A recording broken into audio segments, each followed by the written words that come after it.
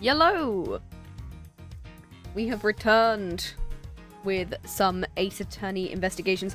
Hopefully, we will be finishing Ace Attorney investigations today. This will be our finale.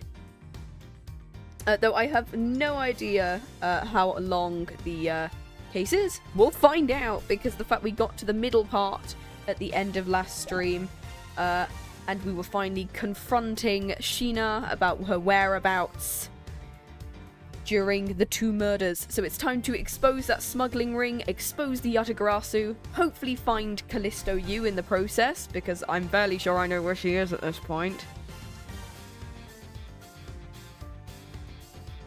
And you know what? We're gonna figure things out. And hopefully this won't take more than 6 hours. Because I think... I don't know, we'll hopefully find out, because the other part was like 5.5, so... Let's go. Let us continue Ace Attorney investigations. The final case. With a lot of extraterritorial rights, guys. Wink wink. Middle, the Yatagarasu's true identity. Let's go. Oh god, you can hear my fan. The person who pretended to be the Yatagarasu. Pretended? What do you mean by that? Well, I'll get to that in a second. But first, I want to review what Kay's mystery person did. If you could please explain for us. Give me a second. I'm just going to turn this up a tad. There we go. If you could please explain for us what the person you were chasing did. Okay, hey, I got it. Don't know where I went. Got me there. I first spotted the suspicious person near the open air stage on the Barbalese side. I called out to the person, but as soon as I did, that person ran off. I thought it was rather suspicious, so I immediately gave chase. For the sake of the argument, let's call this suspicious person the Yatagarasu. Now, please tell us what happened when you chased the Yatagarasu up to the 3rd floor. Can do. Boop, boop, boop. Why? I chased the Yatagarasu all the way up to the 3rd floor of the Barbalese embassy. It was a pretty safe chase down the hallway until the sudden turn. Boop. The Yatagarasu disappeared around the corner, so I did my best to catch up. When I turned down the corner, I saw the Yatagarasu run into Mr. Cochin's office. I gave chase and ran into the room. But when I entered the room, it was pitch black. I couldn't see a thing. I felt something on the ground next to my foot, so I turned on the light, but then... Screaming! Who's there? By the time I turned on the light, the Yatagarasu had disappeared, Probably through the fireplace.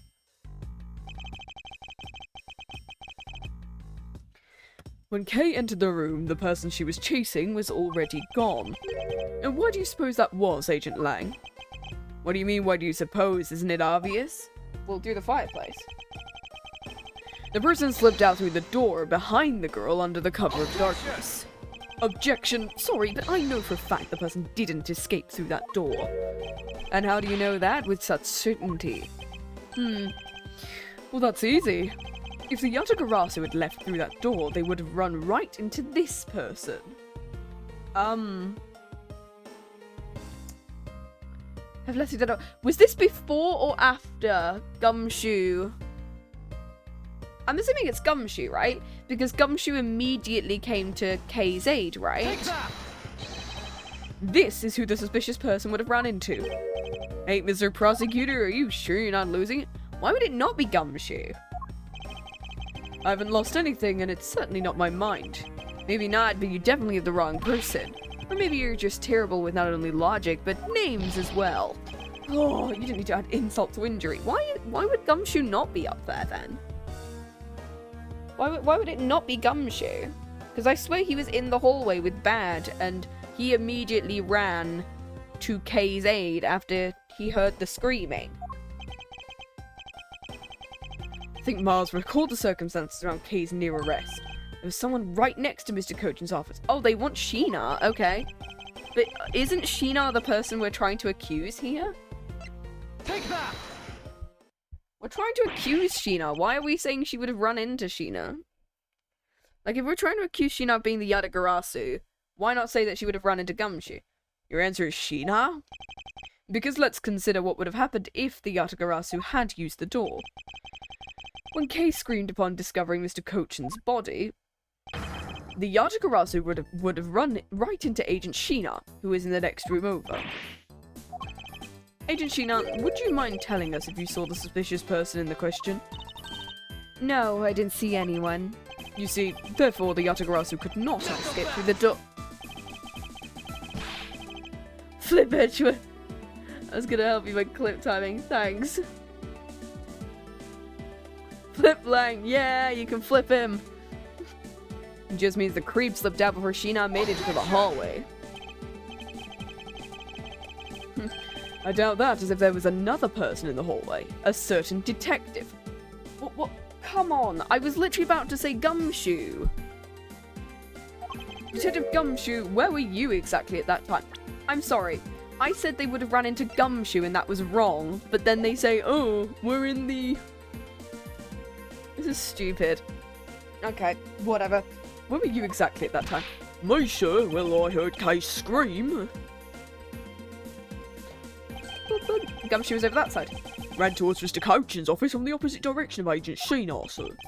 Agent Lang, can you explain how someone would have alluded to both of them? Hey Bean, how you doing? Oh my god, you're flipping Edgeworth. Ah! Like, yeah, we can get flipping. Hopefully we... Like, I don't know why, because we're trying to expose Shih-na. Why would we say we ran into her? But okay, sure. Even if you may concede that under these circumstances, the door was not a viable route. Grr, grr, grr, grr, grr, grr, grr, grr, grr, grr. Way to go, Mr. Edgeworth. You nailed him with just an explanation of what happened. Yep, I've eliminated one of the possible escape routes from that room. The fireplace. This is... We literally just proved last stream that there was a revolving fireplace that we needed to prove that she went in. Like, what is the... Oh, whatever. This is far from over. I need to make Agent Lang aware as well of yet another possible escape route the Yatagarasu could have taken. I get it, so that's what you were trying to show me. Hey, Mr. Prosecutor, this is what you were trying to say. Because the door was not a viable escape room, there must have been another way out. Yeah, why is that like a moving background situation? Yeah, we know. The 100 line is taking over my life. Ooh. Yeah, it's on my list. I want to see when it goes on sale, because I've heard loads of good reviews, so that's good. Apparently there's one girl who just likes Danganronpa and keeps referencing it, and people keep asking her to shut up. That's the only thing I know about that game. And I love it. Precisely. Hey, Mr. Edgeworth, it's time to bust out with our revolving fireplace wall explanation, right? No, not quite yet. What do you mean not quite yet? If we just tell him about the bloody fireplace... What do you mean not quite yet, Edgeworth? No, we need to pad the situation. Sure. Oh, hell yeah. But why? I thought this would be the perfect time. The revolving wall on the Barbalese side is known only to 4 people. And if we use this information, the truth may escape us in the end. What's with all the whispering? Scared I'll figure out your tactics? Nothing of the sort, Agent Lang. Come, let's continue where we left off. That smug, haughty attitude of yours, you really rubbed me the wrong way, you know that? Huh. Well, no matter, I've already figured out you already. Anyway, wording today. The only other possible escape route is besides the door is the room's lone window. So I'm assuming that she's gonna... Yeah, kind of sad in real life with kind of wild haircuts like Ace Attorney. Hell yeah, I'd love to have like a cool haircut. Like an Ace Attorney. I'm assuming that Shih-na's gonna bring up the fireplace at some random point. And it's gonna be like, oh my god, you know about the fireplace! Since an eerie picture says escape route exists. Are you saying the photo captures the moment of the Yatagarasu's escape? No, I think they chucked the thingy out of the window. They chucked the coat out the window. I gotta do a crazy fan service route? Oh my god. Oh my god. I guess Detective Bad must have filled him in on this photo. I may have to admit that at first I thought the window was a possible escape route as well. I know that to be impossible. Yeah, because they would have seen them from... They would have seen them from the Alabasta side. I realize you may not know this, but... humans can't fly. Yeah, I'm fully aware. It's usually because of wires. Well, I mean, we have wires, I think. I bet my money that Dick is the true Yatagarasu. Oh my god, it was Gumshoe the entire time. Of course I know. No, that's Gumshoe's voice. Of course I know that. That's bloody common sense. But besides, I never thought that photo to be one of the Yatagarasu's escape route. I suppose not. Alright, then explain yourself. The shadow in this photo is not the Yatagarasu Kay was chasing after. Not so fast. You can say whatever you'd like in whatever language you want. There's only one language I really understand, the language of evidence. Anyway, no. Very well. I present to you the person Kay saw is not the same as the one in the photo. Let's see what we've got.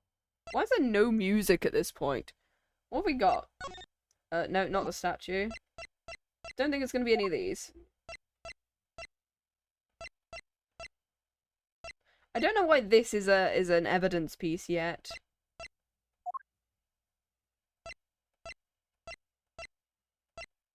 The fire? Because maybe it's the someone does a slay queen to the evidence. Is it the wire?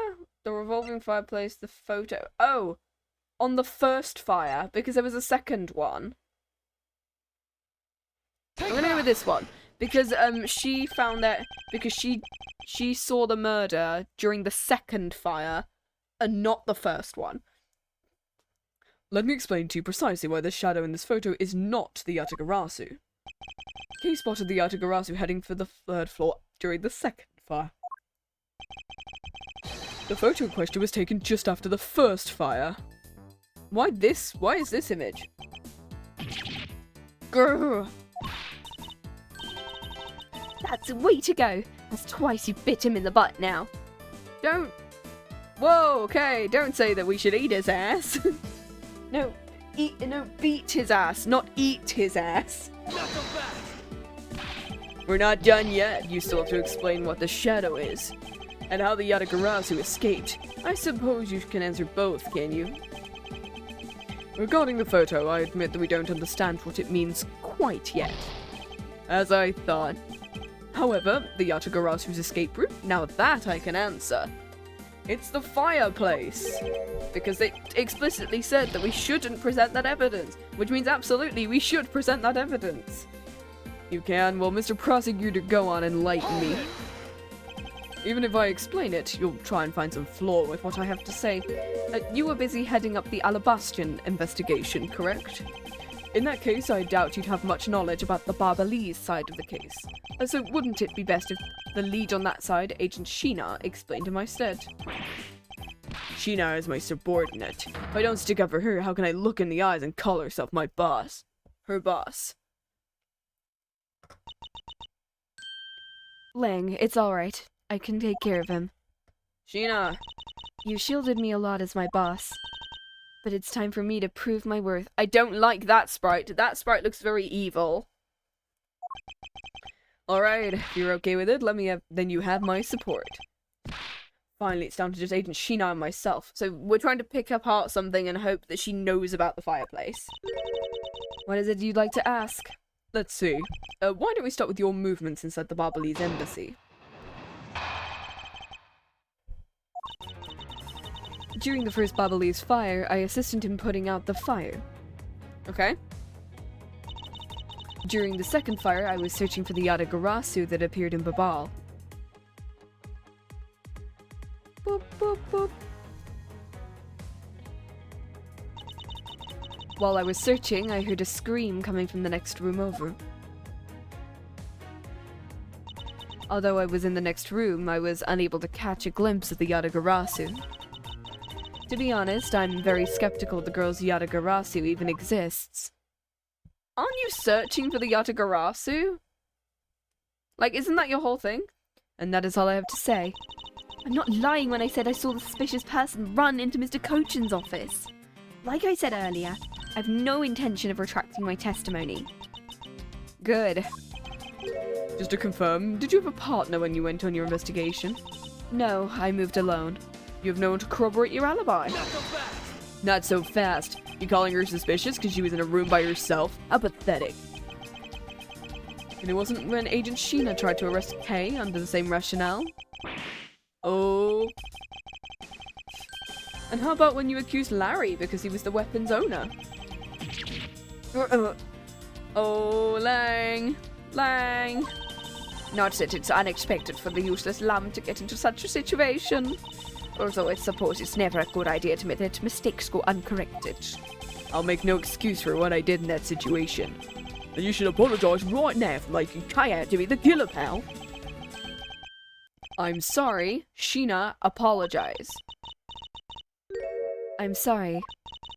Really okay. I mean, I'm not under suspicion anymore. Right, Mr. Edgeworth? Right? Right, Edgeworth? Please, please, please back me up on this one. I never doubted you, not for 1 second. Same goes for me, I believe in Shih-na. Then let's put that to the test and see if she really is worthy of your trust. Huh. This promises to be interesting. Cool. Shih-na's movements. Alright, let's see what we got. Okay, yeah, this was the same thing we just had, right? Okay, during the first Babalese fire, I assisted in putting out the fire. During the second fire, I was searching for the Yatagarasu that had appeared in Babal. Okay. Although I was in the next room, I was unable to catch a glimpse of the Yatagarasu. I'm very skeptical. I'm gonna press this one. Where Phoenix is a Mia, there's every guy has their own Kate. Every Kate prosecutor has their own Kate, yeah. I keep forgetting they changed her name and it's like, why would you do that? Oh, Kate. Kay, not Kate. I meant Maya. There's a Mia syndrome. Every gay prosecutor has their own K. I thought you said Kate, like the character from the second investigation. But like, no, I keep forgetting. The second fire, you mean the one that consumed the third floor of Babal? Yes, this is where the suspicious person was spotted in Babal. And you were after the same person in the long coat that I was after. Objection. There's no proof the suspicious person was really the Yatagarasu, because no one was able to get a good look at the person's face. By the way, how was your team's investigation? In order to extinguish the fire, water was pumped into the third floor via the windows. Okay, so you used the pool. The majority of the investigators conducted their searches on other floors. Maybe they did, but there was one person who was wandering around lost on the third floor. When the fire was pretty much out, I moved to investigate the third floor. And you did that alone? Yep. What's this one? Hold it! So you were in the room next to Mr. Cochin's office? I already told you, as I was examining the neighboring room, I heard the girl's shrill scream. Upon hearing her, I immediately ran towards the office. Wherein you proceeded to arrest her, as I recall.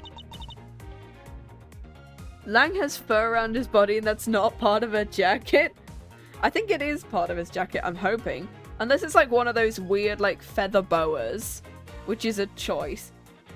Like, cause she's got like a fluffy scarf, I'm assuming this is.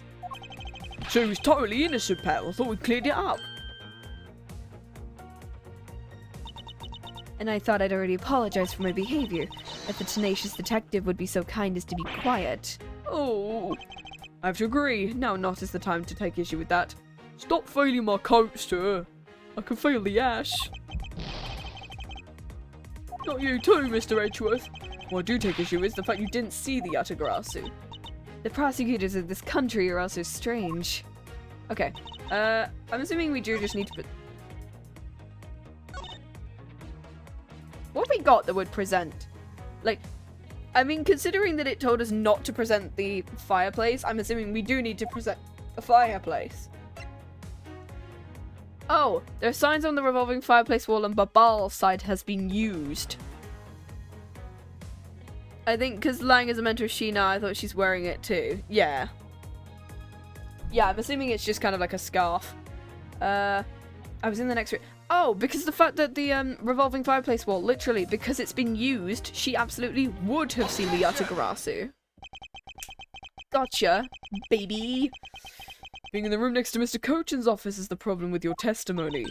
Not so fast! Not so fast, Mr. Prosecutor. I don't see what problem you're talking about at all. Agent Lang, do you recall the secret we discovered about the Alabastion office fireplace? Can I have a drink? Huh? You mean how it connects the office with the room next door? What about it? Well, Alabast isn't the only country with secret connecting fireplaces. The fireplace in Mr. Cochin's office holds the exact same secret. What? The Yatagarasu didn't escape through the door to the room or window. The escape route was through the revolving fireplace wall and into the next room over. Oh, girl. Now do you see? The Yatagarasu had escaped into the next room, then the thief would have run straight into Agent Shih-na. Meaning that it's impossible for her to have missed the Yatagarasu. Hey. What is the meaning of this, Miles? Well, would you care to explain, Agent Shih-na? How you managed to completely miss the fleeing Yatagarasu, or should I? Your claim that you were in the next room was a lie all along. The truth is, you were the one that Kay saw in the coat, pretending to be the Yatagarasu, and you were the one she chased after. As you tried to lose her, you ran into Mr. Cochin's office and headed for the fireplace. Then you shed your coat in the next room, leaving it there to emerge as Agent Shih-na. After that, you came back around to place Kay under arrest. Does that sound about right? If not, then speak now or forever hold your peace. I dare you make Kay look like a bad guy when you're the suspicious one. Oh yeah, definitely. That's Callisto with that laugh. Shih-na? Yeah, that's Callisto. Yeah. That laugh. Yeah, that's Callisto. We've got her now.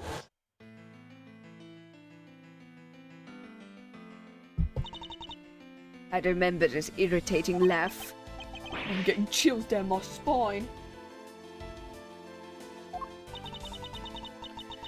It can't be. It has to be. That sprite is killing me. Oh shit, it's that bitch. Yeah, that sprite's killing me. Yes. You know what's wrong. Sorry, it was so funny I couldn't help but laugh. Funny, you say? That you would accuse me of being the Yatagarasu. The prosecutors of this country really are also very strange. Do you think you can get away with this simply by laughing it off? You think I'm taking things too lightly? I think not. It's that prosecutor who is. Everything you said earlier is nothing more than mere speculation. The Yatagarasu fled through the fireplace. Do you have any proof to back up your claim? You don't. You haven't proven a thing. Do you want me to represent the revolving fireplace? The tone of voice has now certainly changed. Huh. It's been a while since I've had this much fun. I think I'll let loose and we can have a real battle of wits. For an agent of Interpol to show me the true power of her mind. It's a great honor. Don't underestimate me. I'm not some foolish broad, you know. I know, and that's why I won't hold anything back as I answer your question. My question? Here's your proof, it's just the revolving fireplace. Take that! Yeah, there we go. I'm sorry, but is this really your honest answer to my question? Yes. According to Ambassador Paleno's testimony, he said he was burning some documents in the fireplace with Mr. Cochin. The ashes of what they burned were left in the fireplace, so should have been there. However, when we went to investigate the room, the ashes weren't there. Oh. Well, is that a problem? Maybe someone cleaned them up. Objection. Huh. Unfortunately for you, Ambassador Paleno said he forgot to. And so the question remains, why were the ashes missing? The answer is simple. When the Yatagarasu went through the fireplace wall, the ashes were pushed into the next room by the wall as well. Oh, the movement of the ashes that were in Mr. Cochin's office is my proof. You good? You done with your laughing now? And just what is so funny? Ashes proof. You're allowed to submit anything as evidence. Oh, are you even allowed to submit such flaky evidence in court? You still wish to fight us, eh? Of course, why wouldn't I? In that case, let's hear your counter-argument. Huh. My counter-argument, huh? This really is just like being in court. Well, we're simply continuing from where we left off all those years ago. I swear to God, if you pull out another gun and you shoot Kay again... I've no idea what you're talking about. Doesn't matter if we're at a crime scene or in court, let's finish this here and now. I suppose I've had a lot of fun, but I grow weary at this case of cat and mouse. Let's make this the last testimony and wrap this absurd case in once and for all. Considering that it says middle, I don't think this is the end. Okay, in my eyes all you've proved is the rotating fireplace wall was used. You can't really call the proof the Yatagarasu used the fireplace. Now, who was it that used the wall? Show me your answer with real evidence. We already finished our very thorough investigation and we found not a single suspicious thing in Mr. Cochin's office. It's gonna be the coat, right? And there you have it, my counter-argument. That's very impressive. She's seen through to the fact that I've yet to gather that one piece of evidence, her coat. Oh, you could use Gumshoe's coat because it was covered in ash. I haven't heard a peep at you in quite a while now, Kay. I don't think you can handle it. Feel free to leave the rest of it to us. Kay, pull yourself together. You are the true heir to the Yatagarasu name, are you not? If you want to steal the truth, you must never take your eyes off it. The chase you're running to catch the truth. You must see it through to the very end. Mr. Edgeworth, you're right. I'll see this through to the end. You go get her for me, Mr. Edgeworth. But I'm sorry, you heard. I will see this right through the end, so you do it. You're the protagonist, you bitch. With pleasure. Looks like a lack of evidence has left you wide open, doesn't it? Shih-na, please, show me you're someone I can trust. Trust, right? Yeah, someone I can trust. Don't worry, this will be the deciding match. You'll see. I'm truly sorry, Lang, but I can't allow her to escape me again. Very well, Agent Shih-na, shall we begin? I'm ready whenever you are.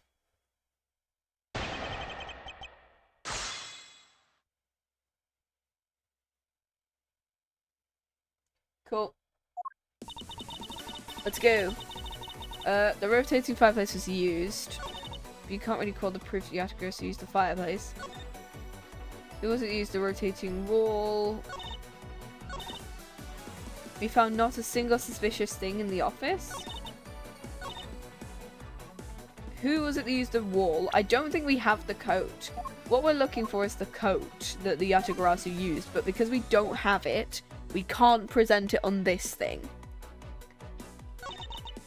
We've already finished our very thorough investigation and we didn't find a single suspicious thing in the office. This also feels like we could present something. It could be this. The counterfeit bills. Could be Damask II's note. It could be this, the wire that was stuck in the crock. If we present the wire, will that be right, or should we present the counterfeit bills? Because I think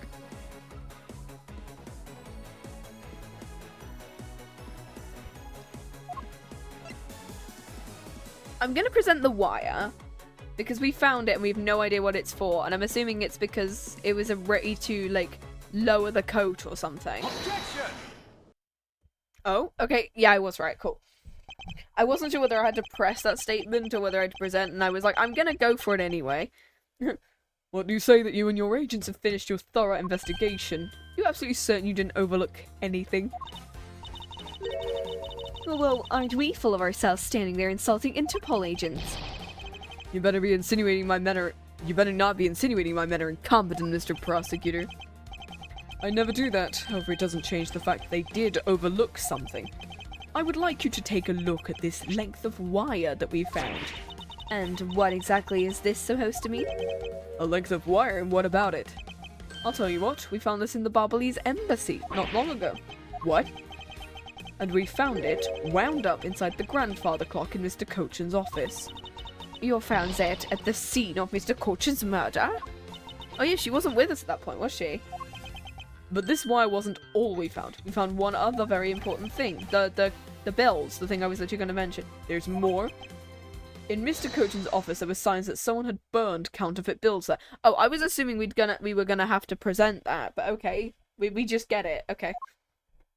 I'm glad we didn't have to present it. What is there? Oh. Hiya. We love the objection. Hold it! That evidence was something you found out through that girl's machine. So what if it was? That's what I thought. Unfortunately, a recreation made by a machine is hardly concrete proof. Among the ashes you found in the room, do you happen to find any counterfeit bills? No, but that was what was burned in order to create the fire, so... Because the ink cannot be used to create the fire, it had to be that. Like, you are just... You see, there's nothing in that office, nothing you can call evidence. I'm sorry, but I've seemed to giving you the wrong impression. How so? I don't recall saying I was presenting evidence of any sort, but rather I was pointing out your investigation was incomplete, and that this throws doubt on the purity of your investigation into the Yatagarasu. Ooh. You still suspect me, I see. I ask you point out what part of my investigation's incomplete. Well, I'm assuming it's the... We need to find the coat is something we need. So I'm assuming that... Because we've not found that yet, that's a piece of information that's been hidden. The other Interpol agents worked under the command of Shih-na, and it's not possible the reason the person K was chasing chose the 3rd floor was because that person knew there would be no other agents on the floor. And come to see that Agent Shih-na was only pretending to be investigating the Yatagarasu to the point of arresting K. There's one location that no one has yet to inspect. Oh, the room she was in. This room, your own room. The location, Agent Shih-na, is of course the room you claim to have examined. I believe the room next to Mr. Cochin's office warrants a thorough inspection. Even if you do that, I doubt you'll find anything of use to you there. Of course, I will be the one to decide that. Detective Gumshoe. Yes, sir, I'm on it. We're right back after I checked out that room next to the office. I swear he went in there. Didn't Gumshoe go through the fireplace into that office? So surely he should know. Oh, bye.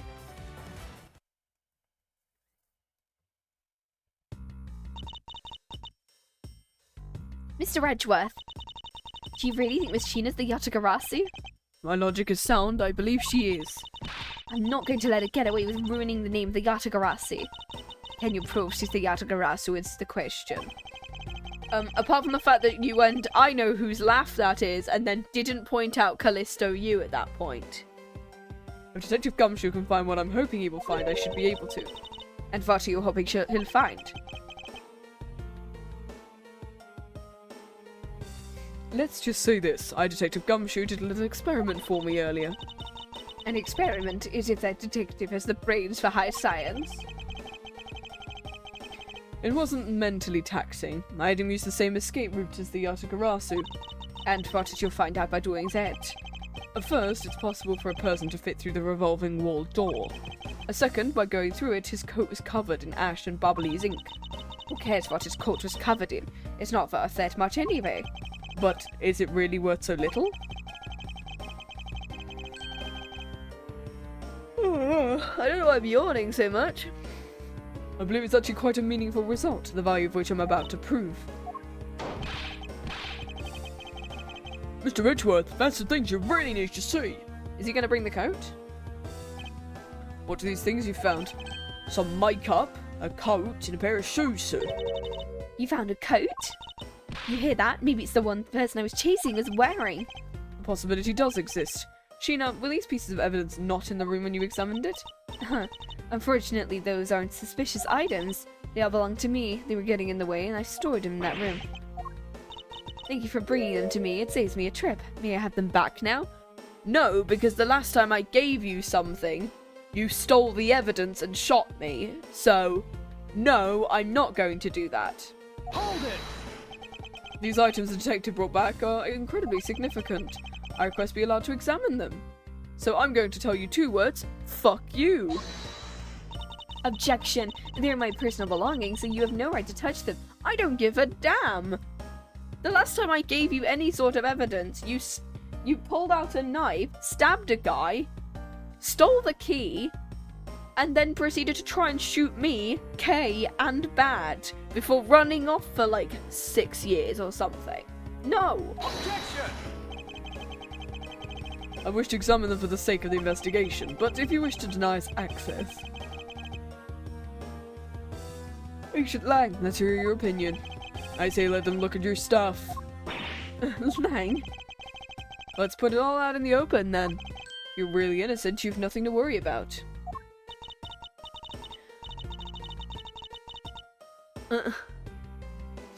Apparently Nero made a 34 tweet why we should replace the sun with an artificial light and start fighting Twitter AI.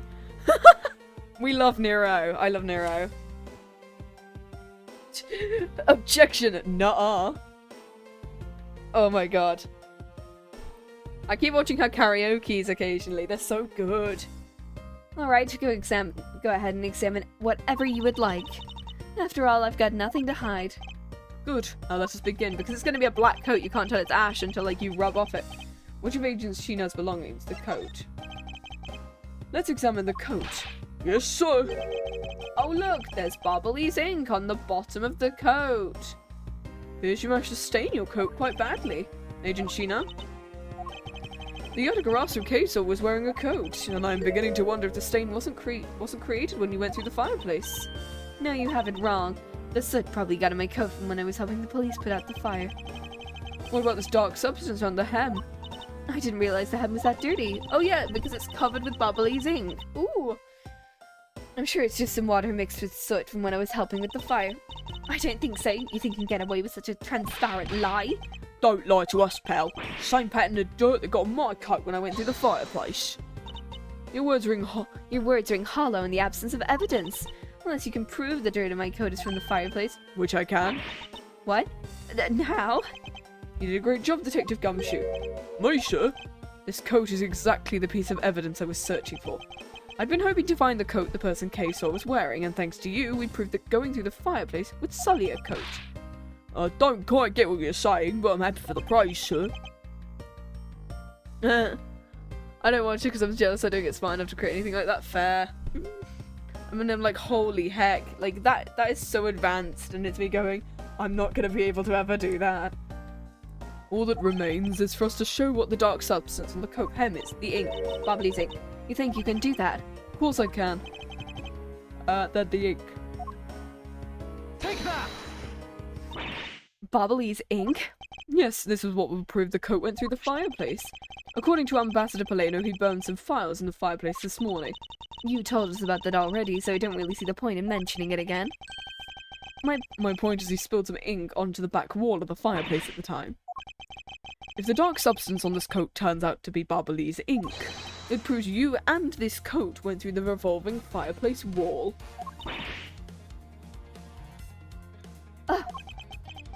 Sorry to have clipped one of your wings, Yatagarasu, but we're not finished yet. But you have no way of proving whether or not this is Bubbly's ink on the coat hem. Time to burn the coat and see whether it burns green. Oh, but I do. I tend to show it is ink in a few seconds. How? Well, you don't seem to know. Allow me to show you. Burn it. Burn the coat! Oh my god, you can burn it! Yeah! We can find out whether that is Bubbly's ink or not by lighting it on fire. That's how you're going to prove it's Bubbly's ink? Yes, if you'd please cut a section of the dark stained area, I'd appreciate it. Yeah. I will show you here and now what the dark substance really is. Sorry to do this, but I'm going to have to cut off a bit of your coat. I wasn't planning on wearing it anymore anyway. Now, if someone could loan me a lighter... Oh, I've got some matches. I always carry with them so I can light smoke bombs. I thought she was about to go, I always like matches, because just in case I walk into Detective Bad and he really needs a plant. I could please have one, Kay. We can get this experiment underway. The flame. Oh, is it flame? Oh, green. It's green. Same color as the flames wit crystal oil produces. Bubbly's ink is a product of wit crystal oil. When lit, the ink produces a green flame, copper. Oh, girl. I believe the time has come to clip the Yatagarasu's other wing. Miss Shih-na, you're the fake Yatagarasu, the one who killed my father. About time you came clean, Agent Shih-na. Or should I say Callisto you? Hold it. Mr. Prosecutor, you're not serious. Do I look like the joking type? Huh. Callisto you? I've never heard that name before in my life. Such manner of speaking and that attitude, you haven't changed a bit in 7 years.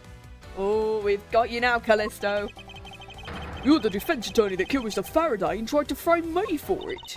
Oh really? And you have proof? Who is it? Thank you for the follow, Celestial.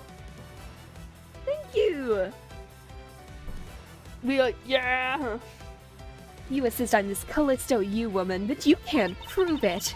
If you have no proof, I'm afraid you won't be able to lay a single finger on me. Objection! Ha! You sure, Miss Callisto. The raven's a very unique bird, one that flies by the darkness of night.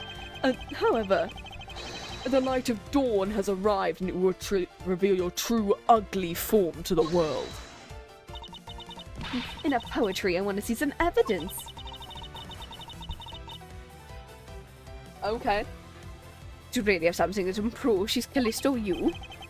I do. It's something the second Yatagarasu has preserved for us these last 7 years. Do you believe me the honor, Mr. Edgeworth? I will, Kay, for we've finally come to the end. No, we haven't. We're in the middle section. And clip the Yatagarasu's wings for good. Oh, the perfume. Take that! I was wondering when this would come into evidence. This perfume will prove you to be Callisto. It will.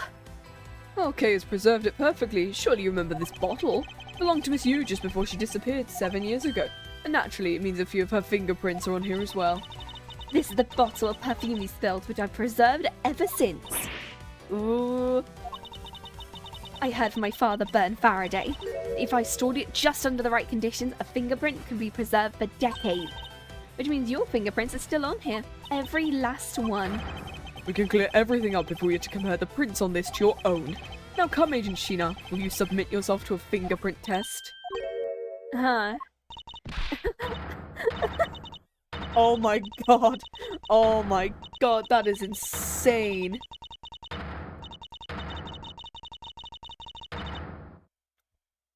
That sprite is so evil. It looks like you've seen right through me yet again. You're sending the biggest chill down my spine, Edgeworth. Hello, Callisto. So you're showing your true face at last. This feeling of thrill, it's even greater than that time 7 years ago. Shih-na, you're... Lang, I really enjoyed our days together. We got him! Yeah! But we're in the middle, so we've got the 2 murders to do yet. We don't know whether she killed one of them or both of them. So, let's do it. You're an insanely strong, nice, kind-hearted idiot of a man. You're a total himbo. So you were a spy all along? A mole sent by the smuggling ring I've been chasing. Someone's been feeding them intel on Interpol? Yeah, she's absolutely crazy. Very good. You're maybe not as big of an idiot as I thought.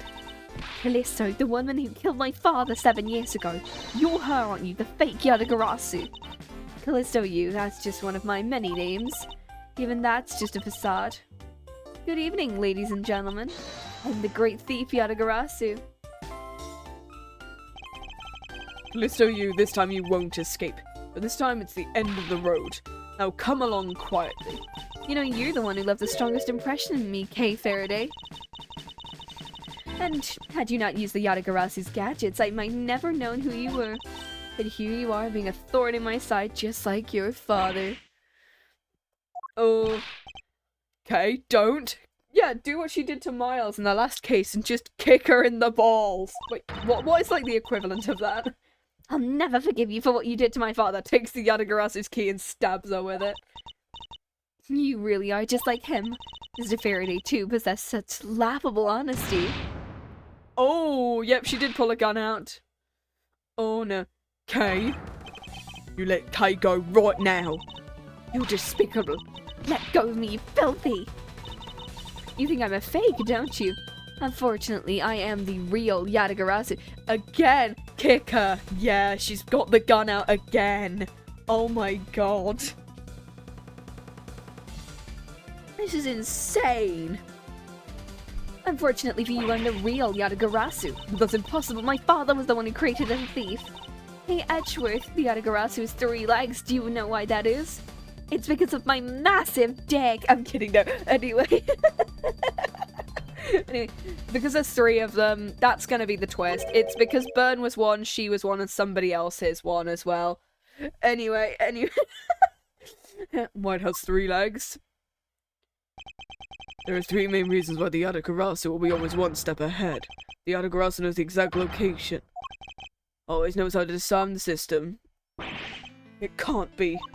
Do you finally figure it out? Do you know the real identity of the Yatagarasu? Neither. It's neither, because I think it's 3. It's 3 people.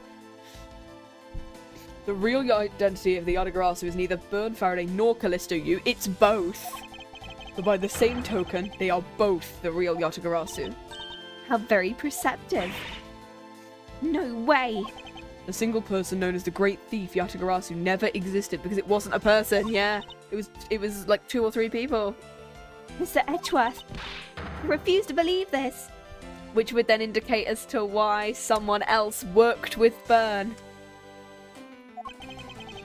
I wonder who the third one is. Yatagarasu is known to have 3 special skills. Skill number 1, knowing the exact location of the target object.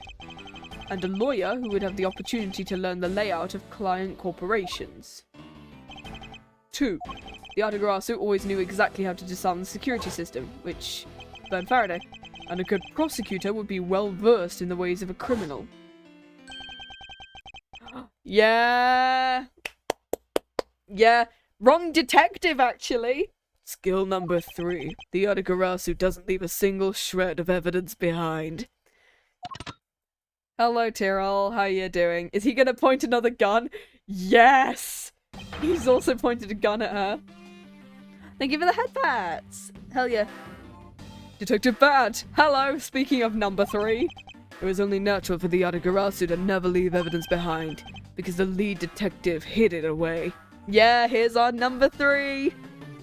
So him and Burn worked together, and then when they found out Callisto was bad, You're the 3rd member of the Yatagarasu? yeah, I wouldn't... No wonder she always called him Uncle. That would make a load of sense, yeah. I've been looking for you for a long time. 7 long years. But I finally got you. Yes, I know that's my surname, but what? Why, Mr. Bad? A long time no see. It's a Tennessee standoff. What happened to us? We used to be such a great team. I was expecting him. Yeah, it is him. Which is...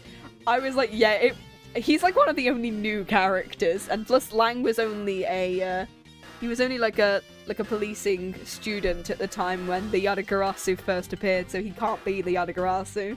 Damn. The other funny option would have been Gumshoe and Kay are the new Yatagarasu. He was such a great team, why'd you kill my father? Why, indeed. It was nothing personal, he was just another person I had to kill. Well, why would you kill your own team member then? How can you say that? I grew weary, and it's time for everything to come to an end. And this time I won't miss. Oh, girl. Stop.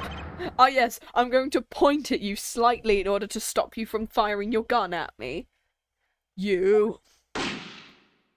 Kay. Oh, shit. It's over, Shih-na. Oh! Lang let himself be shot. How dare she? Your leg. Oh! I love this. It takes 2 to tango, Agent Shih-na. Or should I say Callisto U? Meanwhile, Bat... What the... Huh?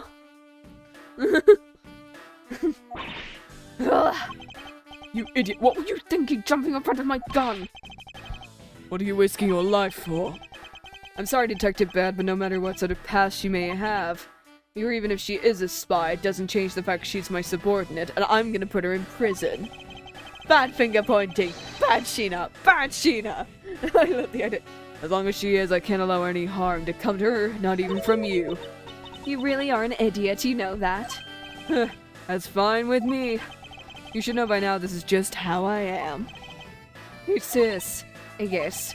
I want you to conduct a full body search. Shih-na might have another weapon on her. Alright. Yeah, it makes sense as to why he'd let her do it.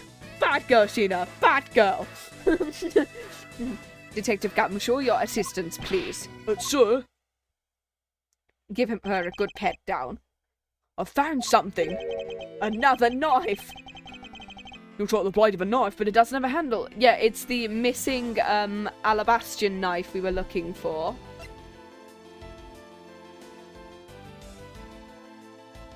No, it's the missing Barbalese one, speaking of. Yeah, it's the missing Barbalese knife that goes along with that handle. Okay, cool. This is a great find, detective. It is, sir. I love the What do you have? A knife! No! Let's try pairing up the blade with this handle, the knife handle. I believe this blade actually belongs with the handle that was on the murder weapon. Fit together perfectly. The blade must have been taken from the crime scene when the knife handles were switched. The guy returns Barbalese knife now. Alright. I'm sure you'll make sure it's returned to Ambassador Polino. Barbalese knife given to Detective Gumshoe. I believe this makes it perfectly clear who did it, Callisto, you. The only time the handles could have been switched was just after Mr. Cochin's murder. Huh. Which means you must be Mr. Cochin's killer. So who did the other one then? You killed Mr. Cochin with the alabaster knife. Switched the handles and took the original blade with you. So who did the other murder then if she didn't do this one? You allowed yourself to be spotted by Kane near the open-air stage. Used the fireplace to lose her and you went back to accuse her of the murder. What, does that about sum it up? Wait, so now she's allowed an objection. Objection. You two crafted an engaging tale, Edgeworth, with two problems. In what respect? Or do you think my real reason wasn't allowing her to chase after me? It was all so I could capture Kay Faraday. Well, yeah, we know that. When I saw you using that device, I knew right away you were Byrne Faraday's daughter. I became curious, so I researched a little into your background. That's how I found out you were on the trail of the Yatagarasu. So that's why you tried to pin Mr. Cochin's murder on me. I knew you would show up at this embassy tonight.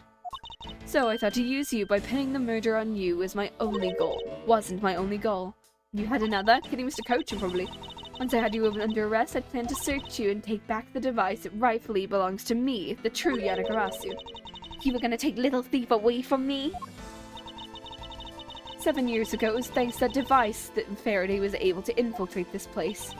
But he stole more than he should have. I had a tough time recovering that key.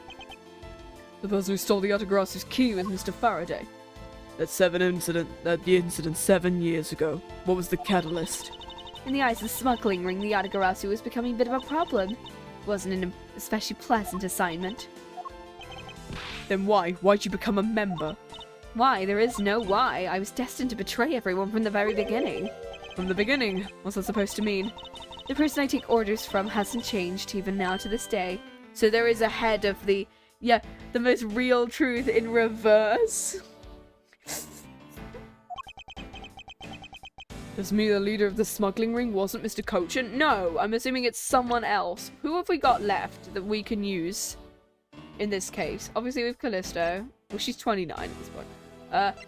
Callias Polino could be, who will do absolutely anything for the tourism industry. Who apparently didn't know that Manny was doing all these things behind his back. The only extra character is Quercus Alba, and I'm like, so it's one of these two people. It's either Quercus or Callias, and there's only two suspects in this entire thing. Let's find out. Can we actually narrow it down to just the one guy? The real ringleader's out there pulling the strings. Well, it's going to be either Cochin or Polino. Not Cochin or Polino. Polino or Alba. The tree guy, the military tree guy, or the touristy candle guy. I don't know. We'll find out. You're done asking me what I need to know, because we should probably get going. You're gonna tell me everything you did tonight, you understand? I guess I should tell you I was the one who set the Barbalese embassy on fire. Why'd you do that? To get rid of the bills? I suppose it was to destroy all evidence of the counterfeit bills. Yeah. That was what the smuggling ring was trying to do. Why start two? I can't tell you anything about the ring. It's your job to complete your investigation. I've had my fun, now it's your turn to enjoy the ride. Wait, you... I miss Miss Shih-na.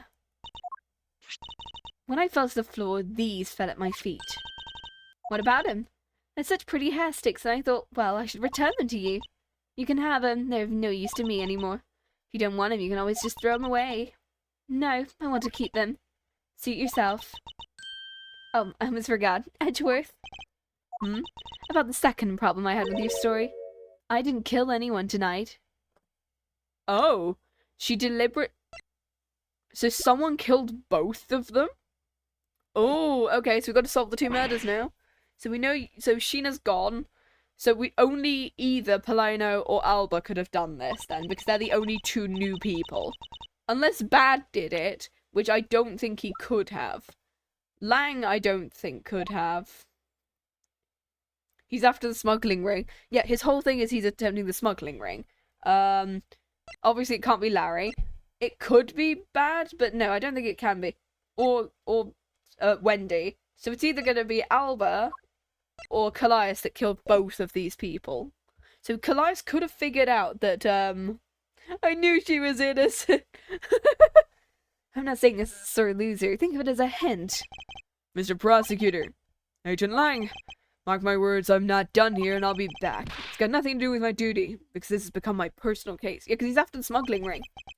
I may have been shot, but, I'll show you just how dangerous a wounded wolf can be. His anger appears to have negated the sensation of pain in his injured leg. I think this is the end of the middle. Oh, okay. Come on. He's just slightly pushing her with the handcuffs on. Okay. It's finally over, Kay. No, it's not, because we still have yet to figure out the murders. I feel like I've peered into her heart a little. It's so cold and dark and incredibly lonely. If we're looking at what evidence we've not used at all. Damask II's note, the passion flowers, the pick, the samurai dogs we've not used, the spear, the fountain spouts. Like, there's a bunch of things we haven't used yet. So I think, yeah, okay. The person who was giving her all those commands, the one who thought my father was a problem. A person's the real ringleader behind the smuggling ring. Mr. Edgeworth, I have a favour. Can you hold on to these for me?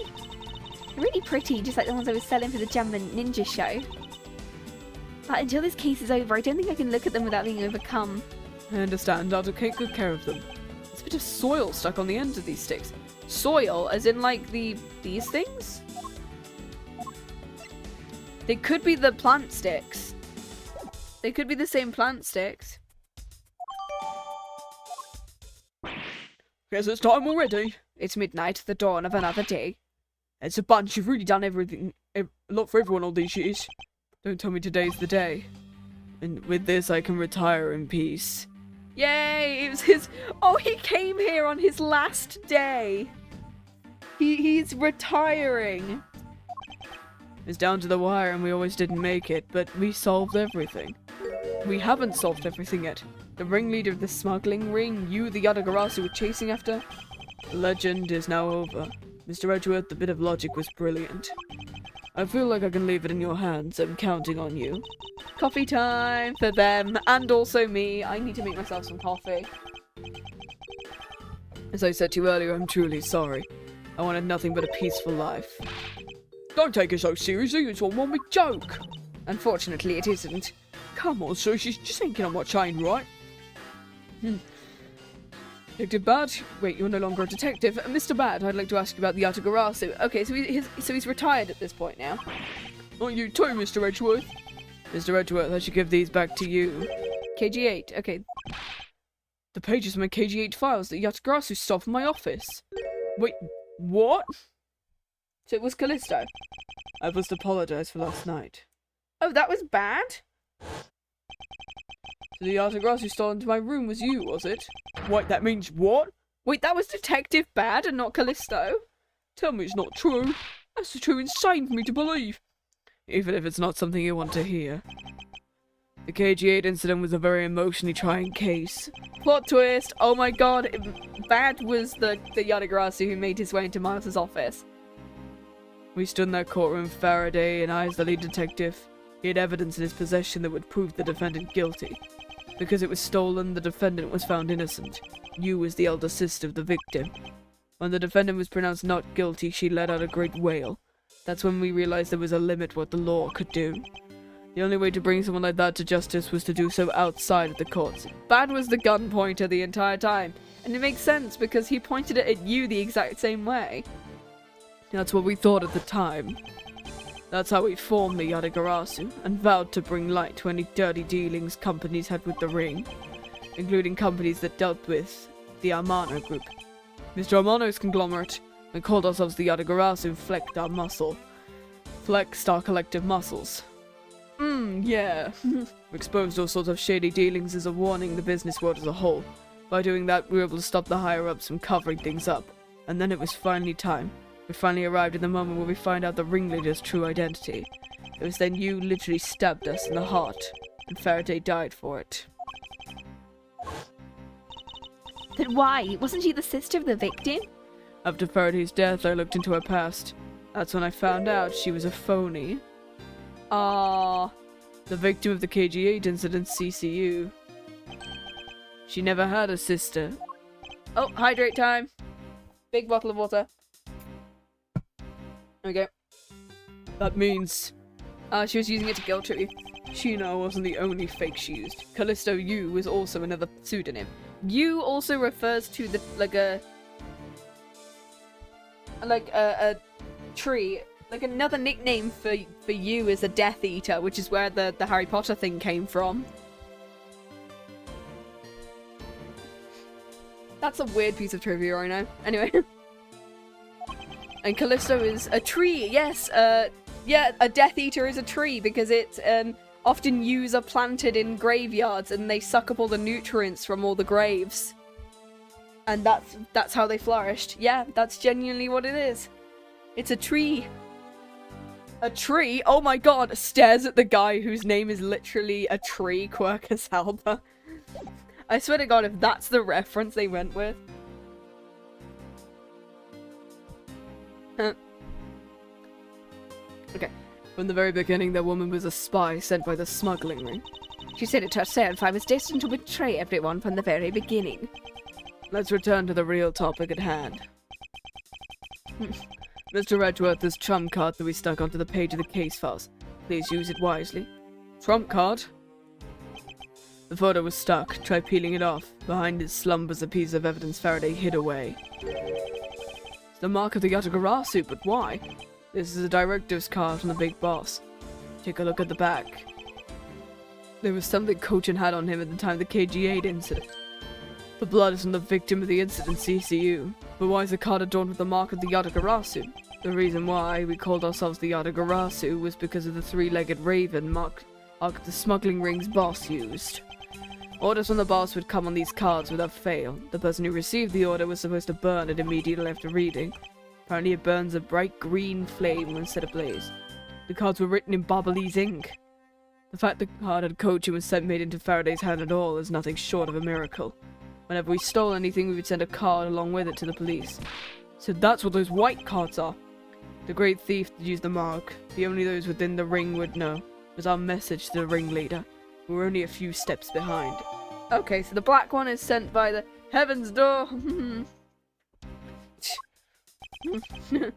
One more thing, Detective Gumshoe. I'm entrusting this to you. What, his lollipop?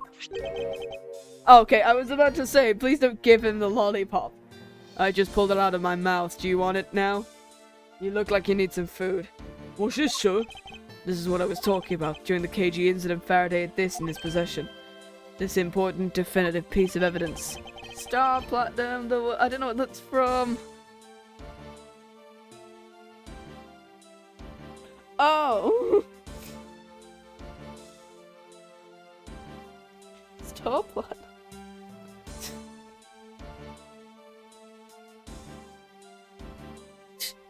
Star Platinum. Oh my god. Thought it was stolen. How do you have it? The person who stole it from us 10 years ago was a man by the name of Ernest Amano. And he'd locked it and hidden away all for this time. I'm trying to think what... Sorry, we're nerds. It's fine. We forced him to tell us where it was finally after the other day's kidnapping case. Okay, videotape. Okay, cool. This video. This is the same video as the one Mr. Portsman was trying to conceal. Wait, is he also... Oh, is that a... I keep thinking this is a JoJo thing, but I don't know whether that's right. Because I thought Star Platinum was an Aqua Force reference at first. But, like, I was like, no, that's something else. This is the same video as the one Mr. Portsman was trying to conceal from me. It is a JoJo reference. Okay, I've heard... I vaguely know JoJo. Seems even he was caught up in the ring's web. Amano was planning to take on the boss someday, and the video was his insurance. That's where the prosecutor comes in. He was to retrieve it. He was apparently instructed to sneak into your office and steal the trump card. Okay, you saw it for yourself. The card that taught him to preserve the evidence. The card was not the calling card of the Yatagarasu, but rather a directives card from the ringleader to Mr. Portsman. Oh, so he was also part of the smuggling ring. The two pieces together make for a strong weapon for whatever holds them. The evidence Mr. Portsman thought to withhold from me, and the one you stole from my office last night. Both pieces are illegal, and for me to use either one is... whether you use them or not is up to you. They'll be of help to you whether you take on someone who's above the law. Is the boss one of those who cannot be brought to court that Mr. Faraday spoke of? Yeah, one of the two ambassadors, because they've got extraterritorial rights. Huh? I'm sorry, what? Remember when Jotaro pulled the power-up out of his ass and they never used it again? What?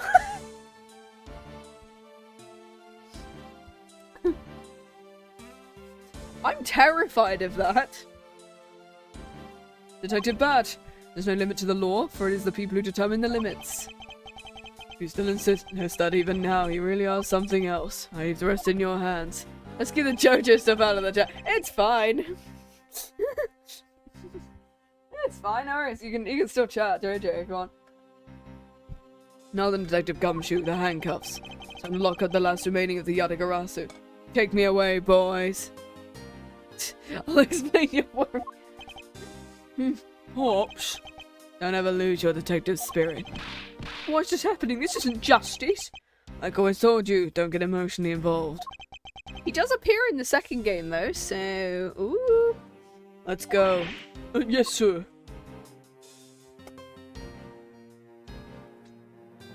Is this the end of the first bit? Is this really the end of a legend?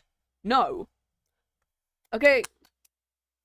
He uses it to aggressively poke a guy. That's great. Right, that is the end of the middle. We are now finally in the latter section, which apparently has 2 or 3 parts, so let's hope they're not too long. Heck yeah, let's do this. I think we've got 5 hours that we can do this in, usually, because I usually cap it at 6 if we do a long one. So let's hope we can do this entire finale today. Let's do this. We now know who the Yatagarasu really was, and yet there remains much to this case that needs to be resolved. Like how the weapons crossed country lines, for example. The two countries have incredibly strict security systems and entry procedures. Yeah, it is a giant case. Short of a miracle, it's impossible for someone to have smuggled them in. Smuggling them in, huh? Well, we are dealing with a smuggling ring. We'll need to open a new line of investigation on just this aspect, but before we do, I'd like to go through my evidence once more. Unnecessary evidence has been removed and remaining evidence has been rearranged. Okay, it's gotten rid of some of the stuff. What have we got now? So it's gotten rid of the perfume. We've got all of these things. We got rid of the knife. The passion flowers are here. And the hair sticks are here as well. Take a look at this, there's dirt on it. It's totally ruining the beauty of the hair stick. Why is there dirt stuck on the end of the hair stick? The design of these things are rather eccentric for hair sticks. Really? Well, so that's strange. What should I do with them? Stab someone with it. I'm kidding. I would say these are by far the most bizarre hair sticks I've ever seen. In any case, there's something I've been meaning to ask. How exactly do you stick that hair stick of yours into your hair? That's a secret. Curiouser and curiouser. Love the fact that he just asks her, how does that even work as the big hair? There's a VCR here, sir. And we can say what's on the tape Detective Bad gave us. This piece of evidence in the KG8 incident hidden from sight.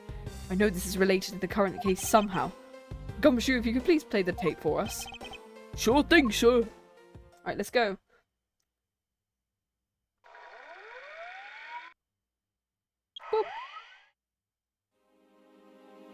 Yeah, he's got a knife. It's Manny Cochin. And he's holding a knife. What have you got? A knife! This looks like footage from a security camera in the entrance of an apartment building. An apartment building? How'd you figure that? Well, unlike you, I actually read the summary file on the KG8 incident, you absolute dipshit. And the crime scene was the victim's own apartment, so... This footage was shot at the entrance to the victim's own apartment building. At the trial, Mr. Faraday claimed this piece of footage existed. No one could find it. Somehow, someone was able to steal it and hide it through Mr. Ernest Armano. I can see how this would have been a definitive piece and why someone would want to hide it. But it's a piece of evidence from a 10-year-old case. No way it's related to this case. Well, yeah, because of the fact that we can prove that Manny was part of that smuggling ring because it's a black card. Actually, I believe it has everything to do with the case we're working on now. The ringleader even went so far as to use Mr. Portsman to retrieve it, which means that in this video lies a very inconvenient bit of footage to the ringleader. Where, sir? Wait, what was that? That bit you played, show it to me again. Boop. He's in the car. This car? It's something we can't overlook. Oh, it's a Cadopian embassy car. Or is that Alabastion? Is that an Alabast car? Because it's just got the flower. Or is it the Cadopian one? Let me have a look.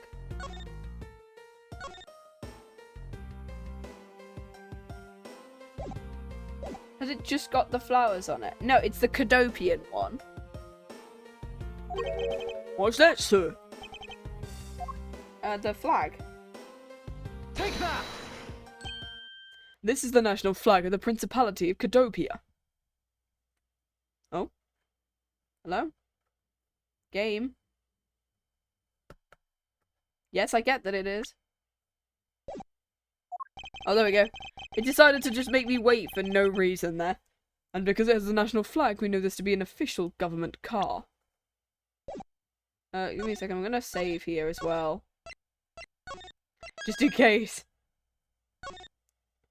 Boop. Cool. But the question we should be asking ourselves is, what was a government car doing there? Ooh. I remember in this case, it took me so long. Yeah, this is already... We spent 5 hours last stream doing the first half of this case. And we have spent the first hour just getting to the latter segment. We're hopefully going to do a long one, so this is going to be fun. Fun, quote unquote. It's fun. Oh god, what did I do for his voice? Is it just like... I have his voice written down. I haven't done his voice in ages. Blah, blah, blah, blah, blah. Generic old man. Well, that's really helpful. Miss Von Karma and Mr. Edgeworth, so you were here all this time. Ambassador Alba, thank you very much for continuing the investigation, even at this time of night.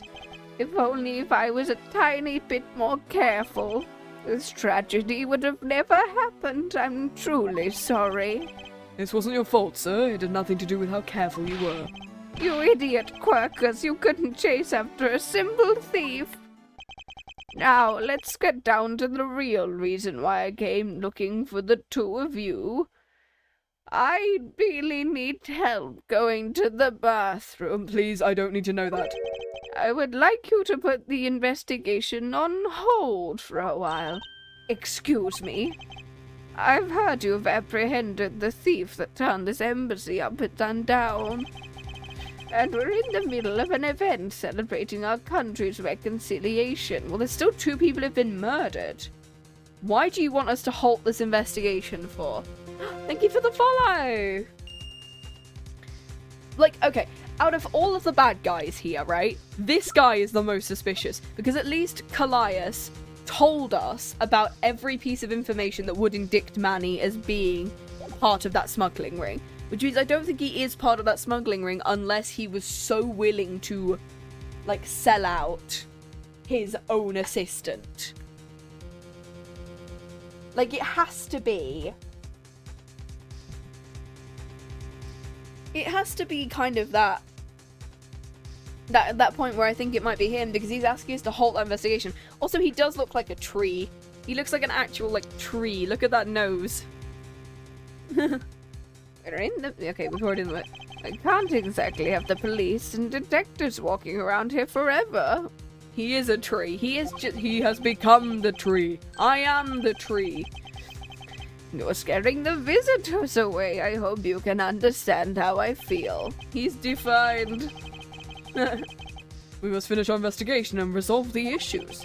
Why don't we leave the rest to the Alabastion and Barbalese police? Ambassador, we are so close, just a little bit more, and Miss Von Karmer, I'm afraid I've made up my mind. So this guy's the villain, right? Without my permission, I can't proceed with your investigation anyway. That's true, however. As he said at the very beginning, this area can be considered to be Alabastion soil, in which case we're nothing but foreigners in their land. Yeah, he's definitely as old as a tree, absolutely. Is this where our investigation ends? Lang!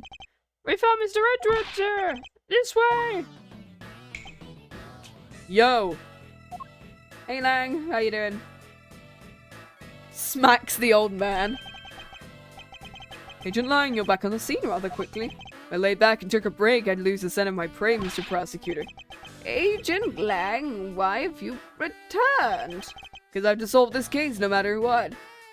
Fuck! I'm sorry to inform you, and don't take this the wrong way. I don't suspect you personally. A thief, and a member of Interpol was found to be a thief, and...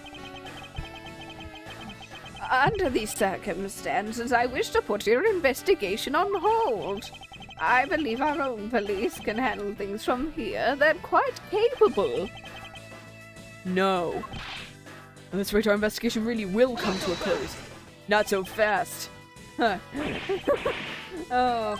Ambassador Alba, I get it now. I really do. You were the one who did the murder. I'm very glad you understand how I feel. No, not that. What I'm talking about is... I know who the killer is behind tonight's murder. Oh, Lang, do you now? You... No. The... Killer? Do you really mean that, Agent Lang? Wolves don't lie. Then who is it? Let me say I'm not talking about Mr. Cochin's murder. That was all Shih-na. Lang Zi says the truth lies not at the exit, but rather shines outside the maze itself. The truth is unexpectedly simple. He's gonna indict Larry, right? Who do you think was Damask II's killer? I'll tell you who. He's gonna indict Larry, right? It was you, Franziska von Karma. What? Why did he indict Franziska? Yeah, do you really? I was the killer. I'm framing that as a question here, not as a statement. Hey, wait, but that's like impossible. Yes, sir. That whip is actually... Ow! Hold your tongue in that ludicrous remark you're about to make. Lang, are you seriously accusing her of murder? Yeah, I am. He doesn't appear to be joking. Sis, I remember that just before Ambassador Alba went to give a speech, he called you into his office. He did? What does that have to do with anything? I'm getting to that. Furthermore, in order to solve both cases, you moved around quite freely between Alabasta and Babal. Objection! Objection. There's your evidence that I'm the killer. I was just getting to that. Trust me and I'll show them to you in due time. Alba, in order for me to bring this case to a close, I'll need you to inspect your office. Will you grant me permission? Yeah, I'm based. That's more Phoenix's line, I thought. I don't know whether he's doing this as like a deliberate thing. Is he doing this as a deliberate thing in order to investigate the office? Because he was on the other side the entire time. With things as they are, I don't suppose I have much of a choice. Good, move out. And don't even think about running away. My pack will be keeping a close eye on you. You can bet your bottom dollar on that. Yeah, I can assure you it's quite based. One of my favorite Phoenix lines. As if I would have any reason to flee. He does it in the second trilogy at some point. But just so we're clear, your logic better be sound. because I'll accept nothing short of a perfect explanation. For once, yeah, she's rather upset. Well, not that I blame her, she's just been convicted of murder, yeah.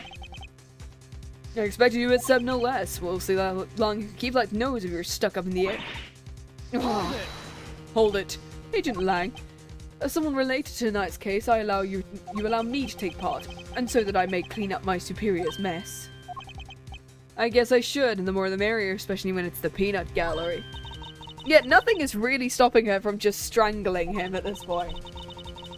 Wait, as in like Franziska strangling who? Alba? Edgeworth? Or like Lang? You look tight and you gotta let me into it, pal. Can't sit around and do nothing with this one comma's in trouble. Hey, Gummy, let's have a competition, see who can save it first. I'll take you up on that.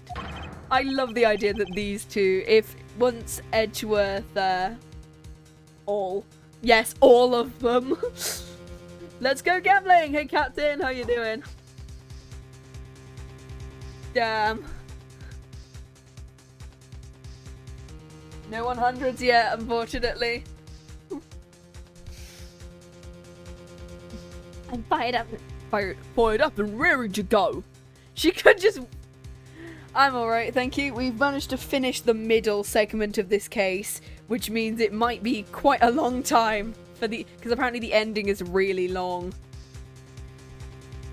I think it's like, it's what, like 3:30 here in the UK? Yeah, remember that one guy, nerd guy talked in that aged really badly, yeah. I deliberately decided that when he was a character in the, in one of the other cases, I think it was case number 2, there was an optional thing where you could talk to him, and I just went, no, we're not talking to him. He doesn't even get the thing of having a name. You're not allowed. He's not allowed.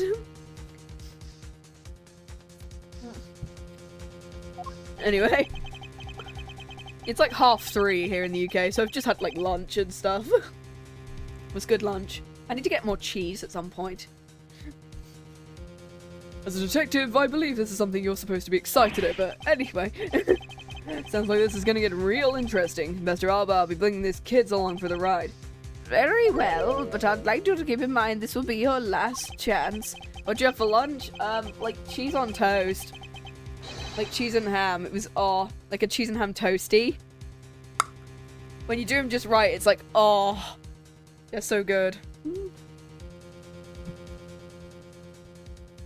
I should have had like chicken soup with it as well, but like I can't be arsed, I just had a toasty. I'll have this all messed up, clean up before you know it. Let's go.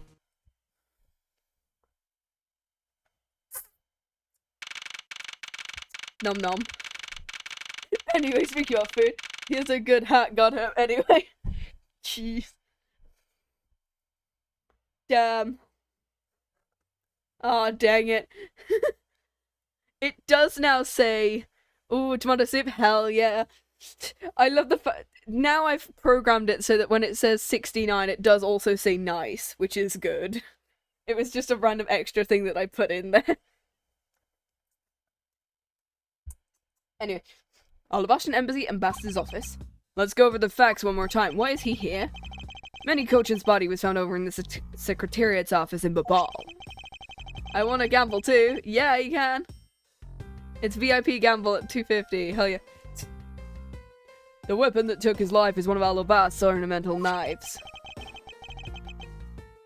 Then, the body of Damas II, Mr.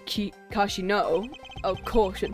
Does it work with 420? Unfortunately, it only goes from 1 to 100, and if you get 100, you win. It's out of stock. Oh yeah, you have to do it once per minute. It'll come back online in a minute.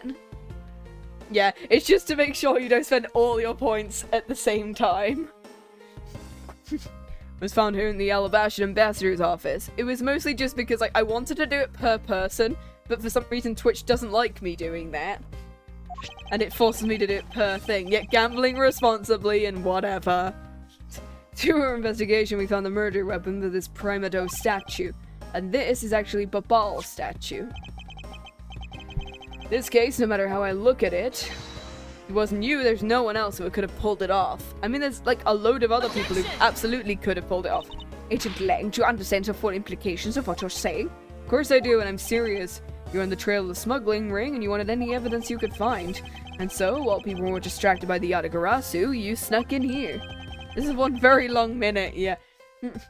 That's when you two ran into each other. You and the other thief who took advantage of the confusion from the fire. What, you think that she's a member of the Yatagarasu? Even if that all is true, how to explain the movement of the weapons? Don't worry, I plan to show you you're the culprit behind that too. You have permission to investigate both embassies at will. That kind of a free reign, you— oh, okay, hey now. Look, sis, I thought I already told you, I'm not messing around here. Ugh. The case isn't directly tied to the smuggling ring, but Shih-na certainly is tied to the smuggling ring. He's right in saying she's a member of it, however the connection between this case and the ring, could it not be deeper than what any of us could imagine? Yeah, if she was gonna kill that guy, she would have used her whip instead. Let's get this ridiculous circus over already. I'm sorry, you say you're in a circus. You are the lion tamer with that whip. We don't want to talk about Turnabout Big Top. Franziska, you need to calm down, because you only knew the facts of the Alabastian side of the case. I don't believe you can see the case as a whole, and therefore solve it. But don't worry, I'm taking this seriously as well, and I will prove your innocence. That's the only way to be, Mr. Prosecutor, but can you come up with anything else that can top my hypothesis? Of course, your explanation is to solve the mystery of the moving weapons as well. Of course, and I will. Let us now delve into the truth behind the murder of Damask II. You two understand, don't you, Miles Edgeworth? It isn't just a confrontation against Agent Lang. If you can't figure out how the murder of Damask II is related to the smuggling ring, it will mean the end of our investigation. As long as I have no good counter-argument to his hypothesis, the best I can do is walk this thin tightrope and see what I can do. Come on, Mr. Prosecutor, let's get started. Let's. Okay. Drink some more water. Yeah, Franziska, your question is too obvious. If you want to be innocent of murder, don't look guilty. You just don't be guilty. That's the entire thing. One of Alabast's knives was used in Babal to murder Mr. Cochin. The murder weapon was Babal's Primodo statue. Somehow, these two objects were able to penetrate the two countries' impenetrable security. The only one to traverse the two countries before and after the crime were you. What do you mean it's still out of stock? It should work. No, it's not out of stock for me. I don't know why it's not. Might have to refresh, maybe? I don't know. As long as I can't explain how the weapons moved around, Franziska will remain a suspect. You got it, Mr. Prosecutor? Why don't you stop giving me a hard time? Damn. Under these circumstances, who the heck can carry a weapon across country lines? Damn. I've worked through every possibility, but there's only one that's plausible. Your boss. Agent Lang, what I've learned from you now is you've lost sight of yourself. What are you talking about? By focusing too intently on what is in front of us, we become blind to the truth. Don't tell me Lang Zi never said anything to that effect. You prosecutor, who do you think you are, speaking about Lang Zi's proverbs like that? Thank you for the head pats. I'll do this instead. Heck yeah, we love head pats. I don't need his proverbs. Because my words are all you will need to see the truth. Border crossing weapons. That's true, we know that. The worm is Babal's Primodo statue, and not Alabast's. Yeah, we know that instead. These two objects were able to penetrate the two countries' impenetrable security. What have we got that we can present? Because Miles starts talking about walking a thin tightrope. I'm assuming we are supposed to present evidence here. Oh, because they've been swapped, which means that...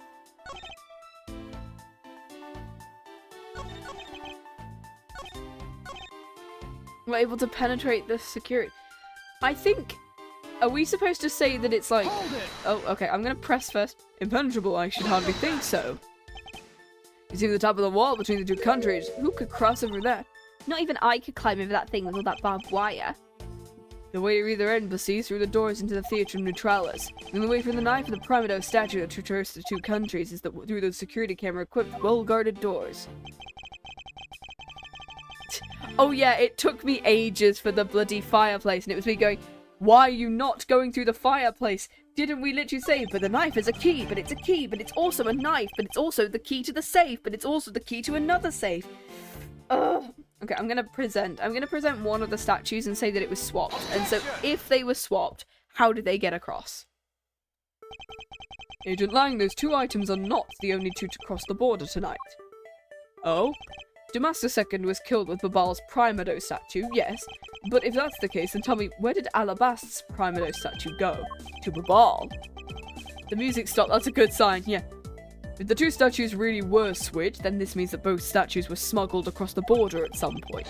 Which means a total of 3 items were smuggled across the embassies.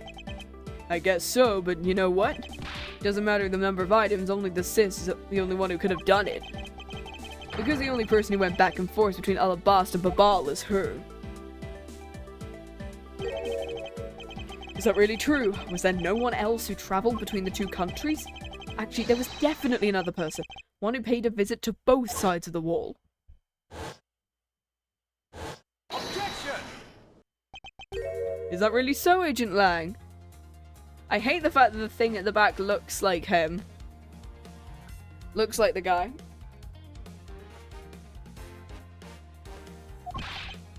What a lousy time to try and bluff your way out of this. I checked out what the guard said along with the security camera's footage. Not gonna overturn my hypothesis that blah blah blah. Suppose there was some other way through the theater doors. What other way? The other entity that managed to cross the border unharmed. If I point it out, it would open up a whole new possibility. And though I hesitate to bring it out, as long as this entity exists, the impossible road becomes a possibility. Looks like you've got some clever ideas in mind. Isn't this like the 5th time Miles has been accused of murder? I don't think he's been accused of murder in this one. But... 3 times, I want to say? Because he was accused in the first case. Because it was in his office. He was accused in 2-4. Not 2-4. 1-4. I don't know. I think it's 3. I don't know. I can show it to you through a single piece of evidence. Fine then. Gotcha now. Let's see this piece of evidence that will show me this other route. This thing, right? I'm assuming it's the wire that's something. Oh yeah, that was the, oh yeah, he's been accused of killing his own dad in the first game, so he was technically accused of 2 things in the first game, and 1 in this game, so I think it's 3. Or is it 4? I don't know. It can't be more than Maya, because she's had like 6, right? She had 1 in every single game of the first 3. 1 in the second trilogy. 1 in the crossover. Because she got accused in the crossover between Leighton as well. I don't know. She's been accused a lot. I think 5 times is a lot to be convicted of murder, you know. Agent Lang, I'm sure you're familiar with this unforgettable photo. The supernatural photo, like I said before. Yeah, God, Maya blinks. She's already in prison for murdering someone in another country. Oh, is this the, You've been accused of nuking the country of Turkey. Like, maybe I just nuked Turkey in the microwave, or... No, the entire country. They're all dead. Yeah, I know that one. Once we finish this, like, today's thing, at some point next week we might take a break from, like, a week or 2's break between me doing Investigations 2. And then we might get to watch, like, just, like, the stage shows and the random animations. That'd be really cool. Humans can't fly. Yep, but we were in 2-3, though. Do you remember case number 2-3? Oh, of course not. I understand it perfectly well. And don't start claiming Shih-na somehow grew wings either. I wouldn't dream of claiming it. I won't tell you take back what he said. I'll say it again. It's not humanly possible to fly through the air without wings. A bit of a good explanation. The wire? How can I prove it was who it was that flew? I'm assuming it wasn't a who, but a what. Like 2-3, in which they flung a statue across using wire. God damn it. I love Investigations 2. Chocolate. There was a lot of chocolate. Oh, 2-3? Investigations 2-3. Yeah. I have to get used to all the new names because of the original, I'm used to the original names that the fan translation had. Not humanly possible. Eureka! Urethra! That's it. You will have your explanation. Sounds like you have a good time simmering inside that head of yours. I've heard a lot of people liking 2-3 though, so I'm happy about that. The face hidden within the photos is which?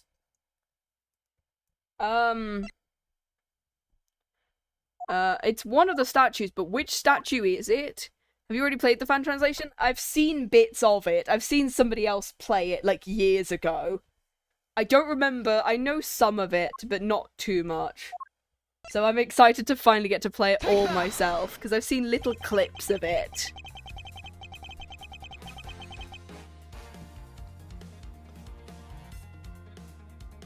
Naturally, the shadow is the third smuggled object, the Primado statue replica. You can't be serious.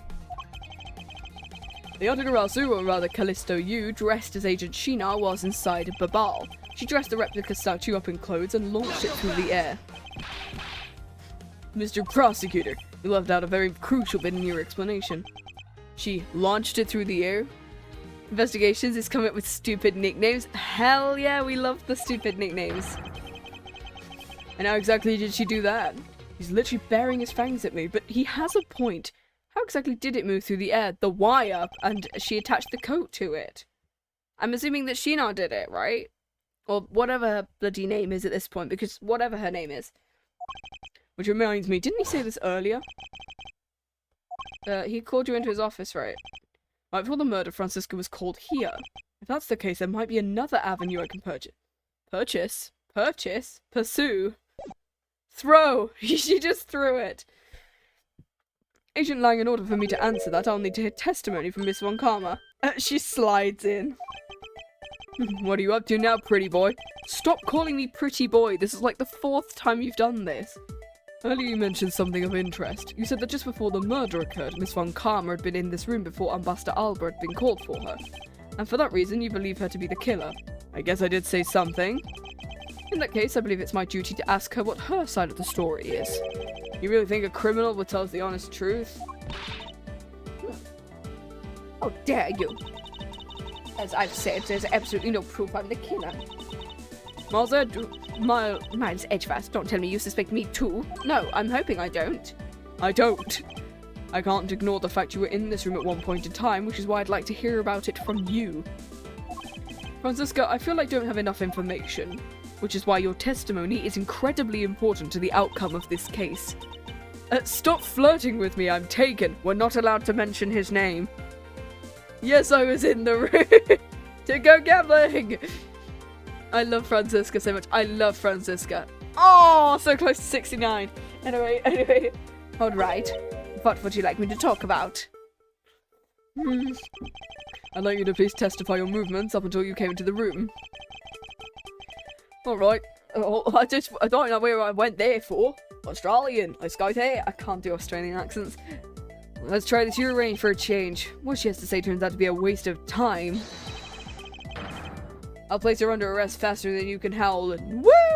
I can't. It fucking goes at you, Jurass. Howl. As you wish. Movements in Alabast. As I said earlier, I was assigned to guard duty in the Alabastian embassy. After I saw the steel samurai off on his way towards the ambassador's office, I returned to the rose garden for a bit and checked on the security situation. After all the preparations were in place, I called back by Ambassador Albert to his office. It could be in the hot dog box. Because of the fact that Wendy said she ate a bunch of them. This one, right? President for embassy staff, right? Miss Albach took a few and ate a few from the dressing room, and they were just everywhere on the floor. Did they put something else inside the box? That's what I'm thinking they did. So, what I wish to confirm is the only time span in which you were in this office was before the murder occurred. Yes, of course. For now, the only way I can see for us to break her front of the situation is to ask Franziska about her testimony in more detail. Okay, cool. What have we got? As I said earlier, assigned to guard duty. Okay, yes. I saw the Steel Samurai off on his way after. Hold it! Why do you need to confirm the degree of preparation for the speech? For security's sake, what other reason could I have had? No one knew about how the Yatagarasu had planned on getting in. I suppose you're right. In his end, the Yatagarasu did choose to appear in the Rose Garden, even if it did turn out to be nothing more than a shadow. Who would have thought she would use a shadow? Ow! Why are you whipping me? She must still be nursing a grudge over the fact she couldn't figure it out. She sounds so done with everyone. Thank you. I'm learning how to do accents again. I have fun phrases that I like to get into when I do different accents. Nach der erste Empel links, Dummkopf. Fun German words. There was no one in the Rose Garden, and we were aware the speech was set to start soon thereafter. Also preparations, I was called back by Ambassador Albert to his office. Okay. Hold it! What happened? What did he call you in for? At the time, Damask's body had yet to be found. That's right. But Ambassador Albert was here. One could hardly miss his rather large presence. A criminal will say anything to get out of getting arrested. Why is there just a tree there? That's his whole thing. He likes trees. How do we know you're not lying? Well, if you need proof, I'd be happy to oblige you. Seriously? Like I keep saying, when I arrived at the office, Ambassador Albert was already here. He was standing by the flower box on the windowsill, watering his plants. I can at least test to that. I remember speaking with a lovely lady around the time here in this office. Alright, add the statement to your testimony. Ambassador Albert was in the room at the time, was he? Then oh no, there's a new piece. There's a new testimony piece. What did he say? When I arrived, Albert was watering the flowers on the windowsill. Okay.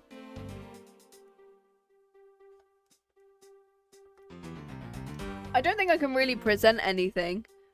Just whip him in the face, he'll stop bothering you. For the sake of being thorough, I'd like to ask you something. How do you know that Ambassador Albert was watering his plants? What do you mean by that? The entrance to the room is on this side, however the window's on the opposite side. If what you say is true, you entered this room, the body would have been like a wall. It would have been blocking your view of what he was doing.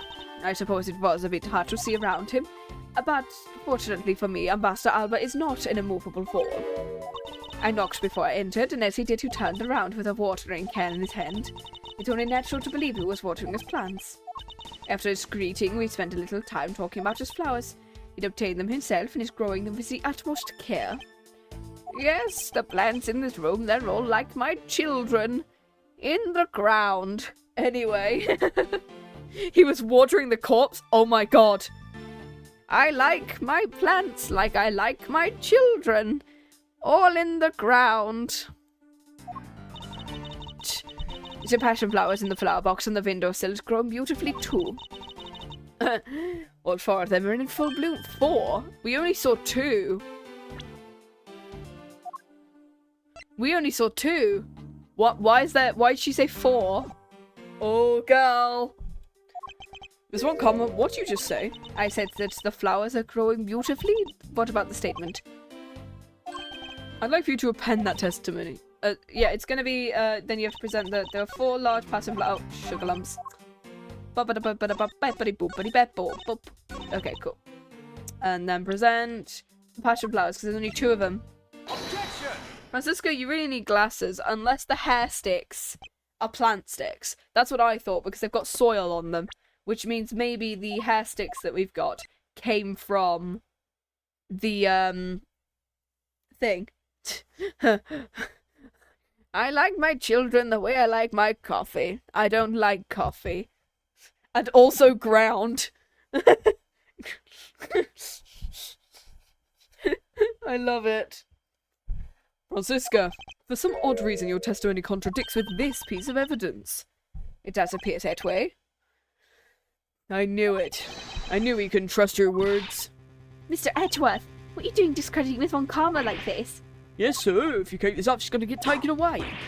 Oh! All I've done is state what I saw. I've not made a single mistake. After this, I'm still under suspicion for murder. Is the number of flowers really all that important? Yes, because now there's only 2 of them. It's a contradiction, one I find hard to dismiss as irrelevant. Let's hear it, Mr. Prosecutor. What does the number of flowers have to do? Because the plant sticks are missing. Also, there's a massive crossbow on the wall. Love the fact there's a massive crossbow on the wall. I wonder what the weapon could be. Stares at all the knives and the swords and the crossbows on this bloody wall. Yeah, because you need an optometrist. Yeah. Miles needed glasses in the second trilogy. So do you, Franziska. How did this contradiction come about? There must be something behind this discrepancy. My beloved flowers have grown them with the utmost care. Please be gentle if you examine them.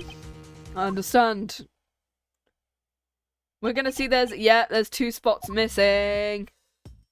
Oh, so close. This patch of soil has been... What are you doing, Mr. Prosecutor? Why'd you clean up all of a sudden? Yeah, the plant sticks are the hair sticks. Okay. We're here waiting for an explanation. Do you know, Agent Lang, flowers are best appreciated in silence. Oh. There was like 2 things that pulled out this flower box.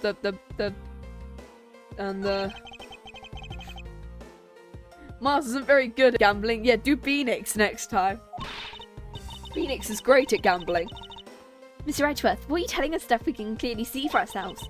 Plus, if you keep wasting time talking about that, Miss Von Karma's gonna get arrested. I mean, Mars did get very close. The name of these flowers, I believe they're called passion flowers. Despite being called flowers, they're actually a species of vine. They appear to be growing well and are well supported by these plant supports. No matter how much I look at it, it looks like there's only 2 here. You realize, don't you, sis, your little lie has failed you. Why? When she said 4, why would that be just a massive lie? Edgeworth, hurry up and shut this man up. Show him the plant sticks. Show evidence. I believe I have just a piece of evidence, yeah. You have such confidence in the face of your current plight, but I highly doubt it'll last to the end. This might be your new highest, yeah. You're like a wolf, Agent Lang, boys. You have any bite to back up that bark after you have any these. Take that! Shih-na, who was supposedly in Babal the entire time, had these hair sticks on her. They look entirely like the plant supports in this flower box. Exactly, not entirely. Heck yeah, you got your new highest. In other words, I believe it can be said these hair sticks are in actuality support sticks for the passion flowers. Yeah. And so what? Is this really all that important? Which means there were 4 at one point. Of course it is. It means that we found yet another item that was smuggled between the countries tonight. Oh. Think about it logically, Agent Lang. These sticks were originally in Alabast, but somehow they wound up in Shih-na's hand, who was in Babal the whole night. So make no mistake, these sticks were smuggled in somehow, like the knife and statue. The hell would you get that out of your hair? There's no way in heck I'm getting dirt in my hair. Yeah. I don't know whether she just had them on her person, or whether they were actually... I don't know. I don't think they were actually in her hair. Very well, then. I want to hear from you exactly how they wound up in Babal.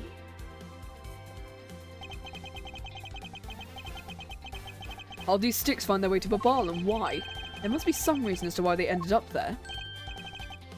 So that's why. Agent Lang, if you'd please take a look at this and tell me its shape. Just another stick, isn't it? But what's the shape of the support sticks is what's important. But when they're used with something in this room, that's when it all comes into focus. Wait, I swear to God, is it the crossbow? Because of the fact that it's positioned, the way that the plant sticks are made, as so that they can lock on to something. Oh my God, please tell me it's actually the crossbow. Urethra! That's a crossbow, what you're really not suggesting. I am. These hair sticks, or rather plant support sticks, make for perfect arrows. Oh. Wait, did he get shot with a plant stick? That'd be a sad way to go. I found the common thread that connects the 2 officers, but this thread is yet to be completely untangled. Oh, is this where the wire then came in? I think this is where the wire came in, and then they slid the statue down. Ah, I know where the wire comes into play now. If you're using the arrows, this explains how the statues were transported? Yes.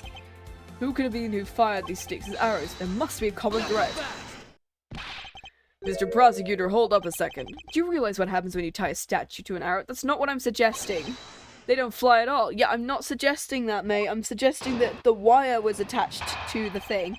They stuck it into a wall or something, caused the fire to happen so that it would stick into an inside wall, and then transported the statue from there like they did in, like, the Max Galactica case. The last statue was draped in the Yatagarasu's clothes and then shut over here. Even if you fired the arrows from this side, they wouldn't go far with a statue tied to them. I don't think I need to tell you, the Primado statues don't sprout wings. So many fun weapons, and then you choose to shoot a hair stick from a crossbow? Yeah, it's like... There were so many cool weapons. There were knives, there were guns, there were bloody... all of those things. It's like, huh? You're a realist after all, aren't you? The Primado statues didn't sprout wings, Of course they didn't. Glad you understand, I feel much better already. I was afraid for a second you were unaware of the crucial fact. It's only crucial because you're under the belief that wings are necessary to this equation. What? You need to free your mind a bit more and let it fly like a bird on the wind. The Primado statues flew, but not on a wing. Yes, they did. They drank Red Bull. Red Bull gives you wings. Anyway. Allow me a bit of your time and I'll explain this mysterious phenomenon to you. Vodka Red Bull. Woo! We love a vodka Red Bull. I don't actually like vodka. I've never been a vodka person. As you can tell, I'm more of a whiskey person. Last statue was draped in the Yatagarasu's clothes and shot over here. They wouldn't go far with the statue. I think that what it wants me to say that it's that the wire was attached to it. I think it was the wire, and they're trying to get us to say that the wire was, but I don't think we can press it now. We're in agreement that an arrow by itself would reach the other side. Just the arrow by itself is pretty meaningless, because the things they wanted to smuggle were a lot bigger than nothing. That's not necessarily true. What I need right now is not any further discussion of my conclusions. It's the launching of my conclusions, so we need evidence. What the shooter wanted to launch with the crossbow was not the statue themselves, but something a crossbow can launch that can be used to move it, the wire.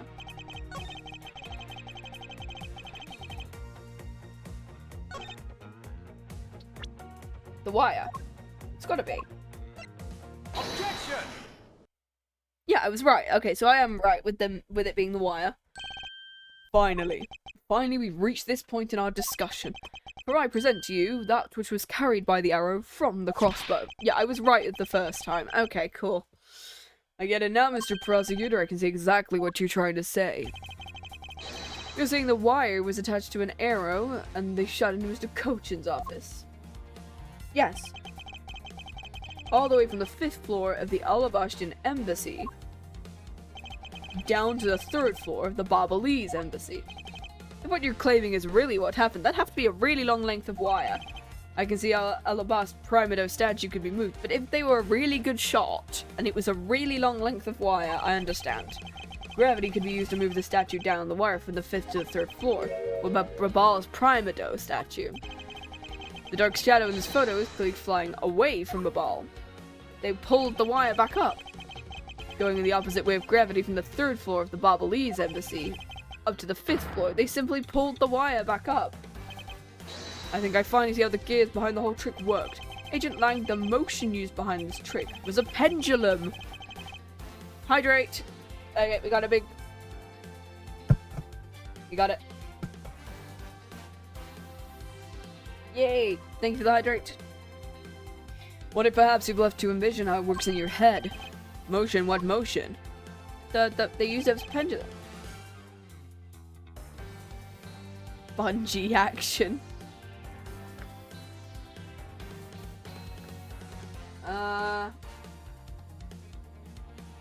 I don't think a swinging motion would work because of the fact that as much as I want to select swinging motion, it would bump into the middle section. What if I pick rotary, because then it means that it's swinging it around. Maybe. Like it's swung around the outside, like above the theater.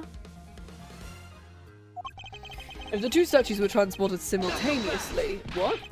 Simultaneously, get real, the statues would collide. Objection! No, because if one was going down and the other one was going around... Did I ever say there was only one line of wire between the two offices? Oh! You shot an arrow with the two ends of a wire to it, a circular belt can be formed. Oh! I thought it was like you were swimming around. This map seems to be missing a gambling room, damn it. Aww. You shot an arrow with the two ends of a wire, a circular belt can be formed.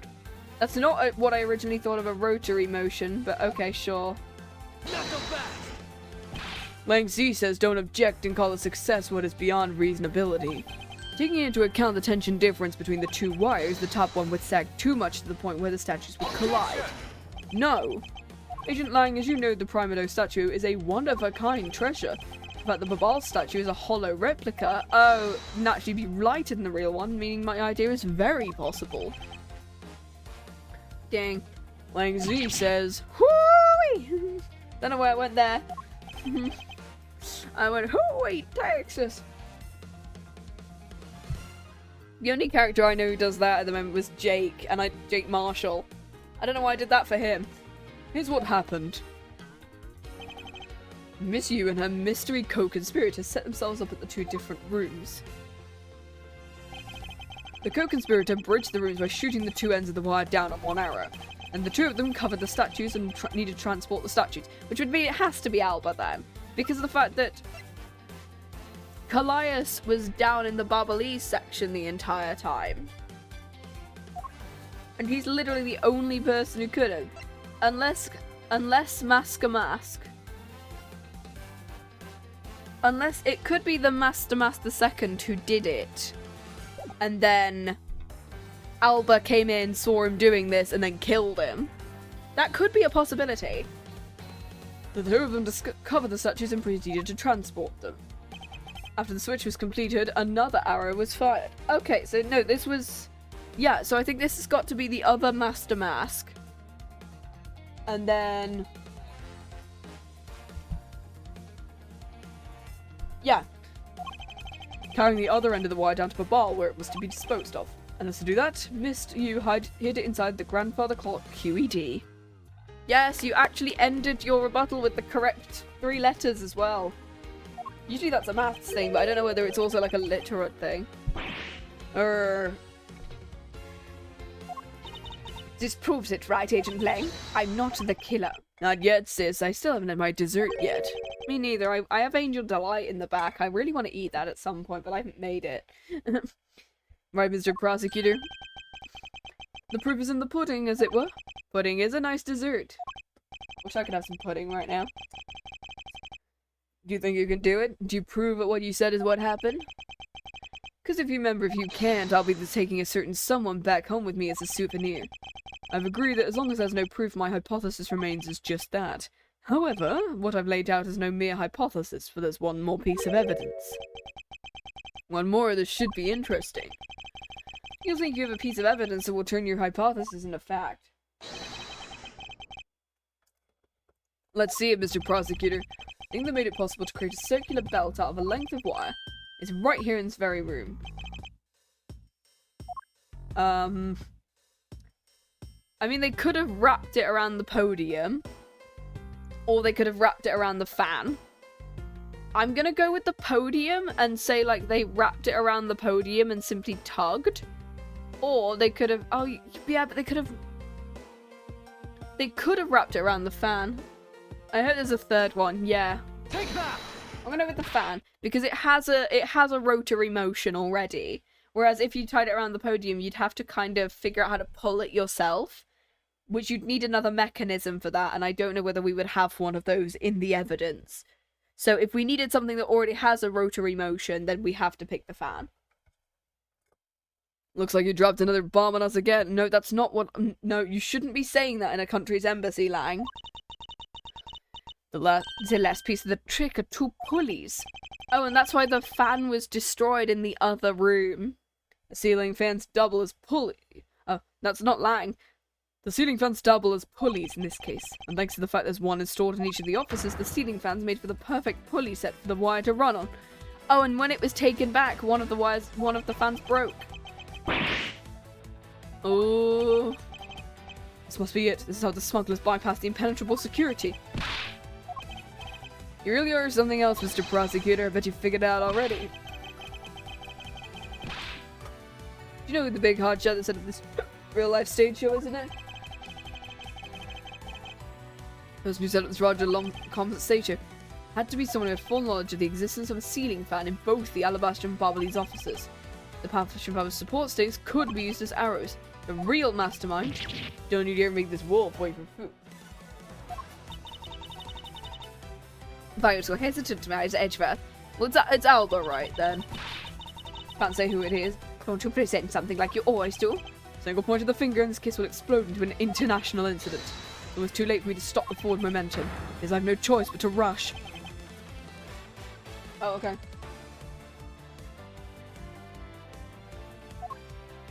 The arrows.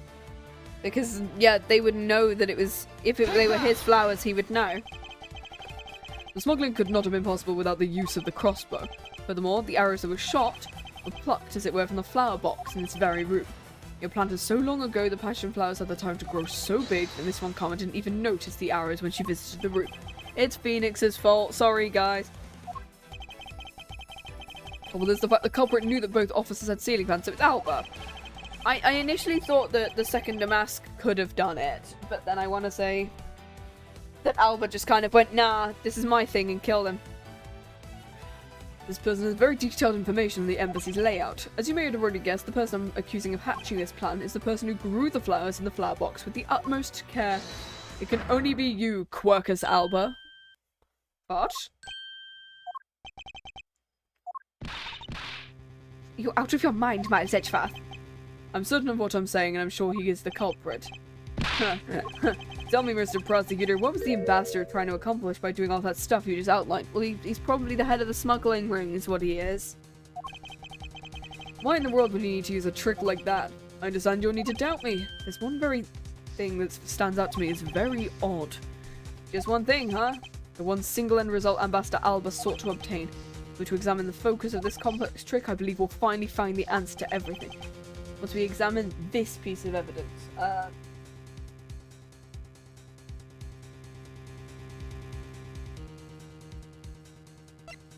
The statue, maybe?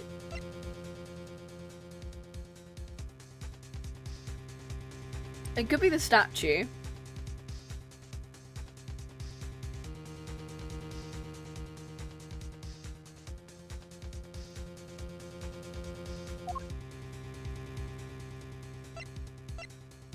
What else would I have? We've already done the wire, the fires.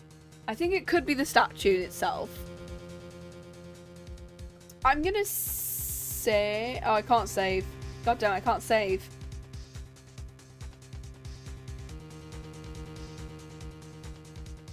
Take that! Also, it might not even be this one. It might be the other statue. I'd fully understand the reasoning had the situation been the reverse. To go through the trouble of swapping the real Primado statue for the fake. This seems a very shady reason for such a bizarre action. And who better to ask for that reason than King Primado himself? Ambassador, we'll be examining that statue now, with or without your permission. Alright, let's look. Obviously we have the handprint from... These are Mr. Cochin's fingerprints. The fact that they're on here suggests the statue once belonged to Babal. So, Smuggled from Babal to Alabaster, huh? why was there a need for them to smuggle it in?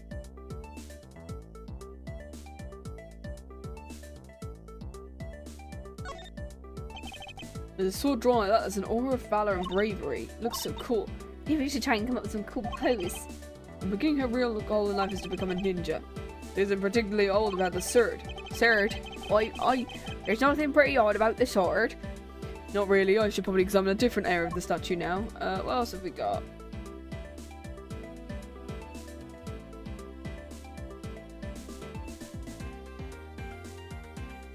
Oh, the head? I can examine the head? This guy kind of looks like a still samurai, do you think? Maybe it's because they look alike he was picked to be the Goodwill Ambassador. Is that... I suppose it's possible. Look at this area around the base of his neck. It looks like a gap. Does it? You're right. Maybe some kind of secret.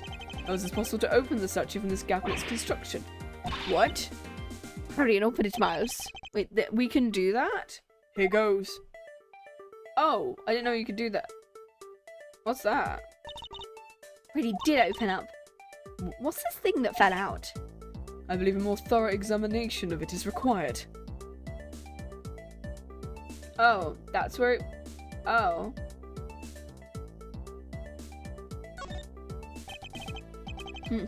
What in the... is this? Is this what I think it is? It's a plate for making counterfeit bill. I keep wanting to go from German to Welsh, and it's me going, no, I can't do that. It appears we've at long last arrived at the exit to this complex labyrinth. We finally hold with our hands one of the counterfeit money plates, and the reason why the replica was smuggled into Alabasta to begin with. Counterfeit plate data jotted down my organizer. Cool. The Primate statue can only be handled by the ambassador or the secretariat, and the replica is nothing more than a hollow shell covered in gold. Those two circumstances make the statue the ideal object in which to hide contraband. After receiving the statue containing the counterfeit plate from Shih-na, the ambassador had the misfortune of accidentally running into Damask II. Surprised by the thief, the ambassador raised the replica statue at Damask and... bonk. Then in order to frame the steel samurai, he covered the samurai sword in blood. Well, Ambassador Alba, you're the leader of the smuggling ring? My country is a mess and it's all because of you? You're the one who killed Damask II. I never thought I would figure things to this level. There is one point I disagree with you on. The head of the smuggling ring was Mr. Cook. Quit screwing around. I have no sympathy for someone who would try to pass the guilt onto a dead man. Unless he was the second in command and deliberately killed Mr. Cochin. Unless he killed Cochin for the title. There's one thing I'm sure as is you're the real ringleader. It's not good to speak with such subjectivity, Agent Lang. Subjectivity, my conclusion, is anything but in the result of logic and investigation. Logic and investigation. Only seconds ago you were ready to arrest Miss Von Karma. I don't think we can give such flip-floppy logic any real weight, do you?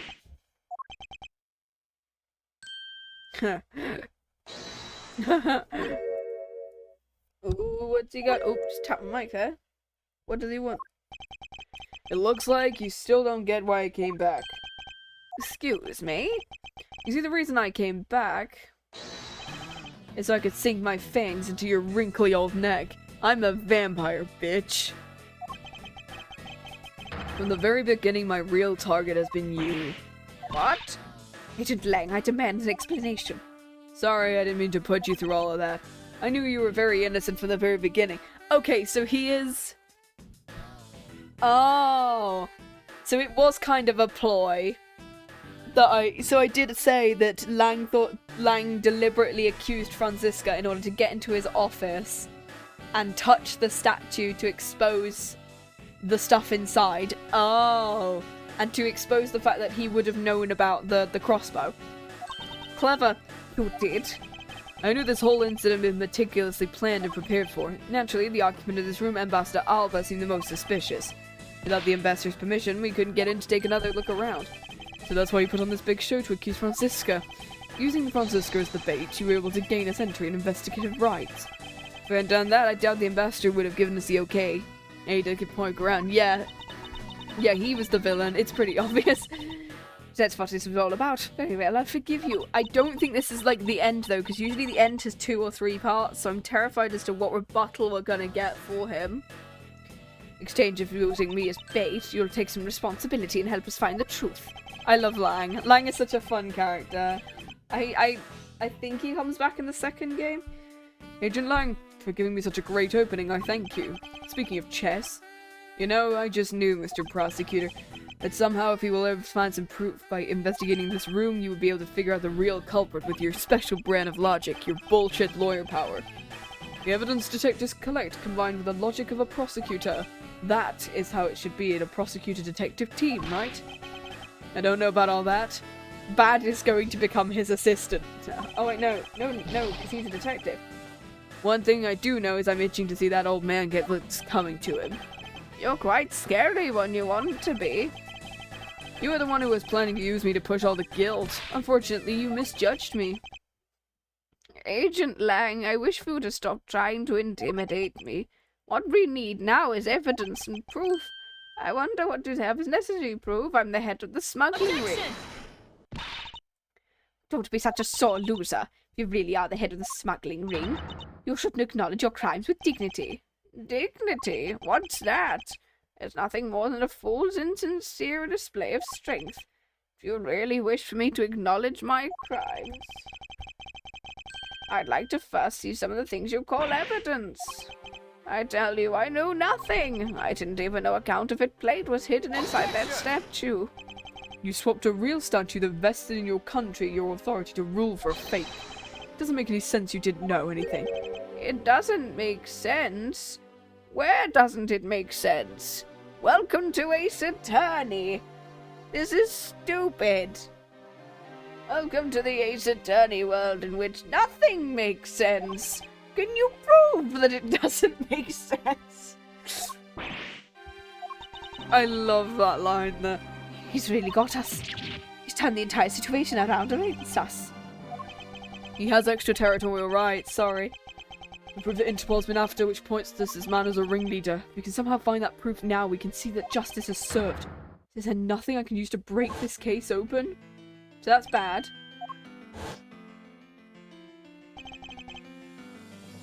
The trump card in this videotape. With those two items, we might be able to bring this man down. In my country, evidence is illegal, so you can't prove I'm guilty. Oh.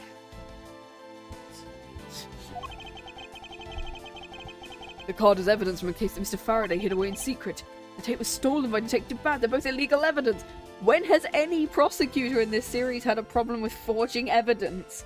Stares at you in your bloody updated autopsy report. No matter what, a protector of the law can't be allowed to use such pieces of evidence.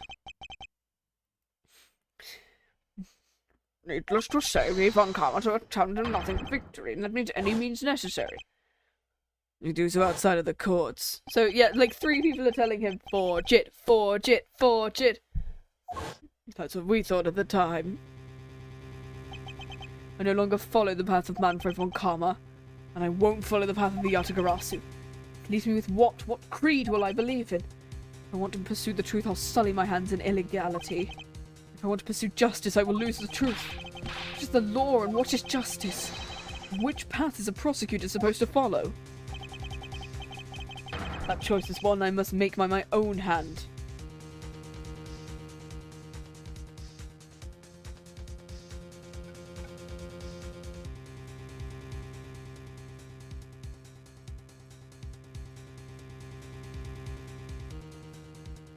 We have to. We have to use it. There's no limit to the law. Any limit that exists was set by man. When a person goes beyond that limit, then the law too crosses into new territory. For what reason were laws invented? The answer to that is something. And Buster Albert, I wonder if you might recognize this. I wonder what that card is. I've never seen it before. It's a directives card used by the leader of the ring to relay instructions to his subordinates. Is that what it is? The card was sent to the real culprit behind the KG-8 incident 10 years ago, and banned by the name of Mr. Manny Cochin. Why do you have such a card in your possession? Because it was hand-delivered to me by a certain great thief, the Yatagarasu. The Yatagarasu gave that to you? Don't talk nonsense and let's be serious. Do you have any proof the card contains directions? I'll have you know the card is not the only thing I was given. This contains security footage that was shot just before the start of the KG-8 incident. The KG-8? The card and the video. These 2 pieces of evidence are what will seal your fate. Very interesting, I must admit. I'm very curious. These case-deciding pieces of evidence you've presented.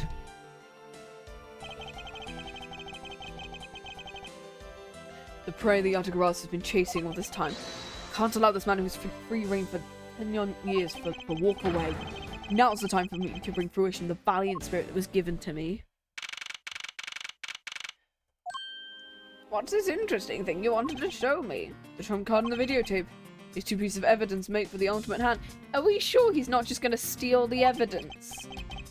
And this is where the real meaning behind Detective Bad's words will be realised. Also, because of the fact he's a military guy, I wouldn't be surprised if he has good aim. Gumshoe? Yes, sir? What you see here is security footage shot just before the KG-8 incident. From this footage, we know the card is our directives card from the smuggling ring. This is the section that proves the card was used to relay an order. The card. Take that! As you can see, Mr. Coach is holding the card. I see. The killer is indeed holding a card. Same design. A card and the one you have, because they look the same, doesn't mean they are. There's a very easy way for me to prove they are one and the same. All I have to do is simply take a look at this. The fact that we said that, it's the blood of the victim. This dark red blood. This is your proof. Proof that orders on this card were played into that terrible tragedy. Runes, and then there's an Among Us at the end of that. Oh my god, there's an Among Us. Anyway. The blood belonged to the victim. With a bit of DNA testing, we can easily verify that as fact. If you have no objections, then I'd like for you to take a look at this next piece of footage. The car that passed by the victim's apartment building is an official Cadopian government car. What? Gumshoe, if you could please magnify the footage. Oh.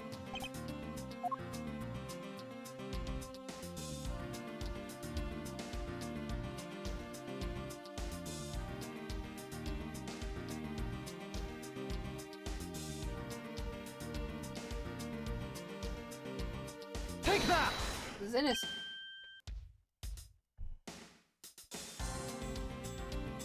Also, because he's got a thingy on his chest as well. Enhance! Enhance the footage, Gumshoe! Enhance it! The shape of his pocket and the directives card in it. And without a doubt, the person's car is Mr. Cochin. The license plate on the car was also captured by the security camera. Did you finally find out who was sitting in that car 10 years ago? Oh yeah, there's somebody else in it as well, because the fact there's a pocket there. Well, I can say with confidence you were riding in this car on the very same day. Oh no. Oh no, I don't like this. Oh no. Reveal. Oh my god. Oh my god, this man. What voice do I go with? You've done well, boy, to make it this far. About your claim that I was riding in the car at the time, that's going to be mighty difficult to prove. How so? The Principality of Cadopia no longer exists. But you've got the same badge on your military thing you've got the same military badge that was in the reflection in the car window, mate. We caught you. All records from the time period no longer exist. And arrogance, what he really means, he's already erased all traces. We finished him, boy. Stop, going, criminals have a way of incriminating themselves. Ooh, my shoulder hurts. Ooh, look at my medal, which is definitely not in the... Oh, look. No. Can I enhance it? I can't enhance it, but apparently you can see his bloody thing there. Ooh, we got you now, boy. The only weapon I have is this piece of footage. This. Take that! What the... Alba? What is it? You were once an army man in the servants of Cadopia.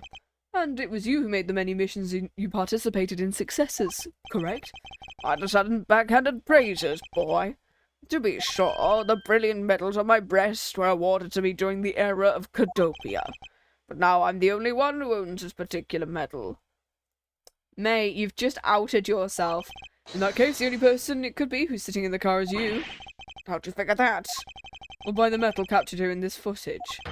It's clearly the same exact medal as the one on your chest. What? Oh, he's cracking. This is how it will be, but I won't look back. But this is the path I've chosen. He's grabbing his beard at this point. Oh, I don't like that. You've moved me with your devotion to this case, Mr. Edgeworth. Why is he taking such an arrogant stance? It's almost looking possible for the lot of you to have come this far. Looks like I might lose our little game. You might lose the game. You don't get another round, Mr. Ambassador. Is that a fact? Very well, I've decided to confess and admit my guilt. You're going to confess, and I will accept whatever punishment that may come as a result.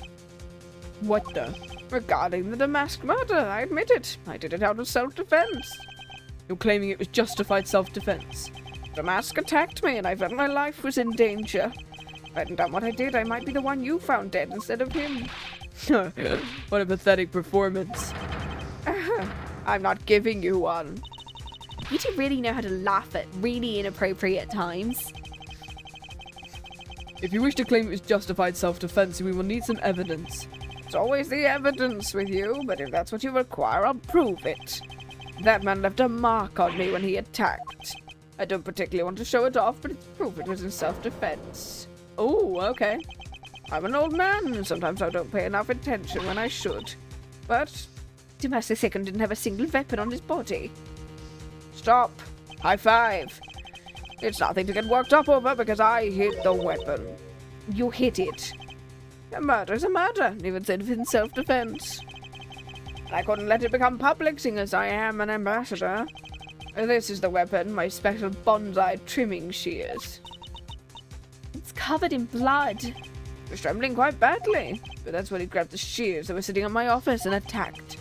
As an act of self-defense. Is he right, Mr. Edgeworth?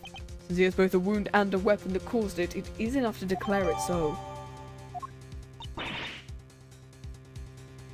No way. Reminds me, I guess it's still one more accusation. Smuggling and counterfeiting. All of that is my secretary's doing. I had no knowledge it was going on. Stop spewing nonsense. You're trying to throw my investigation under the bus in your desperation. You want to get real honest. Everything in this case can be connected to you. The murder of Damask II was done in self-defense. Whip him. My child, no man escapes his crime alive. Perhaps so if you were my opponent in court. That's very one important fact I think you may have forgotten. And what's that? I have extraterritorial rights! Oh shit, that's what you mean. Extraterritoriality. That's right. This embassy sits on what is effectively Alabastrian soil. Any crime will be held in Alabast. The crime I just admitted to will never be tried in your court. Agent Lang, what's Interpol's stance? Agents investigate, that's our job. The judgment of people who confess to a crime, that's the court's job. I've already confessed to one of my crimes, Agent Lang. Furthermore, by the very nature of my position, I have full extraterritorial rights. This is why the stream is called this, by the way, because it won't stop repeating it. They're effective even on your country's soil. No matter where a crime takes place, I will never stand in one of your courts. That arrogance in your expression is nothing like the face of someone who's ready to accept the consequences. Don't tell me you have your own country's judicial system eating right out of your hands. Those crimes you speak so seriously of. To me, this has been nothing more than a game. I don't like his teeth. I really don't like his teeth. You may chase me out of this embassy with your accusations, but it's no big deal. Alabast has numerous other embassies in other countries. All you would accomplish is to change the backdrop of our little game. That means we just have to drag your ass to outside the embassy. Yeah, exactly. Those layers of protection that extraterritoriality provides him. This is why he's one of those who cannot be brought to court. You see, I live in a whole different world than you. Excuse me, I need to go fix your eviction papers. Is there nothing we can do? To be continued.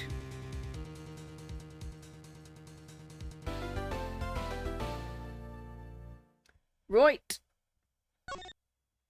Yeah, we have to drag his ass to outside the embassy. I'm gonna see when we get music first. Right. I'm gonna quickly BRB. Because I need a quick bathroom break and to grab a snack.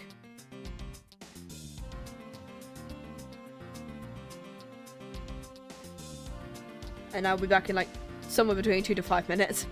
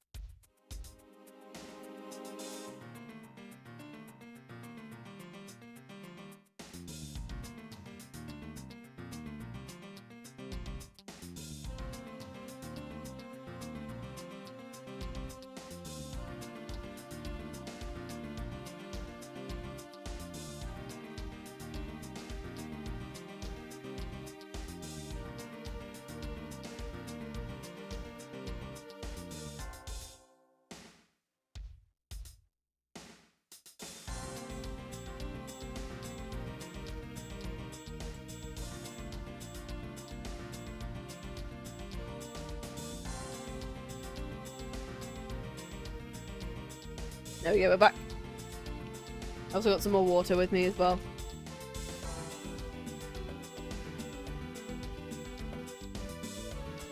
Oh. Pretzels. Mmm.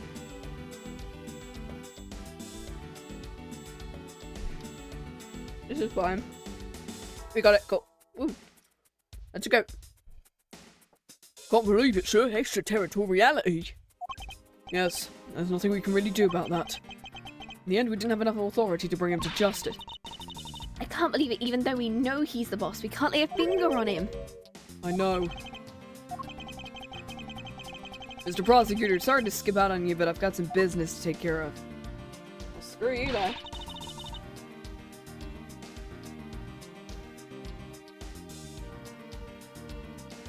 We can't even give an evil guy like him a slap on the wrist. And what the heck were laws created for? What good are they? The law can't help us, then I go as a Yatagarasu and take care of this myself. Don't you dare. Mr. Edgeworth. Sorry, that was a bit too harsh. I feel, sir, but I try and take on an ambassador. You tell us early to get out of the theatre. It's kind of their country, I guess. Like I've slapped across the face for doing my job. What am I going to do? Should I retreat and formulate a better plan? Hold it! Come on, everyone, we can't give up yet. Okay. I want you to think about something for a sec. We never even let up for a second. As long as we don't stop investigating, we might find the rotten treasure hidden here. She's right. It's Angie. Come on, Mr. Edgeworth. You're right, Kay. Very well, let us reopen the investigation and see what we find. Come on. Right behind you. I'll go check out the bar a bit more, sir. We'll follow Agent Lane. And I have something I need to investigate further in Alabast. I'll buy.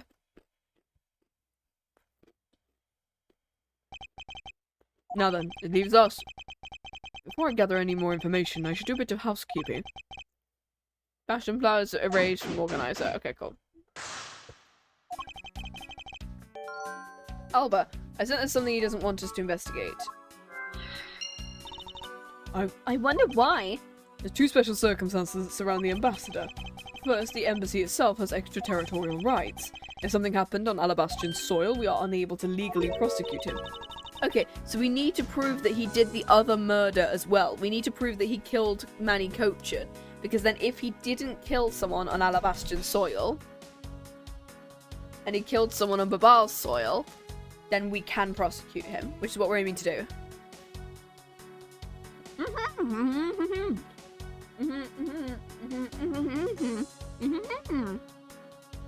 Hey, what have I told you about eating the bodies? I murdered the Master Second, run a smuggling operation, and make counterfeit bills. I thought the counterfeiting was done by Mr. Cochin in Babal. You've only used the embassy's coupon printing press to do it. It's the same story over there. Babal also has extraterritorial rights. Which brings me to my next point. The ambassador's extraterritorial rights. Those rights are effective even in our own country. Really? No matter what happens, he can never be tried in our court. He retains very special rights. No matter what wrongs he may commit, we can't bring him to trial here. I guess we really don't stand a chance.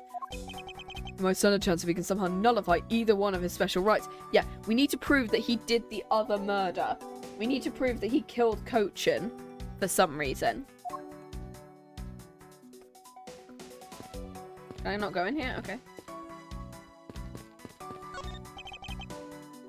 These flowers were sent by Global Studios.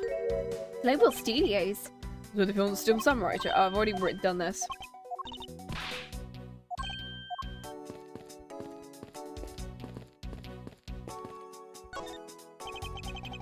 This was taken just before the two ambassadors gave the bouquets to Steel Samurai.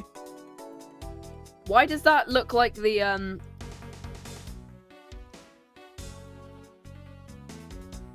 Why does that look like the knife handle? The thing that this thing is missing off. It's also wet. I wonder why. It's just my imagination, or is there something in this picture I've seen before? Oh, it's this. Yeah, it's this. Appears to be a bouquet of Persian cyclamens and roses. You even know the exact species. Never would have figured you for an expert on flowers. So because of these flowers that old lady sends me every month. Just look at me, I sound like some sort of botanist. Looks like it's this yellow flower. That one I'm not sure. You don't know? I've never seen a flower like that, but I feel as if I've seen that shape somewhere before. It is.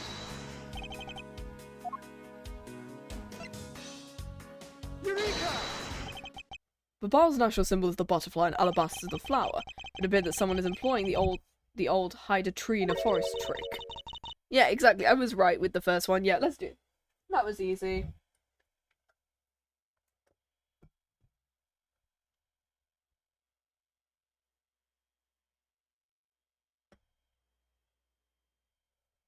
What are you mumbling to yourself about? Wait, what? The handle on this knife? It's the handle that was supposed to be on the blade that killed Mr. Coachin. The weapon? Nope, the weapon that killed him was carried through the theatre in Rivalis, and the very bouquet Ambassador Alba was carrying. The flower motif.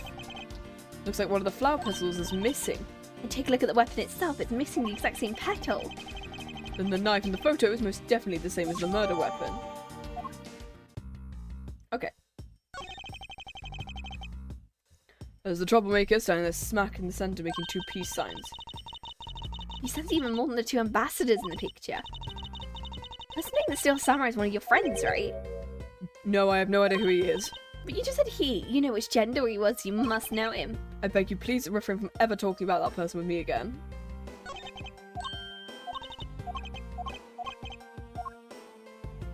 I can't believe he was pretending to be a Hanzo grandpa. Talk about deceptive.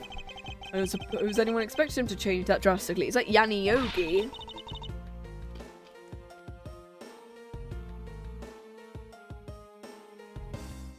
I just think there's something evil behind that smile. I don't think he's smiling. He's remain calm. Sorry, I got worked up. The only way we're going to steal the truth. Oh no, that's Kay's lie. The only way we're going to be able to steal the truth is if we keep on investigating. The news that Lily's in the centre of this bouquet with an accent of chamomile. I can totally smell the wonderful fragrance. This is just a picture. Look, I know that, but it's nice to imagine things. Where's your sense of empathy?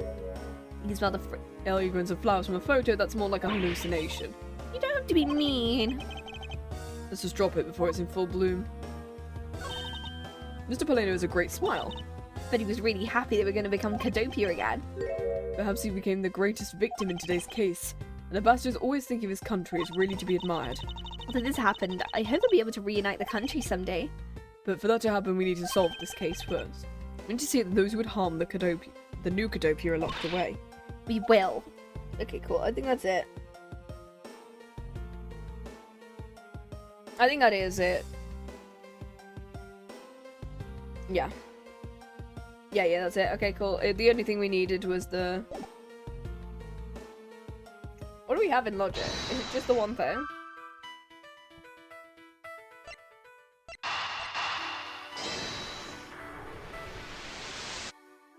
Oh, it's not that. Okay. No, okay, we don't have that. Cool. Renovations.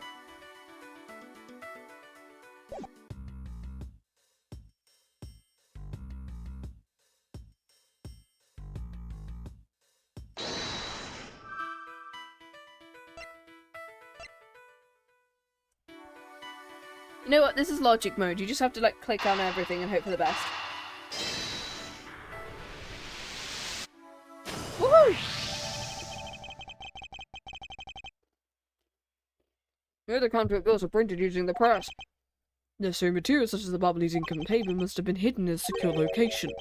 What do you think would have happened if the renovation had begun? Well, you probably had to find a better hiding place to get rid of it. The renovation was the cause of the plate and bills disposal. The reason Mr. Coachin was killed is the ringleader of the smuggling operation.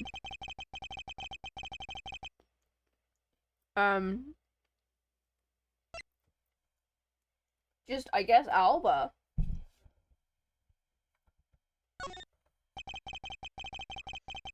It's the one person who'd been erasing all evidence of the smuggling operation from both embassies, the co-conspirators mopping up, Ambassador Alba. Alba had a very strong motive to kill him. Boom.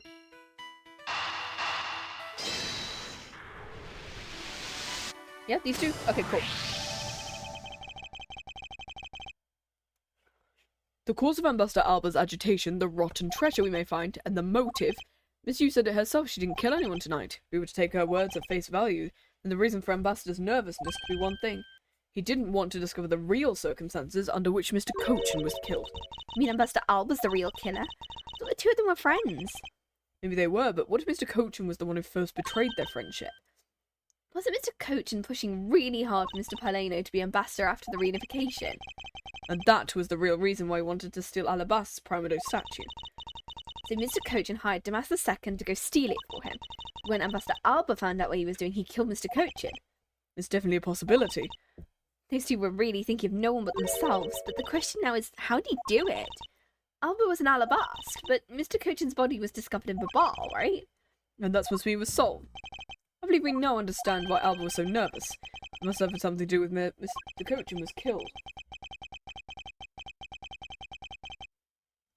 A place where the Alabastan ambassador was likely to meet the Babalese Mr. Cochin. The neutral, there. Take that! The only place that makes sense is here at the Theatrum Neutralis. Yeah? The Goodwill event was being held here today, so the only place the both of them would have been in is here. If that's the case, then everything changes. This theatre isn't actually Alabastian land. That wipes out those extraterritorial rights he has. Makes logical sense, in which case it's a reason for us to investigate further. So what should we check out? Let's see, we should check the immigration records for both Alabast and Babal post-haste. Babal's records should be easy to obtain, however the problem will be Alabast. I wonder if they'll allow us to see their records despite the order to vacate. Objection. Oh, hi. I'm already one step ahead of you, Mageworth. Hell yeah, Franziska are actually doing something cool. Franziska! I've here the security footage from both Alabast and Babal. You will do well to take both a look at its contents. Okay, cool. You move fast? Afan Karma strives to be perfect in every way. It's not in my nature to keep on retreating like this. I took the liberty of looking over the Babal investigations reports as well. From now on, you will make no excuse to back down or say we cannot solve this case. I love these two. I love them. Sorry about earlier. We won't be beaten, because my cute little subordinate is going to try his very best, isn't he? Hasn't she patronised me enough already for a lifetime? So this video contains footage from Alabast's immigration screening area. I really hope there's something in here that we can use.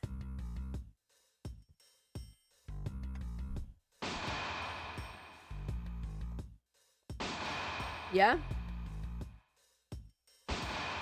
Okay.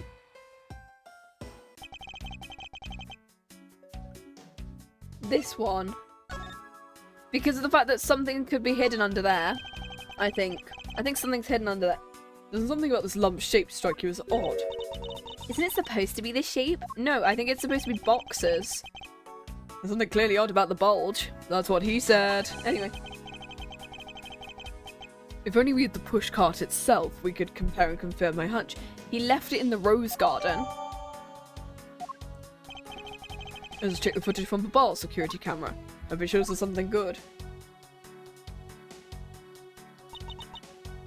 There wasn't a single sign of a suspicious person or anything. That right there is the contradiction. Did I miss something? You didn't miss anything because there was nothing to miss. However, what is missing is the image of Mr. Cochin entering his own country. But what was in his body found in Babal? Oh, yeah. It would appear that the true face of our final puzzle has revealed itself. The final puzzle? It's like a latent thing. Woo!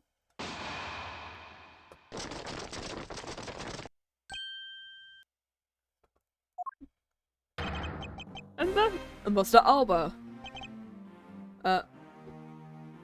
I thought I'd ask for you and your group to vacate the premises, Mr. Edgeworth. I actually thought I should let you know this theatre sits on my country's soil. You've had your fun, and I've enjoyed our little game. I dare say you've even achieved a new high score. However, high five. Once you've recorded a score, that same game can never be replayed again. That's not how that works, but okay. Do you understand what I'm saying? Your game is done, and it's game over. No. Objection. Where do you think you're going at this time of night? Admitting to my crime, I was overcome with regret. So I'm heading to the airport now to return home. I'm afraid I can't let you do that. There's too many issues we need to discuss. You can't stop me, Mr. Edgeworth, and you know it. final. Yeah, I'm sure this game is almost over. I think there's another part to this finale, which means we might actually get this game done in under 5 hours. Holy shit, we might get this stream done in under 5 hours. That'd be so weird. Please, may I have a little bit of your time, Ambassador Alba? Ambassador Paulino! Even just a tiny little bit is fine with me. The already strained relationship between our countries is in a precarious situation, you know. Very well, if you insist. I will play just one more round and see what they want. Not that they'll get any farther. Ambassador Paulino. Mr. Edgeworth, all I wish is for the normalization of replacements between our two countries. But there's one person standing in the way. I believe that. You'll do what's right. Thank you for your vote of confidence. What was it you wanted to ask me about? I do have a flight to catch. I'm afraid I'm going to limit you just one question. That's more than enough, because I only have one question anyway. I want to hear about your alibi, and how you couldn't have killed Manny Cochin. I see. You seem to have a good hand. This should be fun. This really is the very last chance we have to bring him down. Is this, though? I won't even allow an atom-sized contradiction to slip by.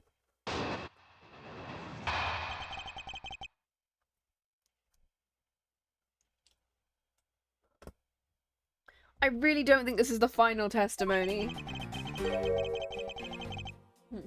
I don't understand why I'm being placed under suspicion. Mr. Coach and I were fellow smugglers. But to get to the point, I was in Alabasta the whole time.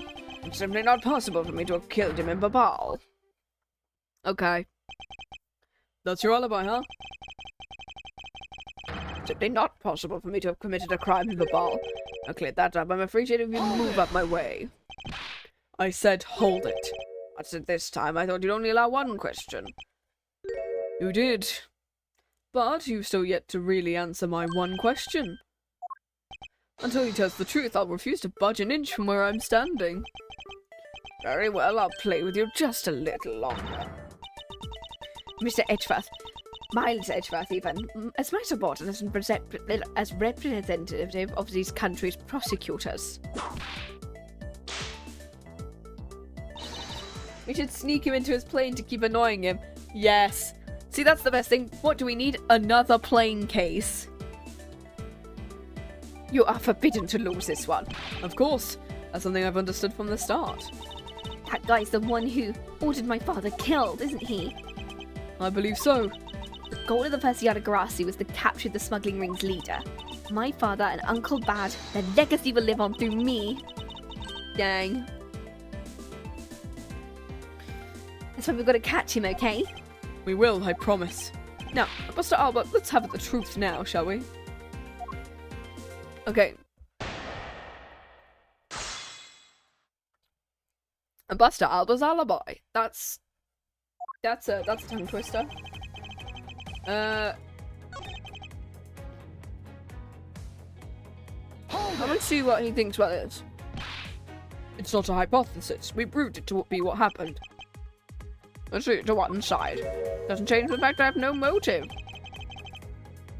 You really had no reason to kill Mr. Cochin. Okay, so I don't think we should press on any of the other ones. I think we should force him to get a motive out. Why not? I'll indulge you. No. Stop eating the bodies, Quirkus. Nothing more than a silly game. Even if that's how you see things, I appreciate it if you would take me seriously. I'm sorry, I'm already a bit of a pickle. I'm a pickle, whoa! A game is no fun if the playing field isn't level. I formally claim I have no motive. Let's see you disprove it. Okay. I'm assuming that's gonna be his, what motive? Well, that's just opened up something that I think might...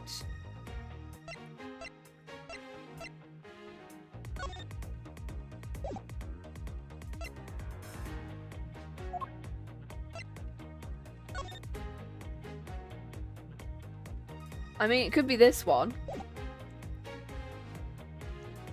It could be the note, because Cochin was the one who wrote it. If not...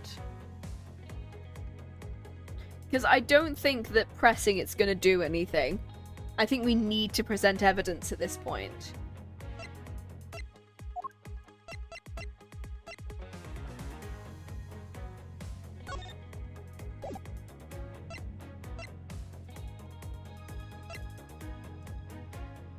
Maybe because he was gonna do something?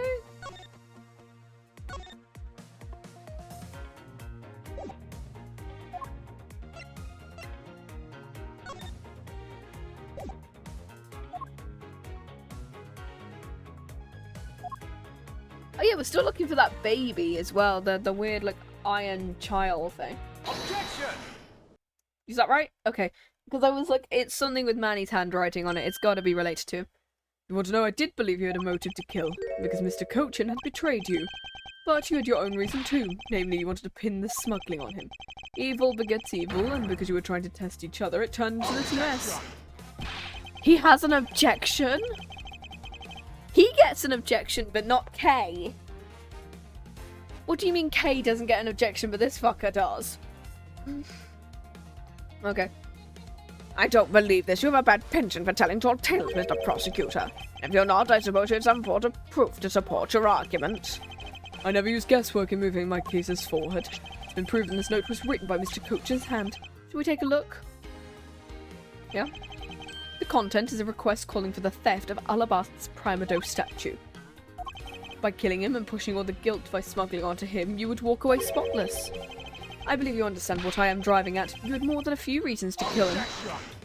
Objection. Look at my fingers.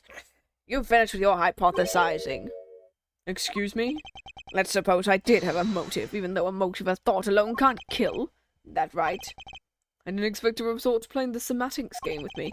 Appears that this is where the real battle will begin. You'll excuse me? Wait, what? I told you at the very beginning. You only get one question. Ambassador, if you could please give us a bit more of your time. Doesn't matter what kind of man he was my subordinate. But I'd like to figure out the real cause of his death.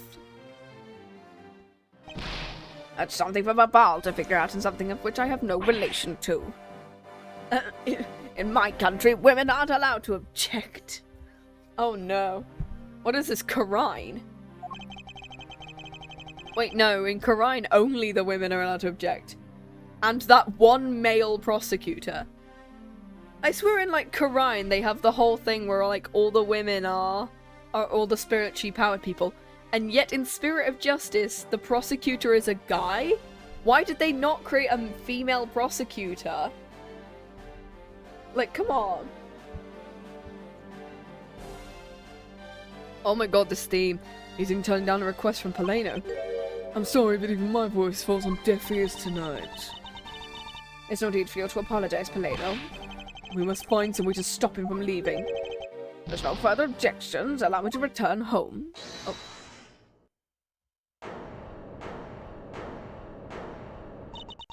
Hold it right there, Ambassador Alba. Ooh. Okay. Like I said, Mr. Edgeworth, Yatagarasu's legacy will live on through me. But how do you suggest we stop him from leaving? You just leave that to me. If she does her little thief thing and stops the door from appearing. Do you recognize this? Why should I recognize that tattered old organizer? Why have I seen that before? It's a clue my father, Ben Faraday, left for us. Bern Faraday? Mr. Faraday's organizer, tell me this is one from the second KG8 incident. The one in which he wrote about the Yatagarasu's key? This organizer belonged to the prosecutor Miss Yu killed 7 years ago. I have no idea what you're talking about. You say that it was related to me. Inside this organizer, he wrote up every detail of every evil thing you did. What an amusing little girl you are, but that sort of trickery won't work on me. You won't believe me? Take a look at this. And what is that toy? Stops the door. That's... This thievery device was used by the Yatagarasu, or rather by my father. 7 years ago he used this when he snuck into this embassy. These two pieces of evidence that hold information the Yatagarasu dug up on you. If you go home right now, I won't hesitate to send it all to Alabast right behind you. Get to the point. I want you to go up against Mr. Edgeworth one more time. If you win, then I'll hand over these evidence. ever the thorn in my side. His organizer really contain information on his dirty dealings? It's nothing case-breaking, really. It's just a bluff. Even if it was, we can't let all the info my father and Uncle Badfound go to waste. Plus, for just the existence of Little Thief is troublesome enough for him. And take keepsakes of your father. It's okay, I believe in Mr. Edgeworth. He'll come out on top in the end. Okay. When the going gets tough, someone's got to be there to put the wind back in your sails. After all this time, you're quite the feisty one. I applaud your powerful nature. We love the ladies in this game. I refuse to lose this too. Ambassador Alba, you won't be returning home until you give us further testimony. How dare you are barring a person like me? Ambassador Alba, for your testimony, if you please. But this is the absolute last. If you use all the power of Ambassador Polino's office, you won't stop me. I can't let this opportunity go to waste.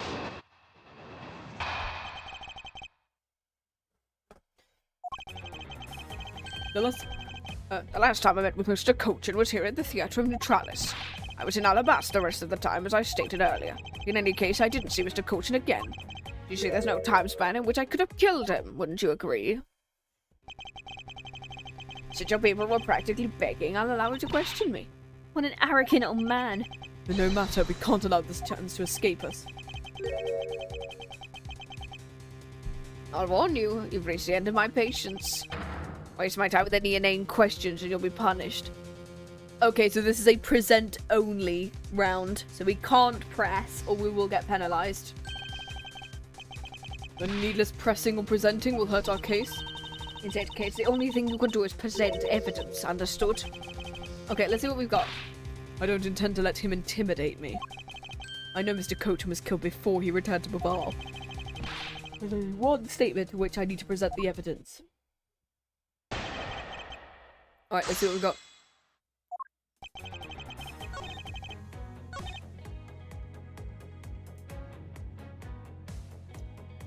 Okay. The rest of the times I stated earlier. I don't think I'm gonna press on that one. I didn't see Mr. Cochin after that, but there's no way I could have killed him. Okay.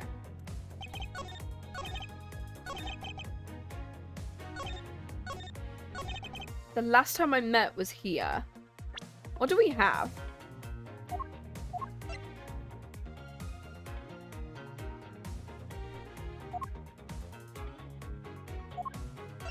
I mean, the murder weapon... Yeah, the last time he met was here at the theatre. The murder weapon can be seen in the bouquet. It could be this one.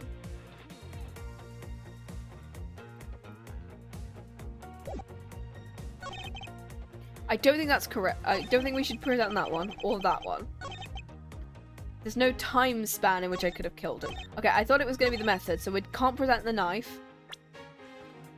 If I present the photo... If I present the photo and then say, you killed him at this point... Come on. I'd like you to take a look at this picture. Rather nice picture, isn't it? That was to commemorate the restoration of relations between our nations. That's a tongue twister. It's commemorative, alright? One that captures the proof I need to show it was you who committed the murder. Come again? This is the knife that killed Mr. Cochin. And I see you recognize it as well as you should, for it was you who brought it to this theatre. You hid it among the flowers you were to give to the Steel Samurai, meaning you killed Manny Cochin here at the theatre. Oh no. Time for me to catch my flight. Oh, fuck off! Objection! We are not through yet. No. It's game over for you, Edgeworth. But I thank you for the entertainment. Oh. No matter how passionately you orate, the end result will always be the same. I won't be returning to this country ever again. That's right, this man is an ambassador. He has extraterritorial rights. No matter how hard we chase after him, we won't be able to get him tried in court. That's exactly the face you should be making. The face of a worthless cur. Oh. Now then, I must bid you farewell. There's no one who can lay a finger on this man. This is really the end. Lang! Yeah, you got Interpol! You brought Interpol with you! Come on, Lang! Agent Lang. Sorry to keep you waiting, prosecutor. Get out of my way, my plane is scheduled to take off. Sorry, but you're not going anywhere, Mr. Alba. I'm through playing games with you people. You can't touch me, it would spark an international incident. Sorry, but no, it wouldn't. What? Mr. Prosecutor, good job holding the fort down here until I got back. So, Mr. Alba, your diplomatic immunity has just been revoked. Oh, we got him now. What do you mean revoked? Not so fast. Lang Zi says before aiming for the throat, chew the neck shield off first. Interpol headquarters in the Imperial household of the Kingdom of Alabast. Took a while to get things rolling, but they finally moved on to it. The Imperial household? What have you done? You've been relieved of your duties as an ambassador, Mr. Alba. What? What?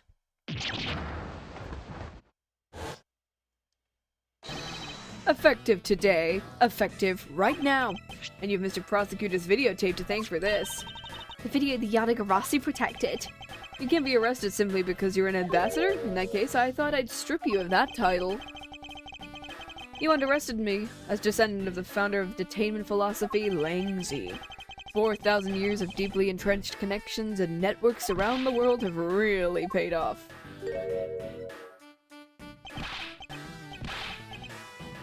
I don't believe this. My ambassadorship has been revoked. Oh, he's back to his old man shtick again. Looks like you're finally coming to grips with your new standing. Woohoo! Looks like he's turned docile again. Probably in shock from the loss of his shield. What a shame. So fond to choose my whip on him. Why is this happening to me? I'm just a hard-working, honest ambassador. Not so fast. You really think you can pull that on us now? We've already ripped away the mask and see you for who you really are, Mr. Alba.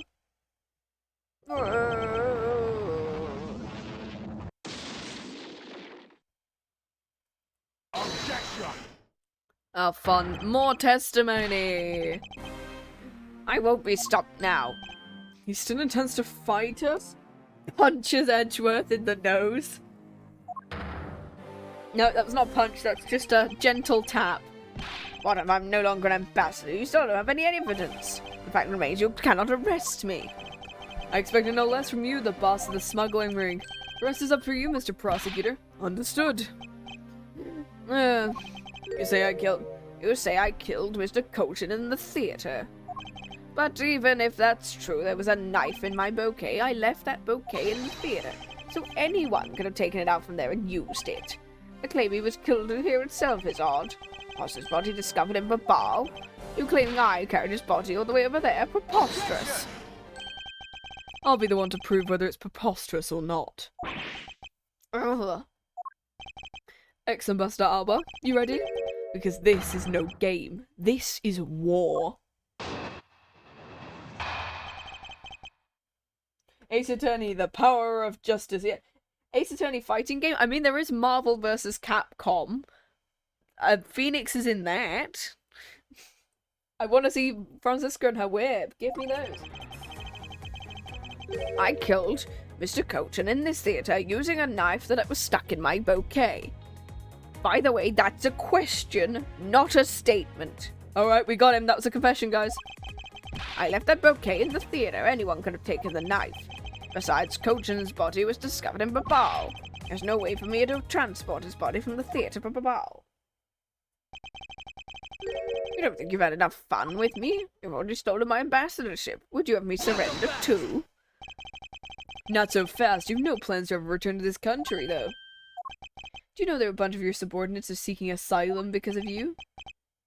As if I care. Mr. Prosecutor, put this guy at the embassy and we can finally end everything. I know, and I will give it my all to see he leaves in handcuffs.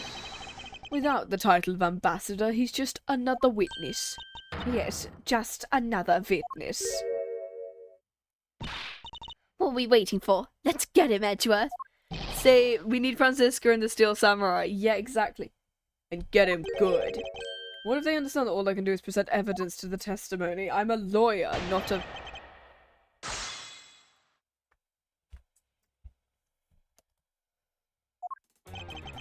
Will we actually do this in under 5 hours? Is the thing. Or will it take more?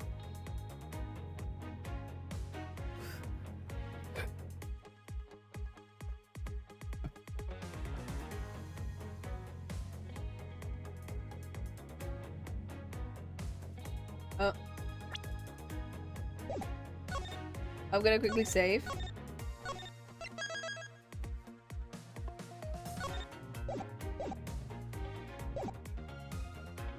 Hold it! That's right, as I explained earlier. The commemorative photo shows you with the knife and the personage. You've no proof the bouquet was prepared by me, isn't that right? Excuse me? The fact there was a knife in the bouquet is something I wasn't aware of. What a pathetic excuse. The weapon we use is one of your national treasures. Isn't exactly someone any other than you could touch, let alone take. I allowed some of my trusted subordinates to handle them. It could have been my secretary. Even bigger slime ball than I thought. You would push the guilt of Mr. Coach's murder onto one of your subordinates. In any case, it means the fact the knife was in the bouquet means nothing.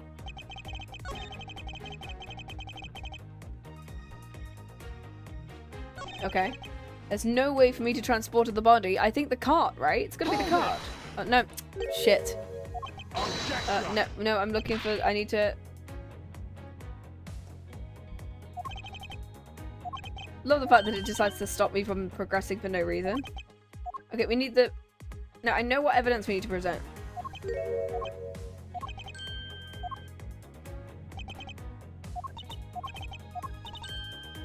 It was impossible to him to have gotten to the Babalese embassy. Why are we doing this?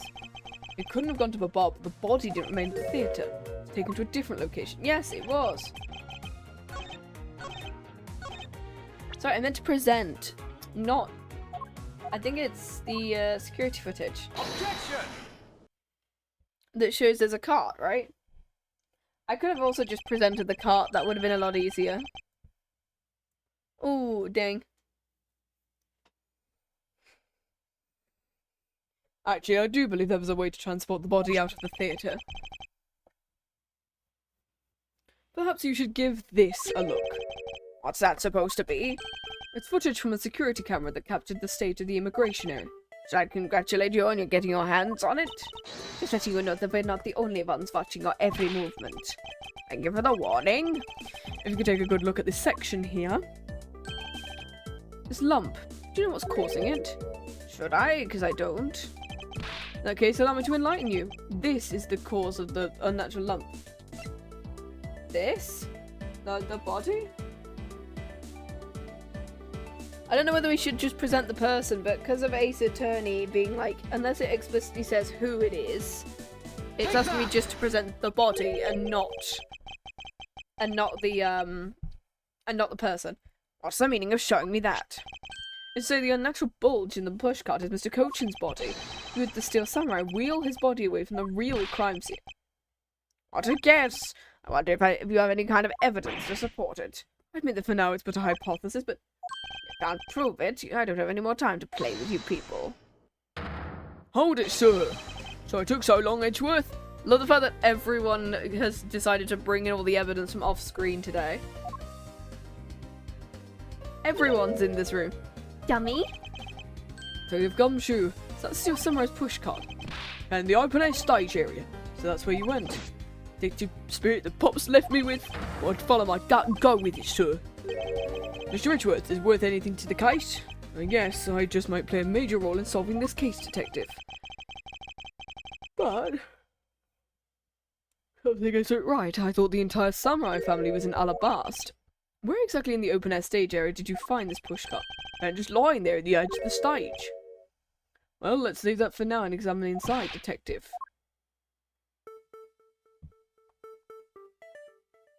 Oh, there's blood. Dick Ex Machina.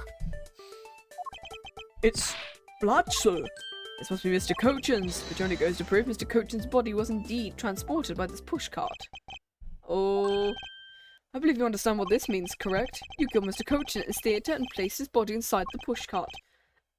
And then you force the steel samurai to unwittingly move the body for you. I forced him to move the body to Alabast. What nonsense! Why would I bother to do such a thing? Objection! You were scheduled to make a speech in Alabast, meaning it was difficult for you to make a stop in Babal. What if you moved the body to Alabast? Oh, because it was your embassy, you could keep an eye on it and tamper with the evidence, and then you smuggled it out. Oh, he's cracking now. If I can show you how you moved the body from Alabast to Babal, then I win. But you can't. The security between the two countries is incredibly tight.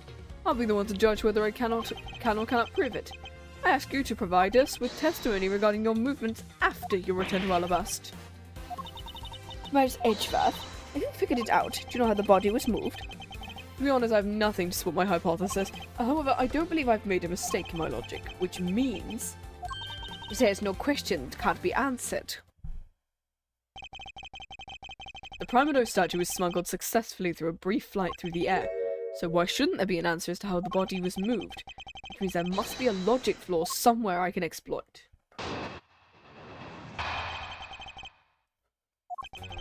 After I returned to Alabasta, I had my picture taken with the steel samurai. Just as I was about to start my speech, the Yatagarasu appeared. I feared for my national treasure, so I raced back to my office. Is that all? Yes. Objection! Objection. Looks like you left out a few things, such as the murder of Damask II. Furthermore, you left out the part about meeting with me in your office. Those trifling matters, I don't believe I need to speak of those things again. I do so hate to waste time. What? Is not every life precious? You really need me to answer that question? People like you cannot be allowed to wander freely through society. And you'd better try hard, because I doubt you'd find a single contradiction. He's really full of himself, isn't he? He is. How can he be so confident at a time like this? Come, don't be shy. Go ahead and ask whatever you'd like.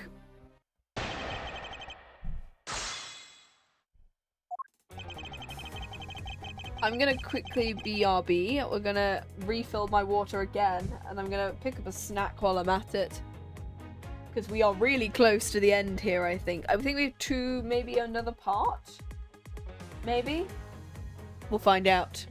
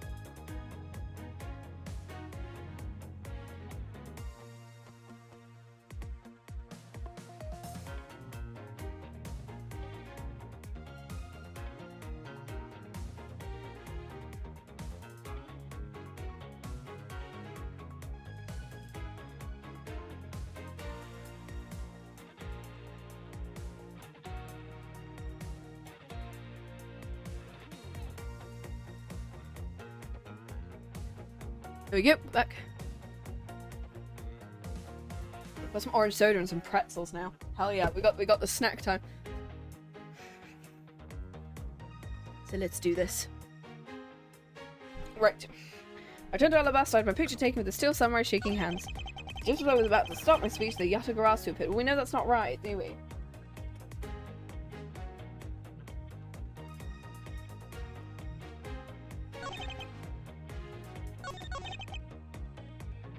I'm gonna press. See whether I get any new pieces of testimony. Because I don't think I can present outright, from what I can see. Why was it only with the Steel Samurai? I thought the Pink Princess was also around. The Pink Princess was suffering from a bad hip, and the doctor recommended she rest. So you do have a soft side. Pain of a bad hip. Suppose none of you can really understand how it feels. So you tend to strain your back as well, huh? Is that just because you're normally all hunched over? You did need to keep up the act no matter what, I suppose. The point of this is not to discuss my back problems, thank you very much. About 15 minutes after our handshake, I was in the office preparing for the speech. I was about to start my speech, the Yatagarasu pit. We know that didn't happen because of the projections, but I don't know whether we can present that just yet. The Yatagarasu was just a trick you'd set up. Okay, so no, he's gonna mention here. First amusing joke and how you propose I set it up. If you really want to know, I can explain it in detail for you. You arranged the spotlights in the rose garden, so when you were about to take the stage. Okay, so we were meant to press on that one, which is good. So you're about to take the stage. The audience would see the Yatagarasu's shadow. It is an interesting tale. Sadly, it has nothing to do with me. What's it gonna take for you to fess up? Very well, let's move on to a different question. After the Yatagarasu appeared, what was the state of the rose garden? Everyone took refuge inside the embassy. I even helped. Once everyone was inside, well, I feared for my life. Okay, so we are meant to press. We were on the order of cutting down to size. We lack the information, so we are meant to press him.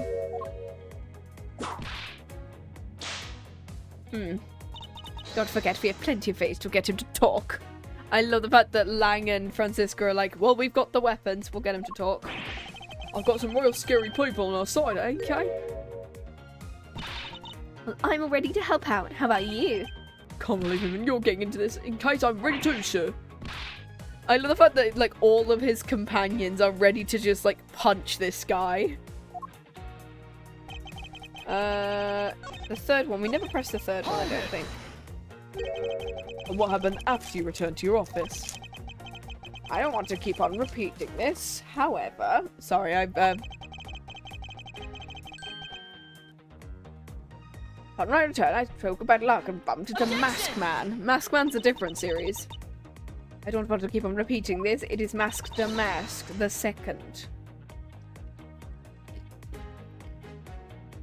Because Masked Man is a completely different thing. I need to watch Masked Man at some point. I don't know whether it's... how hard it is to find, though. Who cares what he was called? By the time he got to the Primato statue he was supposed to steal, so he swapped for the fake. Talk about an unlucky man being bludgeoned with a fake statue.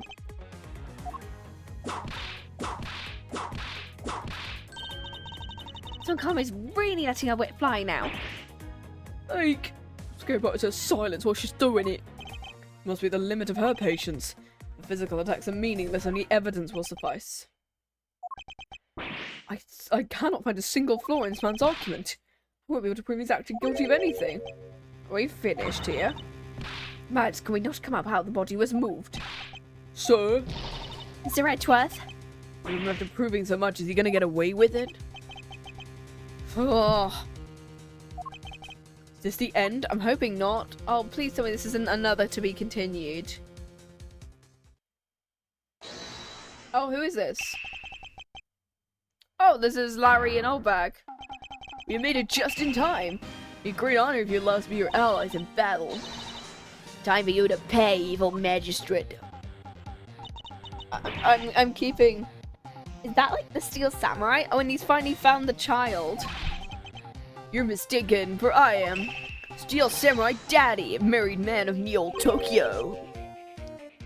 And this is Pink Princess Mommy.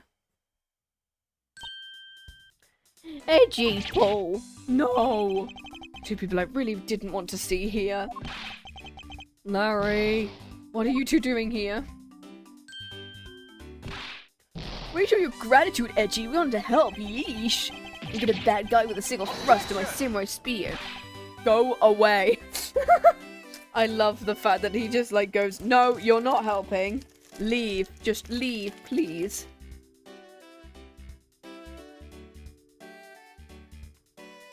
Go. How can you be so mean to us, Edgy? Paul, all three of us came to lend a hand, and this is how you treat us. If it isn't discreet, I see they managed to find the child. Does that really matter? Well, yeah, I'm assuming where they found it is going to be big. Wow, everyone's showing up. Can't wait for Professor Layton next. Yep. Professor, hold it! Not now, Luke. We're looking for hint coins. Professor, why is everyone gathering in this, big theatre? Has somebody died again? Dang. Aw. The dice don't really like people today, clearly. Just me, or is the Iron Infant completely soaked? Oh yeah, like, I found him in Babal in the middle of the pool. Wait a second. Larry, go back to what you said. Well, I'm the Steel Samurai Dad, and please stop. Huh? Oh, it appears we made not that far back. Something about finding the Iron Infant in Babal. And he found it in a pool. I don't recall there being one in Babal. Oh, that. Well, I was in the Alabas the whole time, so I have no idea how the Iron Infant wound up in Babal. I had lost him in the Rose Garden, but I guess maybe this cute kid can swim, huh? Wait, what? Wait, is there a way to go into the pool from the... Oh. Larry, you lost the Iron Infant in the Rose Garden. Yeah, we were with you when that happened. Edgeworth, do you not remember this? We were with you in the Rose Garden when Larry bobbed up from the pool and said, I've lost my child. You sure about that? Yeah, I'm sure. I found him in... Hold it. That's enough, Larry. No, stop saying that. Because, like, that would really help. The Iron Infant Larry lost managed to move between the two countries. The Iron Infant was found soaked in the middle of a pool. That's what I've been looking for. It's another smuggling route. The bilateral symmetry, right? Because it's, yeah. That's right. The embassy was built with bilateral symmetry. Oh, where the open air stage is probably another pool.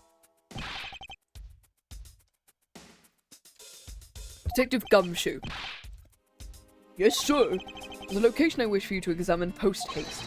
It's where I believe the route used to smuggle Mr. Cochin's body lies. Does something like that really exist, sir? An embassy built on bilateral symmetry. Meaning this is where we need to examine. Like here?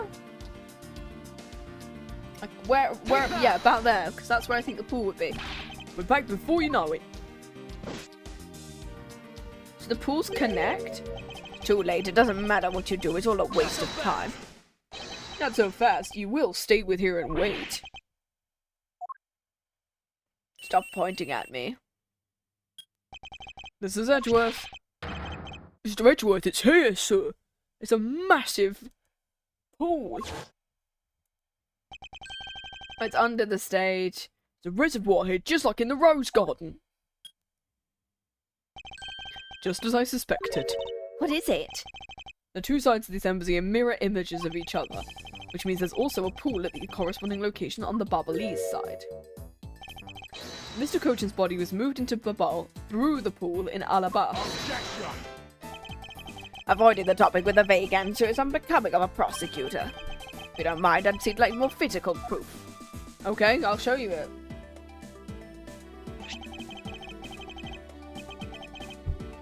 The Iron Infant is positively soaked in water. Why do you think that is? It's because he was fished out of a pool, and not just any pool, it was the Babalese one. I think it's pretty obvious at this point what must be true. Yeah, here. The water reservoirs in the two courtyards are connected. Oh, which would then indicate as to why the water somehow fills up. Where's your proof the two sides are connected? The fountain things, right? The proof is right there, the half-drowned Iron Infant. The blasted doll! Up, up, up. Mr. Edgeworth, I'm back. Don't tell me you guys figured out everything without me. We did thank you, this hero of justice's son. Even if he is a doll, he did manage to help foil the villain. Not so fast. Hey, Mr. Prosecutor, I don't want to say this, but kind of unlikely the body just happened to have passed on through to Babal. This guy's a doll and he's small, so I can believe it made it, but he has a point.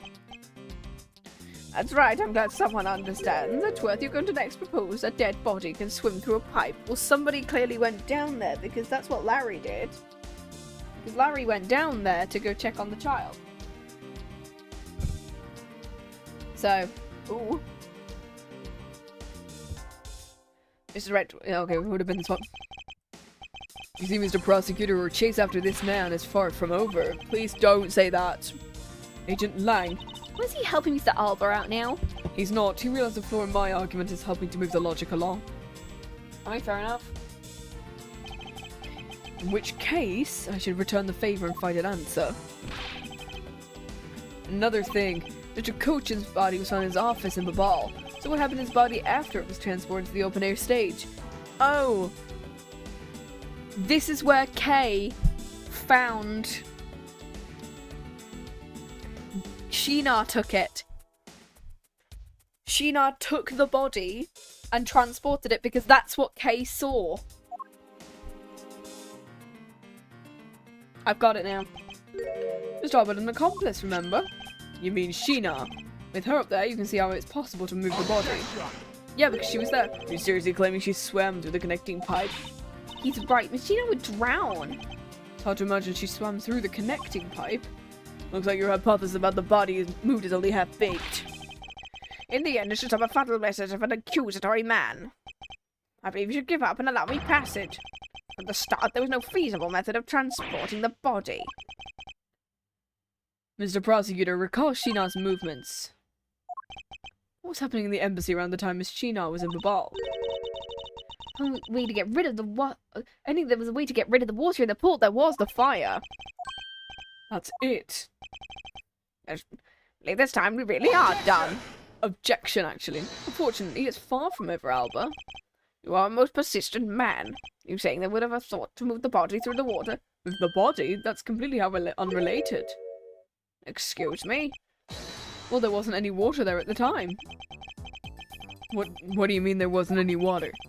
Well, just what it sounds like. Tonight's events at the fire. The fire. Take that! Tonight, the Yatagarasu set fire to a variety of locations in the Babalese Empire. Babalese Empire? The Babalese Embassy, even. In order to put the fires out, much of the reservoir's water was used. Of course, when the water was used, the reservoir's water level went down. And enough water was drained, the connecting pipe could be used to traverse the border. So what? The water level went down, the reservoirs are connected, so what? You can't prove any of that. Yes, we can. Pretending to be ignorant won't work with me. We both know what kind of situation we're in right now. Even in a game, there comes a critical, game-changing moment. A moment in which you hit a wall that you must overcome in order to beat the game. I haven't lost yet. I found the route used to smuggle the body, and that route will lead you to your defeat. Even if all the water was used by the firefighting effort, you still can't really call it a smuggling route. I know that. Should have figured out you would notice. Mr. Alba, how deep were those pools? Those pools are extremely deep. There's no ladders or footholds either. Well, no, they just waited for the water level to go back up, because once enough of the water is gone from the pool, the water level goes back up through the fountain. Which when all they would have to do is wait for the water level to come back up, and they would simply float to the top. It would be difficult for Shih-na to hold the body and climb up. Ladders or footholds, there was no need. What do you mean? If one would use a certain something, they could use up or down the pool at will. Looks like you've got an answer already. What are you waiting for, prosecutor? The fountain.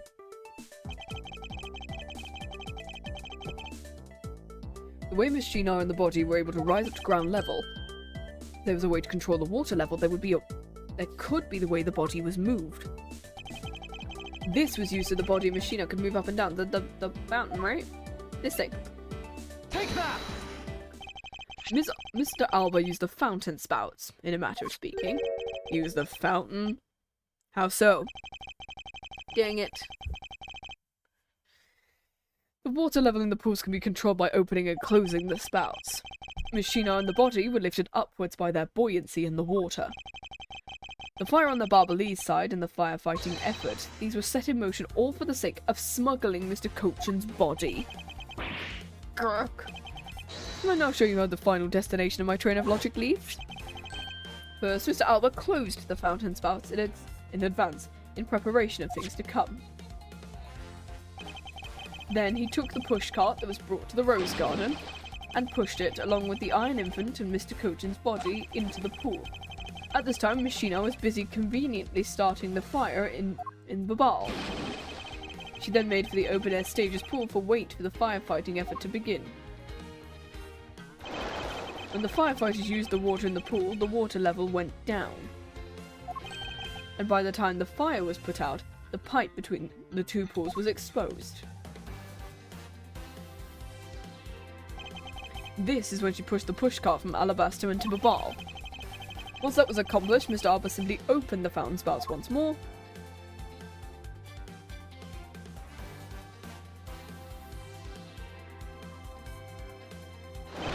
And the water level rose to its original level, alongside with Shih-na and the body. That is such the most convoluted bullshit way of doing this. After that, Shih-na used the pushcart to carry the body up to the Securitat's office. There's an elevator in the embassy, so you see, even with her small frame, she could have easily transported Mr. Cochin's body. And that wraps up my thorough explanation of how the body was moved. Oh. Well, ex-Ambassador Alba, what do you think? Not so untouchable without your precious extraterritorial rights to protect you, are you? I knew you could do it, Mr. Edgeworth. We don't fight back. You accuse me of moving the body across country lines, but when you get down to the nitty-gritty, you don't have what it takes to indict me. The nitty-gritty, what the hell does the old man want now? Proof, I believe that's what he seeks. Proof, without any who's to say any of what said really happened. Do you want me to do it? Do you want me to, like, redo it? Do the K little thief bullshit? Yeah, this is like the most Scooby-Doo level goofiness in this bloody case. I mean, the fact that because of the fact the guitar pick is, quote-unquote, is wet, shows it's been in the pool. He wants proof? What are we gonna do, Edgeworth? There's no need to worry, I've had all the proof we need all along. The body wasn't the only thing to go through the pool's connecting pipe tonight. Just as Detective Gumshoe found the pushcart in the open-air stage area, so too did I find one other item, the pick and the knife. And that piece of evidence is what will prove the pools were the smuggling route. This was another thing. This. Take that! Because it's off the flower. It's off the flower knife. What exactly is this? You have no idea. This little piece I found on the Barbalese side will be your undoing. A guitar pick? What do you explain how it's going to do me in, as it were? Much to your chagrin, perhaps, but this is not a guitar pick. What? This is something I found at the open-air stage, which was transported with the body. I naturally assumed you would recognise it, since you took a photo with it after all. But since you don't, allow me to show what it belongs to, the knife. Take that! Let's take a good look at the murder weapon that was used to kill Manny Cochin. On the handle of the knife, there's a beautifully blooming flower. It would appear it's missing a single petal. Grr. Let's see what happens when we try to fit this pick in the open slot. Oh! It's a perfect fit. I assume that the petal must have fallen off of the flower during Mr. Cochin's murder. Then it was accidentally placed into the pushcart along with Mr. Cochin's body. That's an interesting story, nothing more. Objection. Oh, I'm assuring you, it's more than just a story, because for some odd reason this flower petal was wet when I found it. Wet? And the only place it could have gotten wet from was from the open-air stage's pool. Now, I ask you, how did a part of the weapon which was smuggled into the theatre wind up in the open-air stage area on the Barbalese side of the embassy? I really don't think I need to waste any words explaining this, as the petal explains it all for me. And proves that someone went from the Rose Garden's pool on through into Babal. Gotcha, bitch. Impossible! The people of Zhengfa have been waiting to see you face to face, Mr. Alba. I'll tell you everyone back home will be there soon. You should be happy. Why? It's been a little late to be asking that question. You should have known from the very beginning when you took your first life.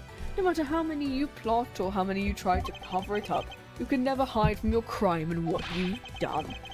Because we're here to see it, the justice is served to people like you. You can't call what you've given a perfect argument.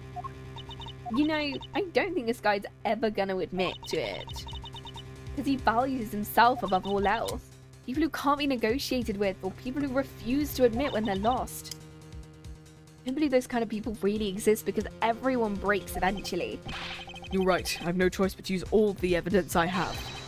I'll use it until he breaks under the weight of his crimes. I request you testify once more. Not twice more, not thrice more, not so many fucking times more that it gives you 50 more parts. Once more, that will be the end of the line. Okay, final part, come on. This has to be the final bit, right?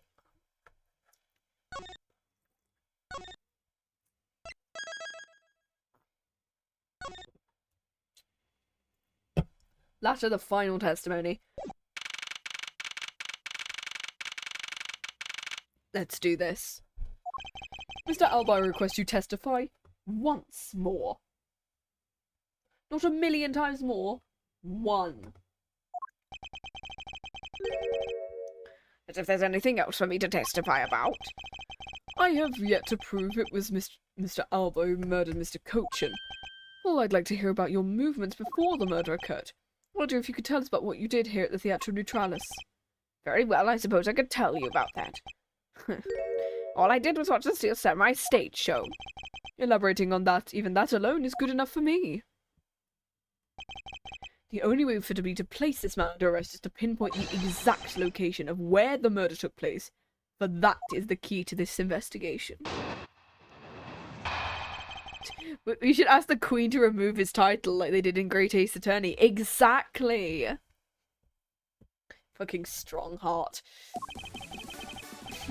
I watched from the last row. The stage was well lit, but it was dark in the audience. I swear I was there, but it's hard to prove that, I suppose. Had to remember the contents of the show well. Is that proof enough for you? Those moving scenes were seared in an old man's heart. I'll never forget them. Are we sure? You were in the theatre proper? You were in the theatre proper watching the Steel Samurai stage show, were you? Of course I was. I have a great fondness for the Steel Samurai. Yeah, it was pretty cool up there, wasn't I? You're not the one who was cool. The Steel Samurai's cool. The Steel Samurai's special finishing move today was really something. Edgy, who's she? Who's the super cute girl? She's been standing there this whole time, and only now he notices her. Her name's Kay Faraday, and she's helping me. Sorry I didn't get to introduce myself, but better late than never. I'm Larry Butts. Please don't do that. She's... Oh, let me casually reiterate. She is 17, girl. No. Larry, you're 25. You might want to wait a couple of years. So I didn't see the peanut getting read. There's no such time for such trivialities at a time like this. Oh, why did I click autoplay? That's not good. Mr. Prosecutor, this is the final battle. This is the final battle. Anyway, I can't sing Megalovania higher. It feels weird. This is the end for that man there. Now that's the kind of thing I like to hear. I think I'll give trusting you a try, Mr. Prosecutor, or rather, Mr. Edgeworth.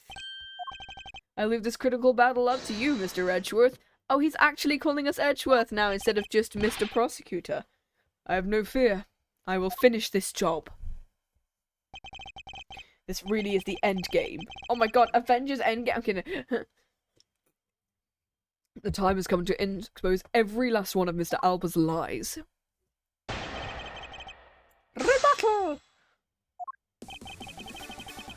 I watched from the last row. Okay.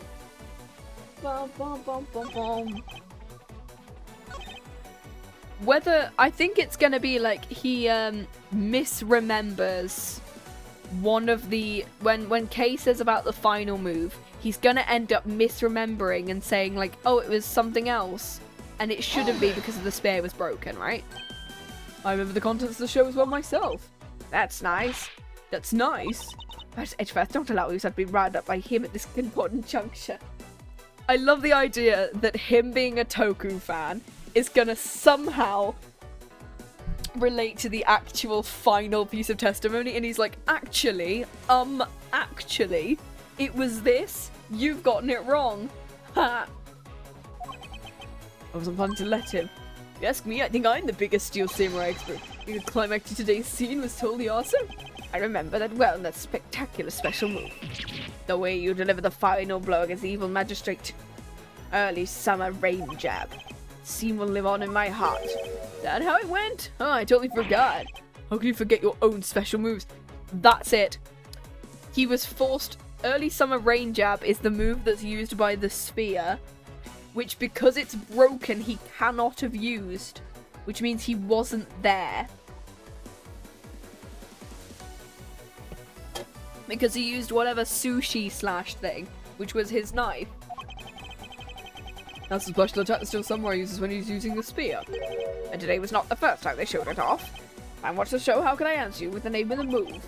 I suppose you're correct, but if you could, please elaborate on this point for me. Ooh, sorry mate. Objection! Sorry. The special move today was the early summer rain jab. Is that your final answer? You little irritating gnat. You really think you can trip me out by asking the same question? That was not my intention. Your testimony is more than sufficient. I believe you would be wise to take a look at this. Samurai spear, what about it? The spear actually never made it on stage today. Excuse me? Unfortunately for you, tonight's Steel Samurai happened to be a goof of a young man with an abundance of useless hot-bloodedness. Having said that, said useless man bent the spear during his rehearsal this evening. Do you remember what the Steel Samurai special move was tonight? He has the Steel Samurai Sushi Slash. Oh, correct, because he couldn't use the spear, a last-minute change was made. Had you really been watching the show, you would have known that move was used. Oh, Quirkus Alba, you didn't even watch a single minute of the Steel Samurai stage show, did you? Oh.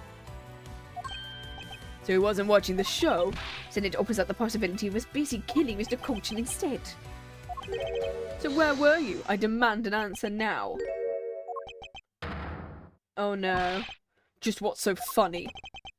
You're so sloppy, and so are your conclusions. I still insist I watched the show or most of it. What do you mean most of it? During the show, I left my seat for a spell to visit the bathroom. That's not helping your case. You literally said that you weren't there for a part of it then. Mate, this really isn't helping. I assumed that's when the dramatic scene was played out. That's the lousiest, lamest excuse I've ever heard in my life. Just because he got the name of the move wrong, we can't really use that as proof he didn't watch the show.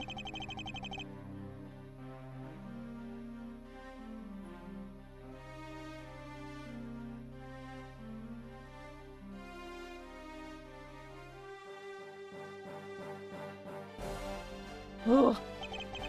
As a fan of the Steel Samurai, I wanted to watch the entire show. Fake fan, oh my god. Yeah, as a Steel Samurai fan, as someone who wasn't in his seat for the climax, you have no right to call yourself a Steel Samurai fan. Oh.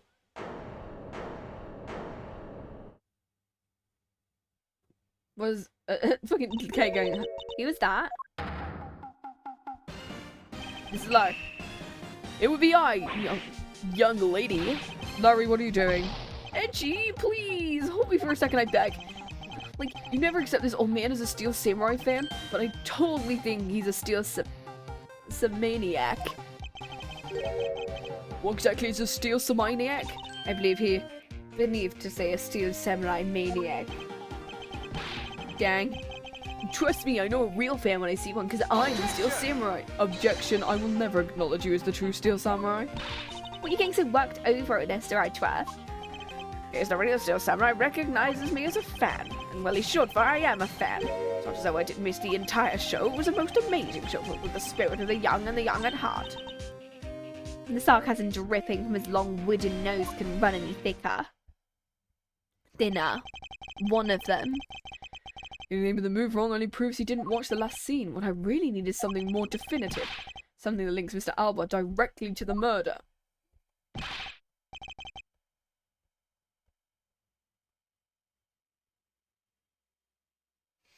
You know what, Gramps? You're really something else. I'm honored to receive such praise for the Steel Samurai, but what's it for? Well, I was just wondering how you found out about the early summer rain jab. It was a bit of a secret that only a small portion of the staff know about. Wait, it was a secret? Larry, what did you just say? You say something stupid? No. When does this take place? In terms of, like, actual year? Or, like, in terms of the timeline? So in the timeline of Ace Attorney, you've got the original trilogy, Phoenix Wright, 2 and 3. Oh, timeline. You have 1, 2, and 3. This takes place after the 3rd game, but before the 4th game. So in terms of, like... Are we actually going to prove he's not a real fan? Oh my god. Timeline. Yeah, so you've got the trilogy, 1, 2, and 3. I can't remember what bloody... I keep wanting to say Dual Destinies is like 5. That's number 5. I don't know why I can't remember what number 2 is called. It really annoys me. Because I remember...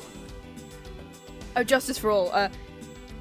Because you've got number 1, then Justice for All, Rise from the Ashes is the 3rd one, then it's this one, then Investigations 2, and then a couple of years later, like...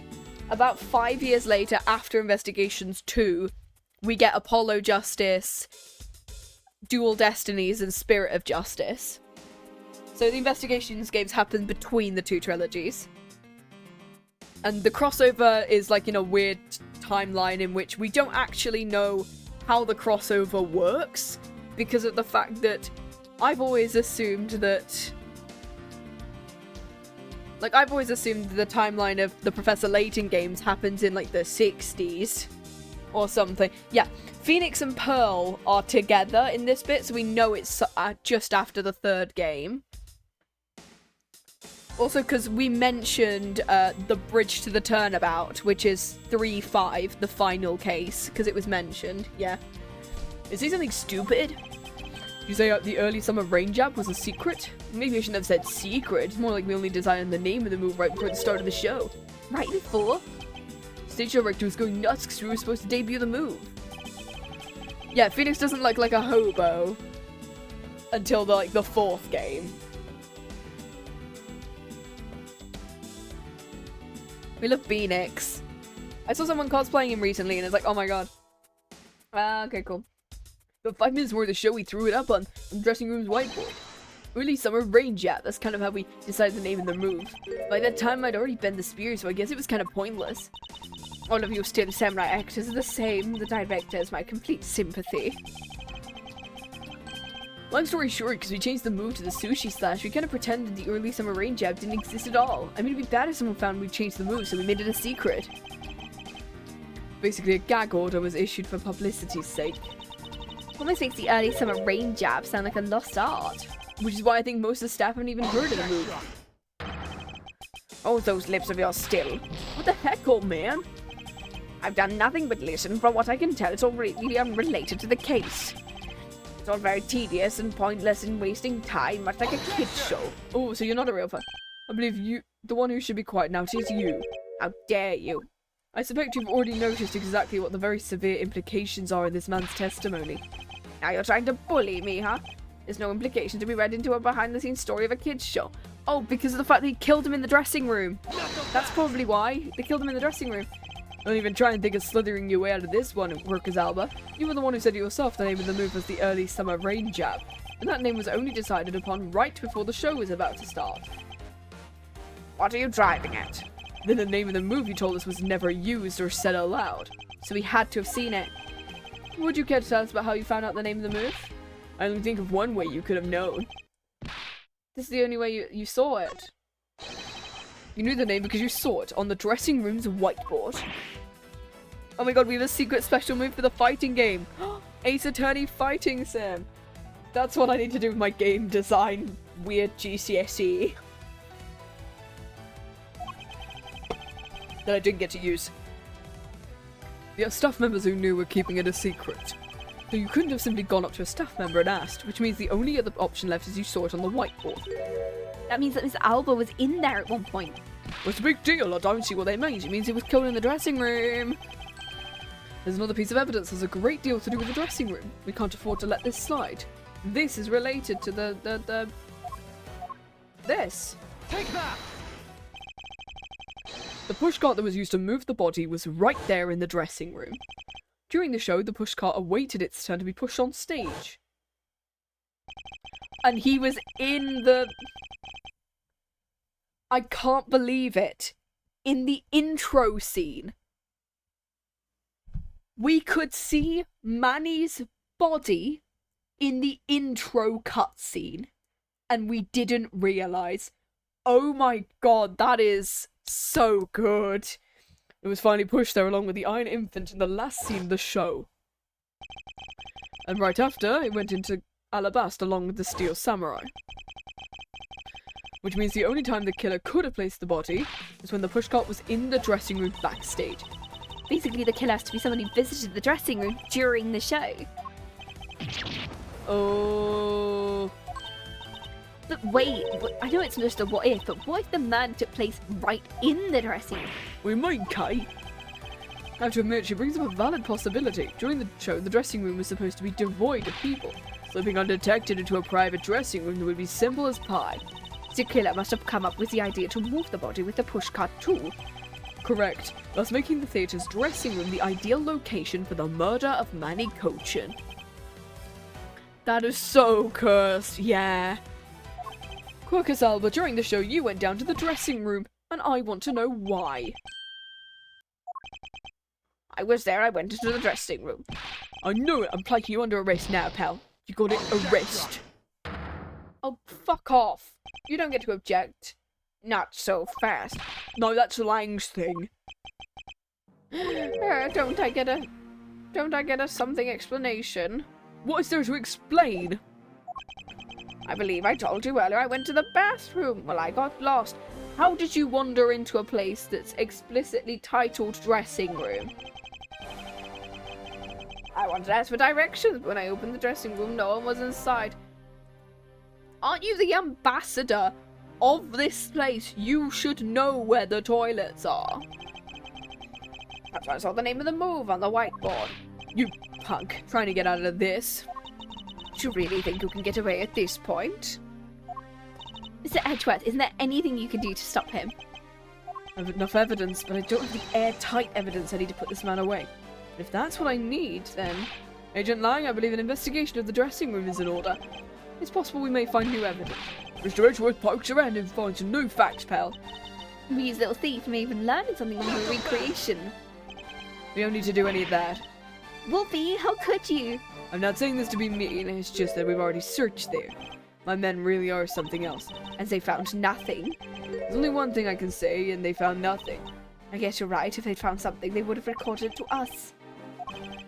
I couldn't find anything because there was nothing left to find. And if there's no info to feed into Little Thief, I can't do much to help either. Is this the end? The murder took place in the theatre, which is not protected under extraterritorial rights, and it was Alba himself who committed the murder. If I can't prove both statements to be true, Alba walked away a free man. No other cause of action left to us? Toilet? Toilets? In my country, we do everything in our pants. We love him. It's like... Would you mind changing my diaper? Please leave me alone. A debate your hand of cards has turned out to be a bust. You'll excuse me, because of you people, I've missed my flight. I must haste to arrange for a new one. Who's this?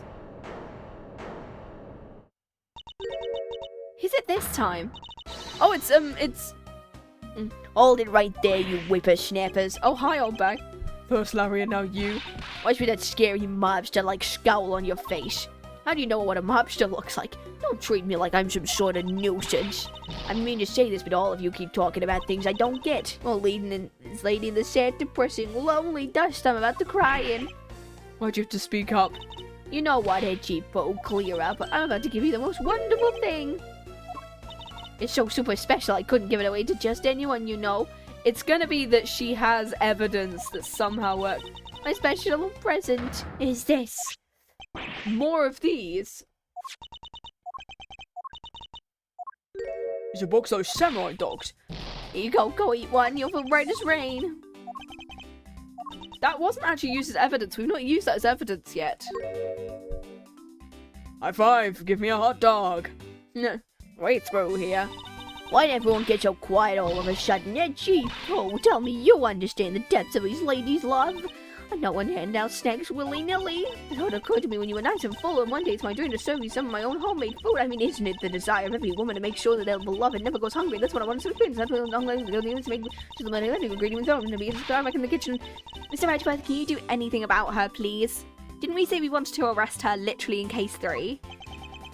There is no power on earth that can force that woman into silence. I'm so sick of tired of all of it. All you people do is look down on me. Even this box of samurai dogs played me for a fool.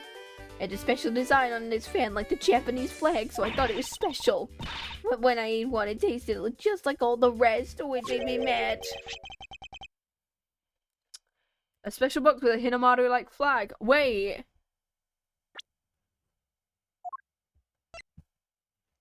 The spots aren't supposed to be coloured. It's blood.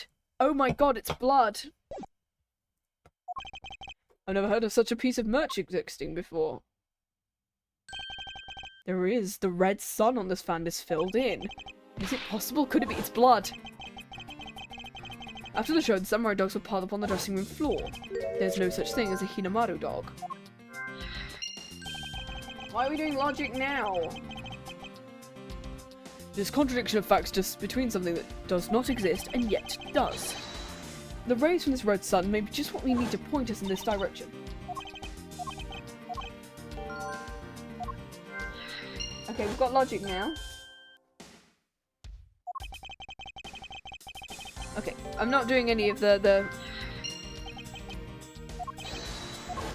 Okay, we're just using all the logic, so I'm not going to speak about the past stuff, because literally it is... We're like at 4 hours now, so we've done it in... So we will be able to do it in under 5 hours, oh my god. No matter how fragile or smart the connections may be, once we've found them all, the way to the truth will be revealed. So we just do logic now.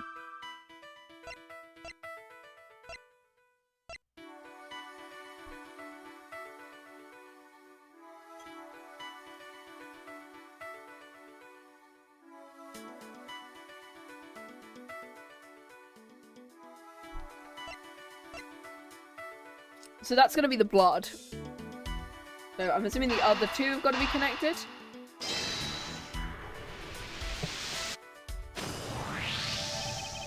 Also, I'm assuming this is our maybe last logic thing as well, which is so weird.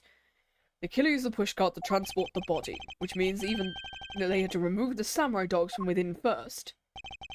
Therefore, the samurai dogs that were piled up on the dressing room floor were most likely taken out of the pushcart by the killer.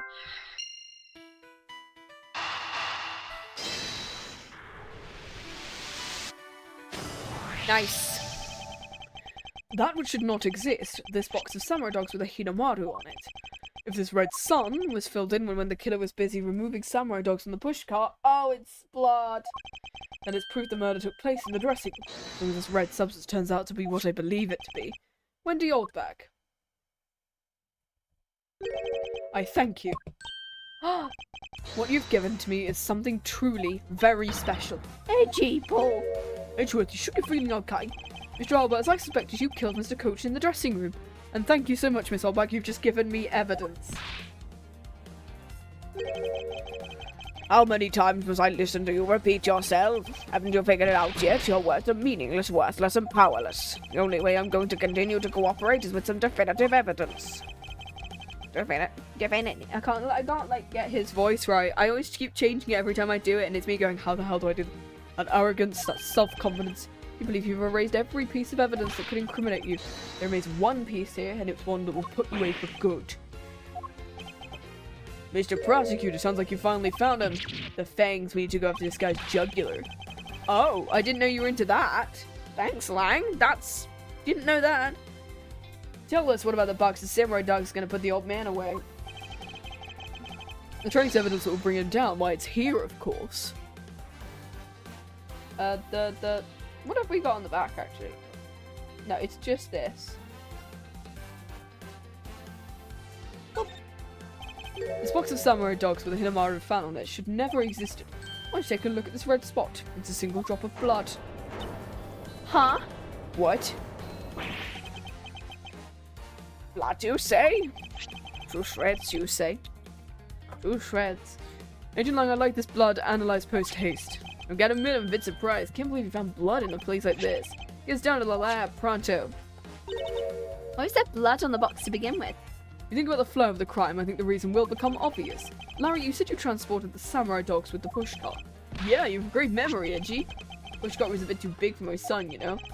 So just had to make sure everyone could see him. I had to pile some stuff in. Figured the samurai dogs were there, so I used them to fill up the cart. If what Larry says is true, then what the box is doing on the floor. Killer took them out in order to place the body in the pushcart. Exactly, and that's when I believe the victim's blood found its way into the box. When my men investigated the room, not a single box of samurai dogs was in there. His embassy staff members had already confiscated him. No doubt to hide the evidence of the murder. Good thing Miss Oldback managed to steal that one before they got to him. Looks like Miss Oldback also managed to put this great thief to shame. What a scandalous way of putting it. I didn't steal, I received it. From myself. For Casalba, I'd say this was one very fatal oversight on your part. Oh no. Sorry to rain on your little love fest, however. How can you be so self-confident with a no-win situation? Even if the blood turns... I keep trying to go to bloody old bag. It was my children in the ground. Even if blood turns out to belong to Mr. Colton, then what? So, Mr. Edgeworth, that's like he's not ready to call it quits yet. The sole piece of evidence that was left at the scene of the crime. That has shed light on a new fact. At the very least, we've proved the murder occurred in the dressing room. And... Huh? Excuse me, sirs. Hum, bum, bum, bum, bum, bum. Report whatever the results of the analysis. The red substance came back in its blood. I knew it. Crocus Alba. Is it going to be... Oh, what do you might... I wonder if you might humor my question. Your question? The one from before. That is Mr. Colton's blood. What difference would it make? Like we already told you, it proves the crime scene was the dressing room. Doesn't prove I'm your killer. Oh, for goodness sake. The blood on the box doesn't prove that Mr. Alba is the killer. And evidence is meaningless? Can't be, we're so close to it. I want to smack that smug look on his face. I mean, there's got to be something we can do. We finally found a solid piece of evidence. There must be something I can expose with it. I can't think of a single thing. Oh no. He's having a big old laugh. If you'll excuse me. Who this? Who is that? It's too late. I won't allow anyone to stop me now. Wasn't me, pal. Wasn't me this time either. It wasn't me either. It was me. Oh, it's the forensics guy. He really just wanted to get in on the action. Objection! It was me. Because I didn't report everything to you. There's more. White, hurry up and spit it out. The blood I mentioned, it's not of the same blood type as the victims. Oh. It's Alba's blood. Because if the crime took place, then...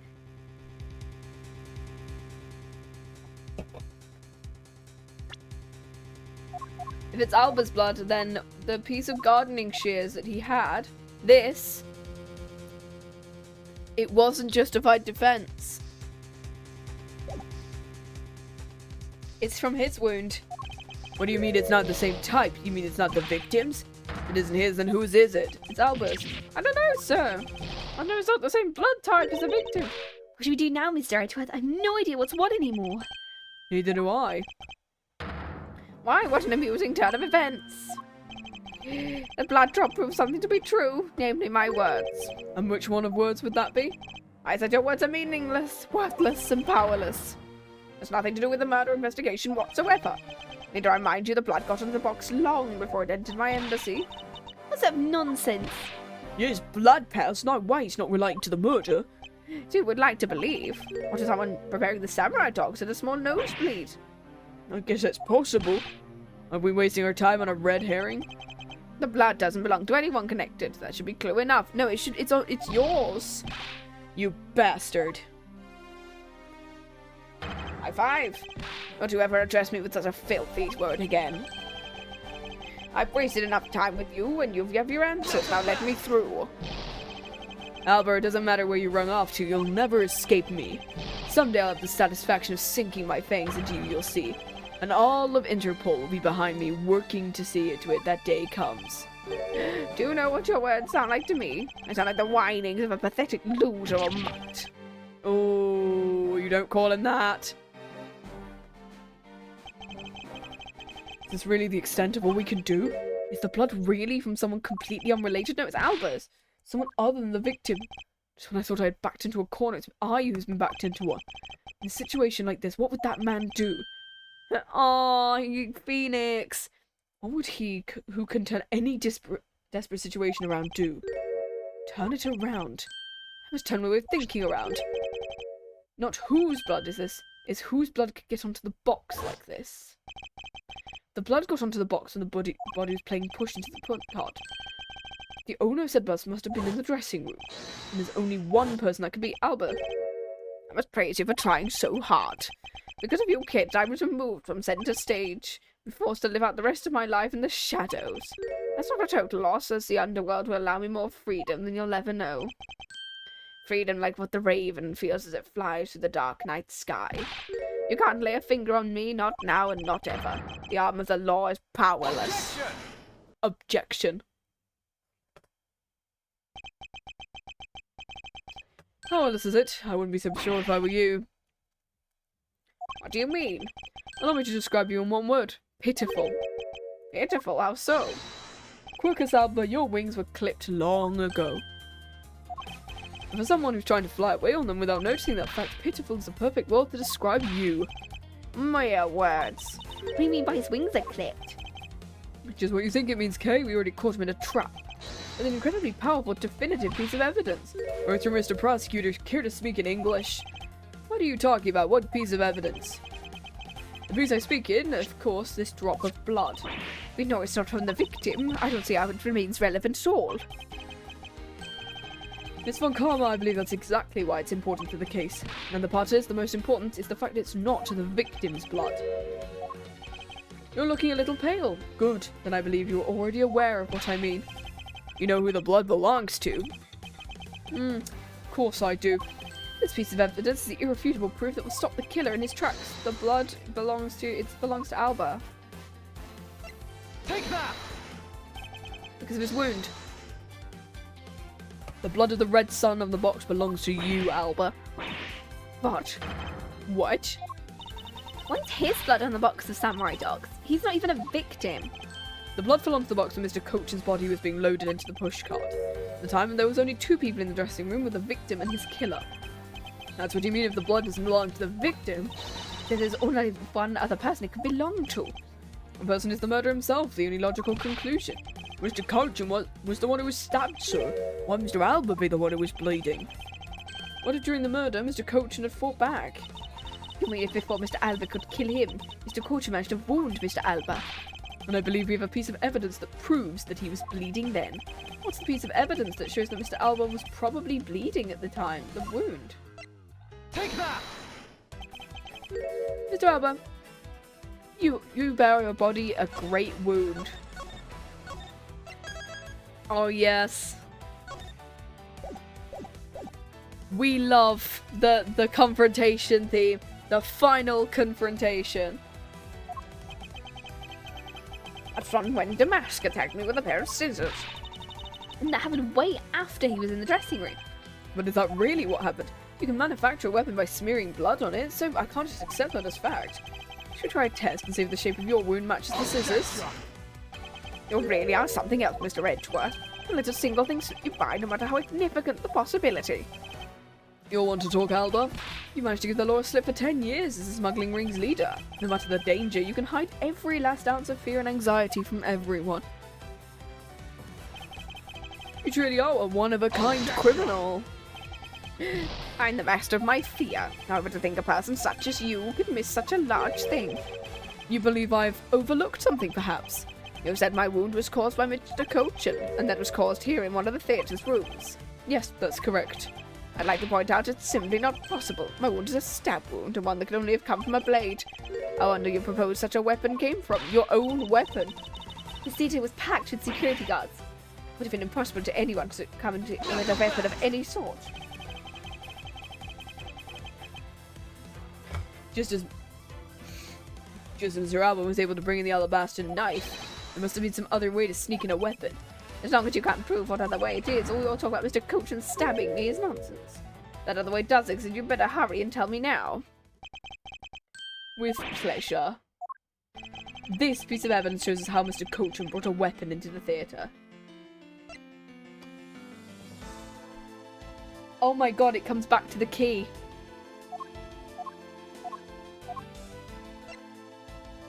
It comes back to the key.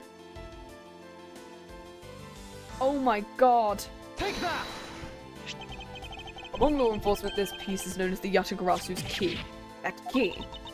That's the key my father stole from me 7 years ago. And it's very unique in the fact it's both a key and a knife.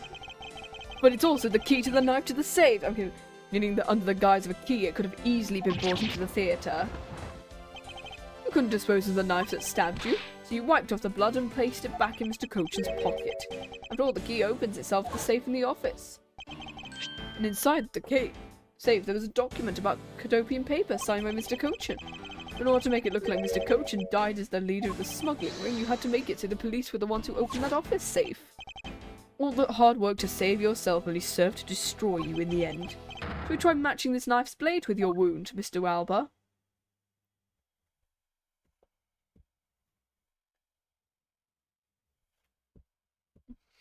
Exactly. And that is what some may call the coup de grace. Impossible. You can't take me down. All of you swine. Especially Manny Coachin. You sought to steal control of the smuggling ring by removing his ambassador. I deserve to die by bearing the guilt for my crimes for me. So I've sent out the Yatagarasu's card while the incident was born. And he was supposed to be the leader who was killed by the Yatagarasu. I had another reason, another story. And his death was supposed to bring everything to a close. I would have gotten away with it too if it wasn't for you meddling prosecutors. Holy shit, it is a Scooby-Doo case! Mr. Alba, I'm afraid there's one more question I forgot to ask. This country's, or Alabast's, which country's court would you like to face first? Either way, it's game over. Edgeworth! Oh my god.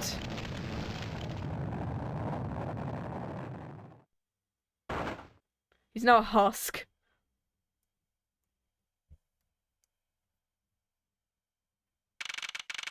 March 17th. Well, that's it, guys. We don't have to play any more of this. I'm gonna... This is it. The big day is Mr. Alba's trial today. Next week is scheduled to try and trial in his own country of Alabast.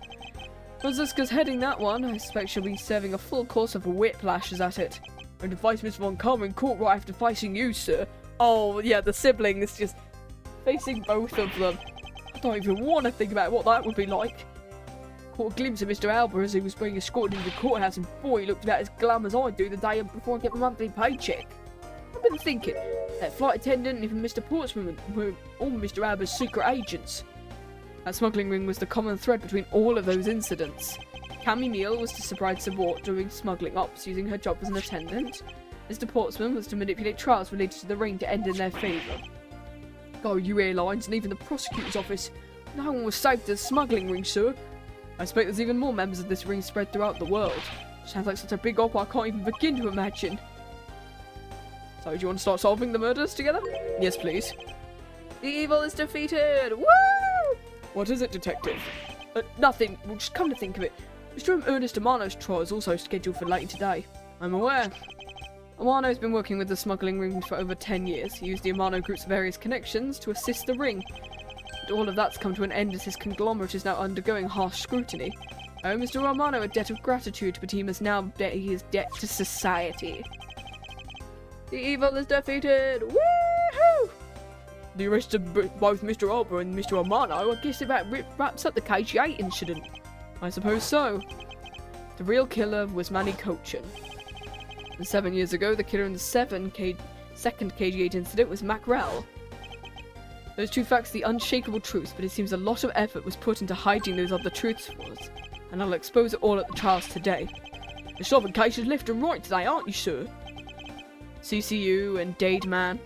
Perhaps now those two brave souls who tried to make the truth unknown can rest in peace. By the way, I received some gifts from Ambassador Paleno. Shrimp, crab, beef. I don't need any of these, so I'm giving them to you. Seriously, sir? Wait. Don't think I want them anymore. Why are you holding them? Don't tell me just coupons. Have you not read the paper? Ever since the two countries became Cadopia again, the economy has changed. And it seems Heleno's reaped a few benefits of his own. He's been announced the official ambassador of the newly reunified Cadopia. Even though every item he sent is a treasure, you don't... Oh, is this K? Even though every item he sent is a treasure, you don't seem interested. Well, if you don't want them, I can give them to my lovely assistant, Kay. That's not what I said, so Edgeworth, please let me have him. Actually, come to think of it, where is Kay? How come she's not here? She's in the back. You've got to be more alert than that. I can't believe you didn't notice. I was even mimicking Mr. Edgeworth's voice. Totally didn't notice you or realise that voice was you. Lang Z says ferocious love blooms with every new spring. Agent Lang, a pleasant surprise to have you here. Been a long time since I set foot in a courthouse, but I wasn't gonna miss watching the guy who screwed up my country finally get what's coming to him. Oh, that and something else. I want to see you in action in court. So Agent Lang, we flushed out all the counterfeit bills so the Zheng Fire is finally at peace. And it's all thanks to you, so I just want to say thanks. I never thought I'd see the day old Wolfie says thanks to Mr. Edgeworth. I should be the one to thanking you, Agent Lang. If you hadn't negated Mr. Alba's extraterritorial rights, I would not have been able to bring him to trial. I believe the victory belongs to the both of us in this case. A shared victory, huh? Don't get me wrong, I'll still never forgive you prosecutors. And I have zero interest in that truth thing you talk about in court. I've always done things my own way, and I'm not about to change. I see. Well, I believe you should follow your own creed when you do the job. And if there's ever someone your precious truth can't catch, feel free to sit around and cry about it all you want. But as for me, I'm gonna get that person no matter what. Alright. About time for the trials to start. I'll see you later. I'll be watching your performance from the gallery. I'm looking forward to it. I'll prepared a whole ton of tickets out for today's victory, sir. Aw, I love the fact that actually he is the one who throws the confetti at the end. Oh, that's lovely. I'll help throw some around when Mr. Edgeworth wins. Oh, you got enough, because I'm going to call my men up as well. I love the fact that if he wins, everyone is just throwing confetti at thingy. A modest amount of ticker tape goes a long way. Oh, and he gets a... The scene shifts to the courtroom. The final act of this long tale begins. Please tell me we don't have to do this again. The legend of the great thief Yatagarasu. The story of those who chose to dedicate their lives in pursuit of the truth. Prosecutors are those who seek a guilty verdict for the defendants they meet. And to that end, you have no choice but to win by any means necessary. That creed was forced on me since I was young. However, I can no longer think we all prosecutors are. And that's because... Who's against him? Phoenix. I'm assuming it's not Phoenix. Can't be. Even though I've only been away from the courtroom for a short time, I feel as though it's been a lifetime since I set foot in one. And today, more than any other day, I feel the fight within me rising. Objection! Woo! We've finally done it!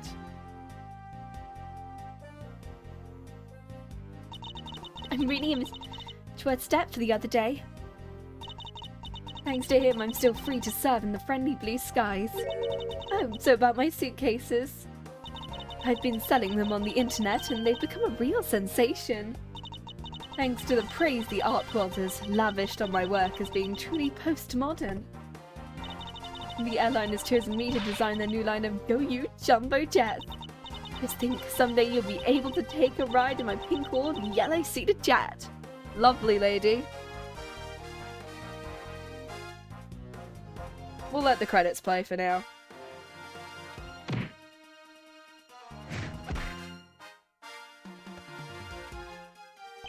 Edgeworth, though, that ruthless of uproot men. Because of him, my time and money is wasted. But more importantly, I received the most fantastic treasure, the Primado statue of the Principality of Cadopia. It weighs a bit light in my hands, but the Ambassador Polino is most generous. I might as well do the voices as well. Ah! We finally caught Agent Hicks's killer, and I was able to witness Mr. Albus tear the eyes. It is good to finally bring everything to a close. I received another offer from Interpol to work another case in cooperation with them.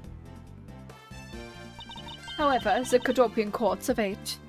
I love the idea that if we ever got an investigations Franziska, we'd get to see Langenbad again. Cadopia's air is supposed to be very fresh, so my whip should find new vigor there.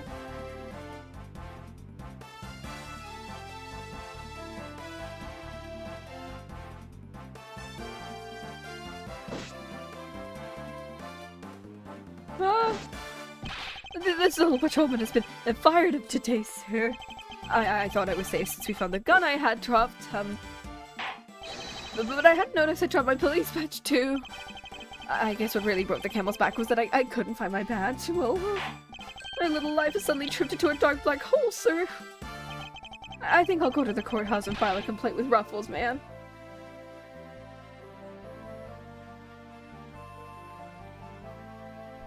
Oh, we're also gonna go through all of the credits because it's been 4.5 hours, which I thought was less than I thought it was gonna be. Hi, Emma. I was actually hoping to talk with Mr. Edgeworth a bit more than I did. But I've got to get going and return to Europe. I've still got a long way to go, and a lot of study to stuff there. Nope. Next time I help Mr. Edgeworth, I'm going to do it as a real forensic scientist. I'm sure he's going to need all the help I can give him, scientifically speaking. This is the first time I've actually done all of the voices, because I didn't do them in the trilogy.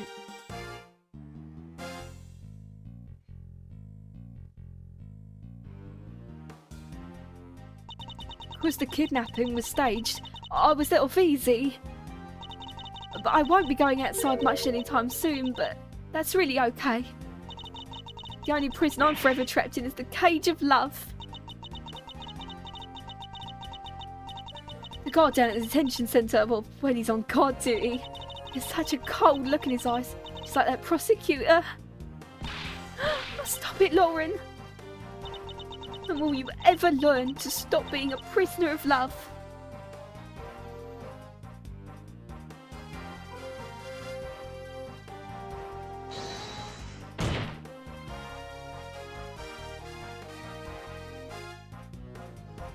Oh, I think I found someone to raid as well. There's all sort of drama that takes place outside of the courtroom. There's the judges here in day out. I've only heard a few rumours, but... And Mr. Edgeworth teamed up with a thief and became a detective. Perhaps I should team up with a bailiff and try and become a lawyer or something.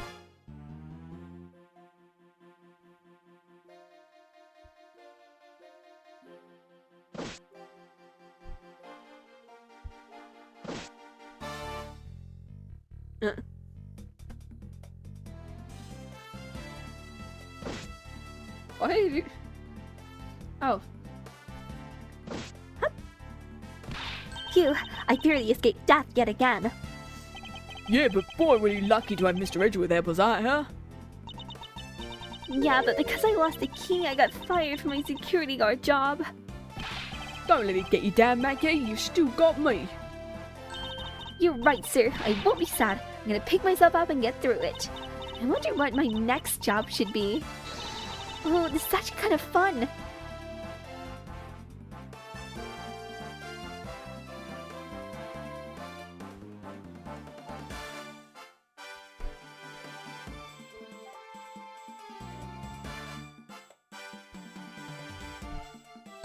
Why not come to Cadopia for your summer vacation? We've coupons aplenty. Right now, our embassy is proud to present our Let's Investigate a Murder show, that recreating that particular cases with a small few fires of its own. Then we had a few problems with the fire marshals, and next event will be great. It'll be an attraction entitled Capture the Yatagarasu. Of course, I enlist Kate's help in creating our attraction.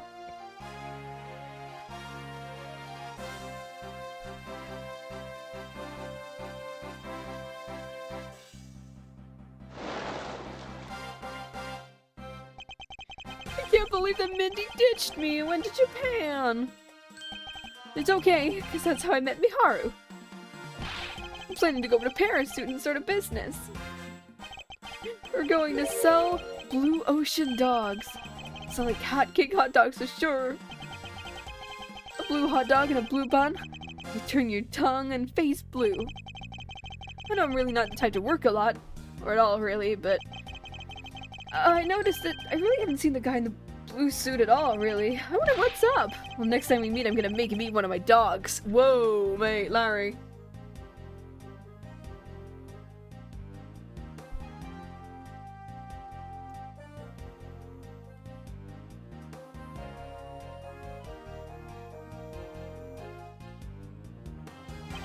I gave testimony in court today as a member of the Yatagarasu. Yo, Mr. Bad, you look well, all things considered. By the way, have you noticed that elements within the ring have begun moving? They're probably fighting over who should succeed, over who should be the next boss. Although, to be honest, I wish I could forget I'd ever heard of that smuggling ring. Lang Z says, thoroughly bite the poisonous snake from head to tail. No one runs afoul of the law and escapes this wolf's fangs. I'll get you all yet. Yeah, Larry about to be scanned for the billionth time. When did I become so old? I've begun noticing the grey hairs in my beard more. I'm thinking of retiring my mirror. Okay, is that it? Or is there more?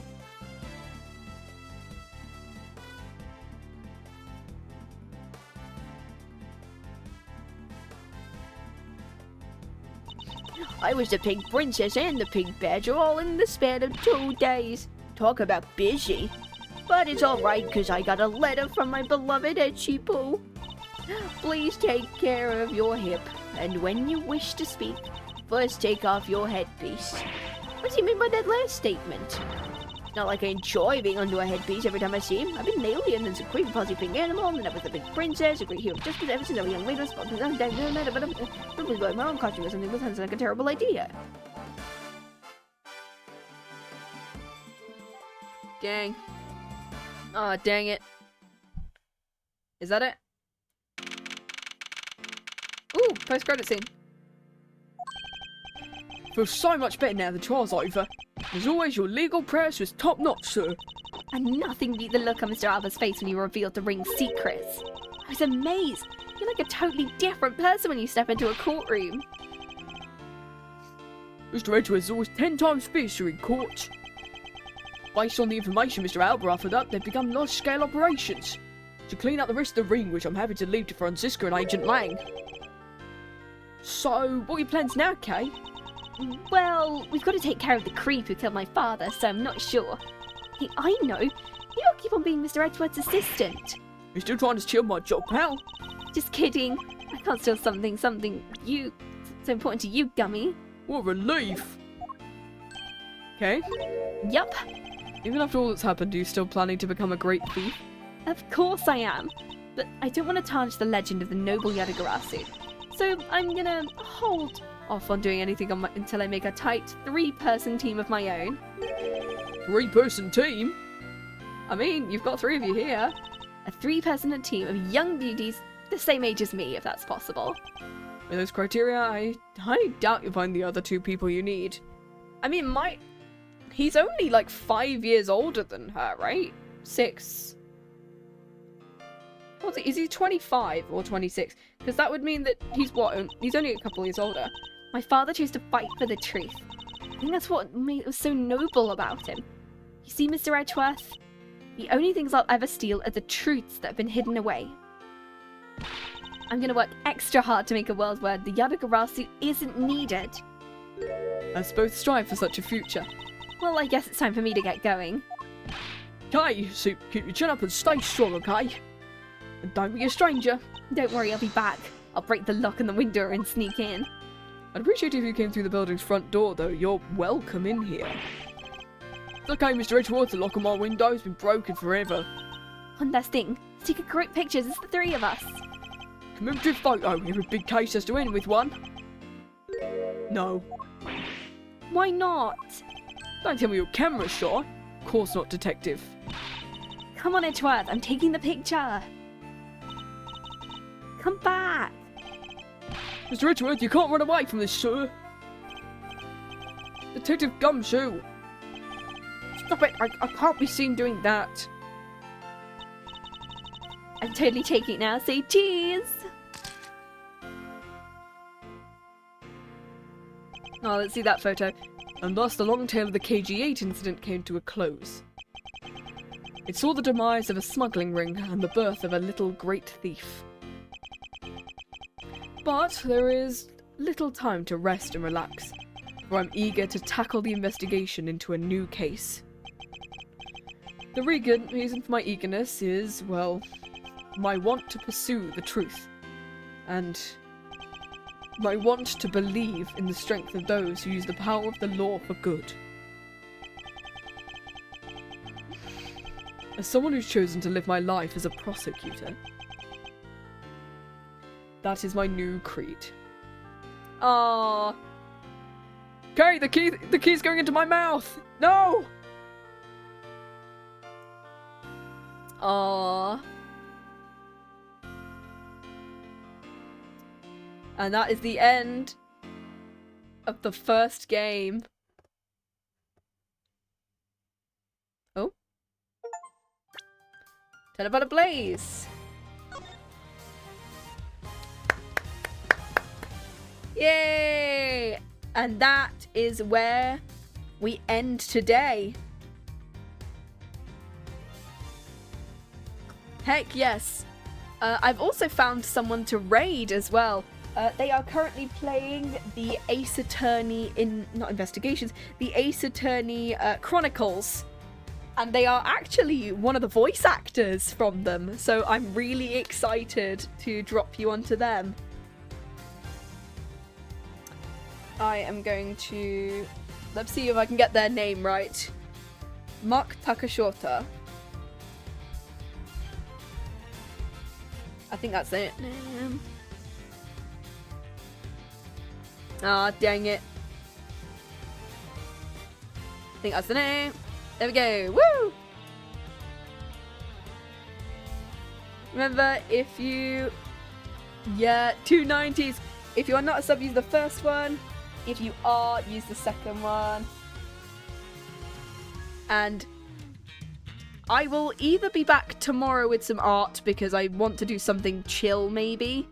And then we might do something on the weekend that's not Ace Attorney just for a week. And so hopefully I will see you guys either tomorrow or next week. And I can't wait. Thank you so much for joining us on Ace Attorney Investigations #1. Let's go!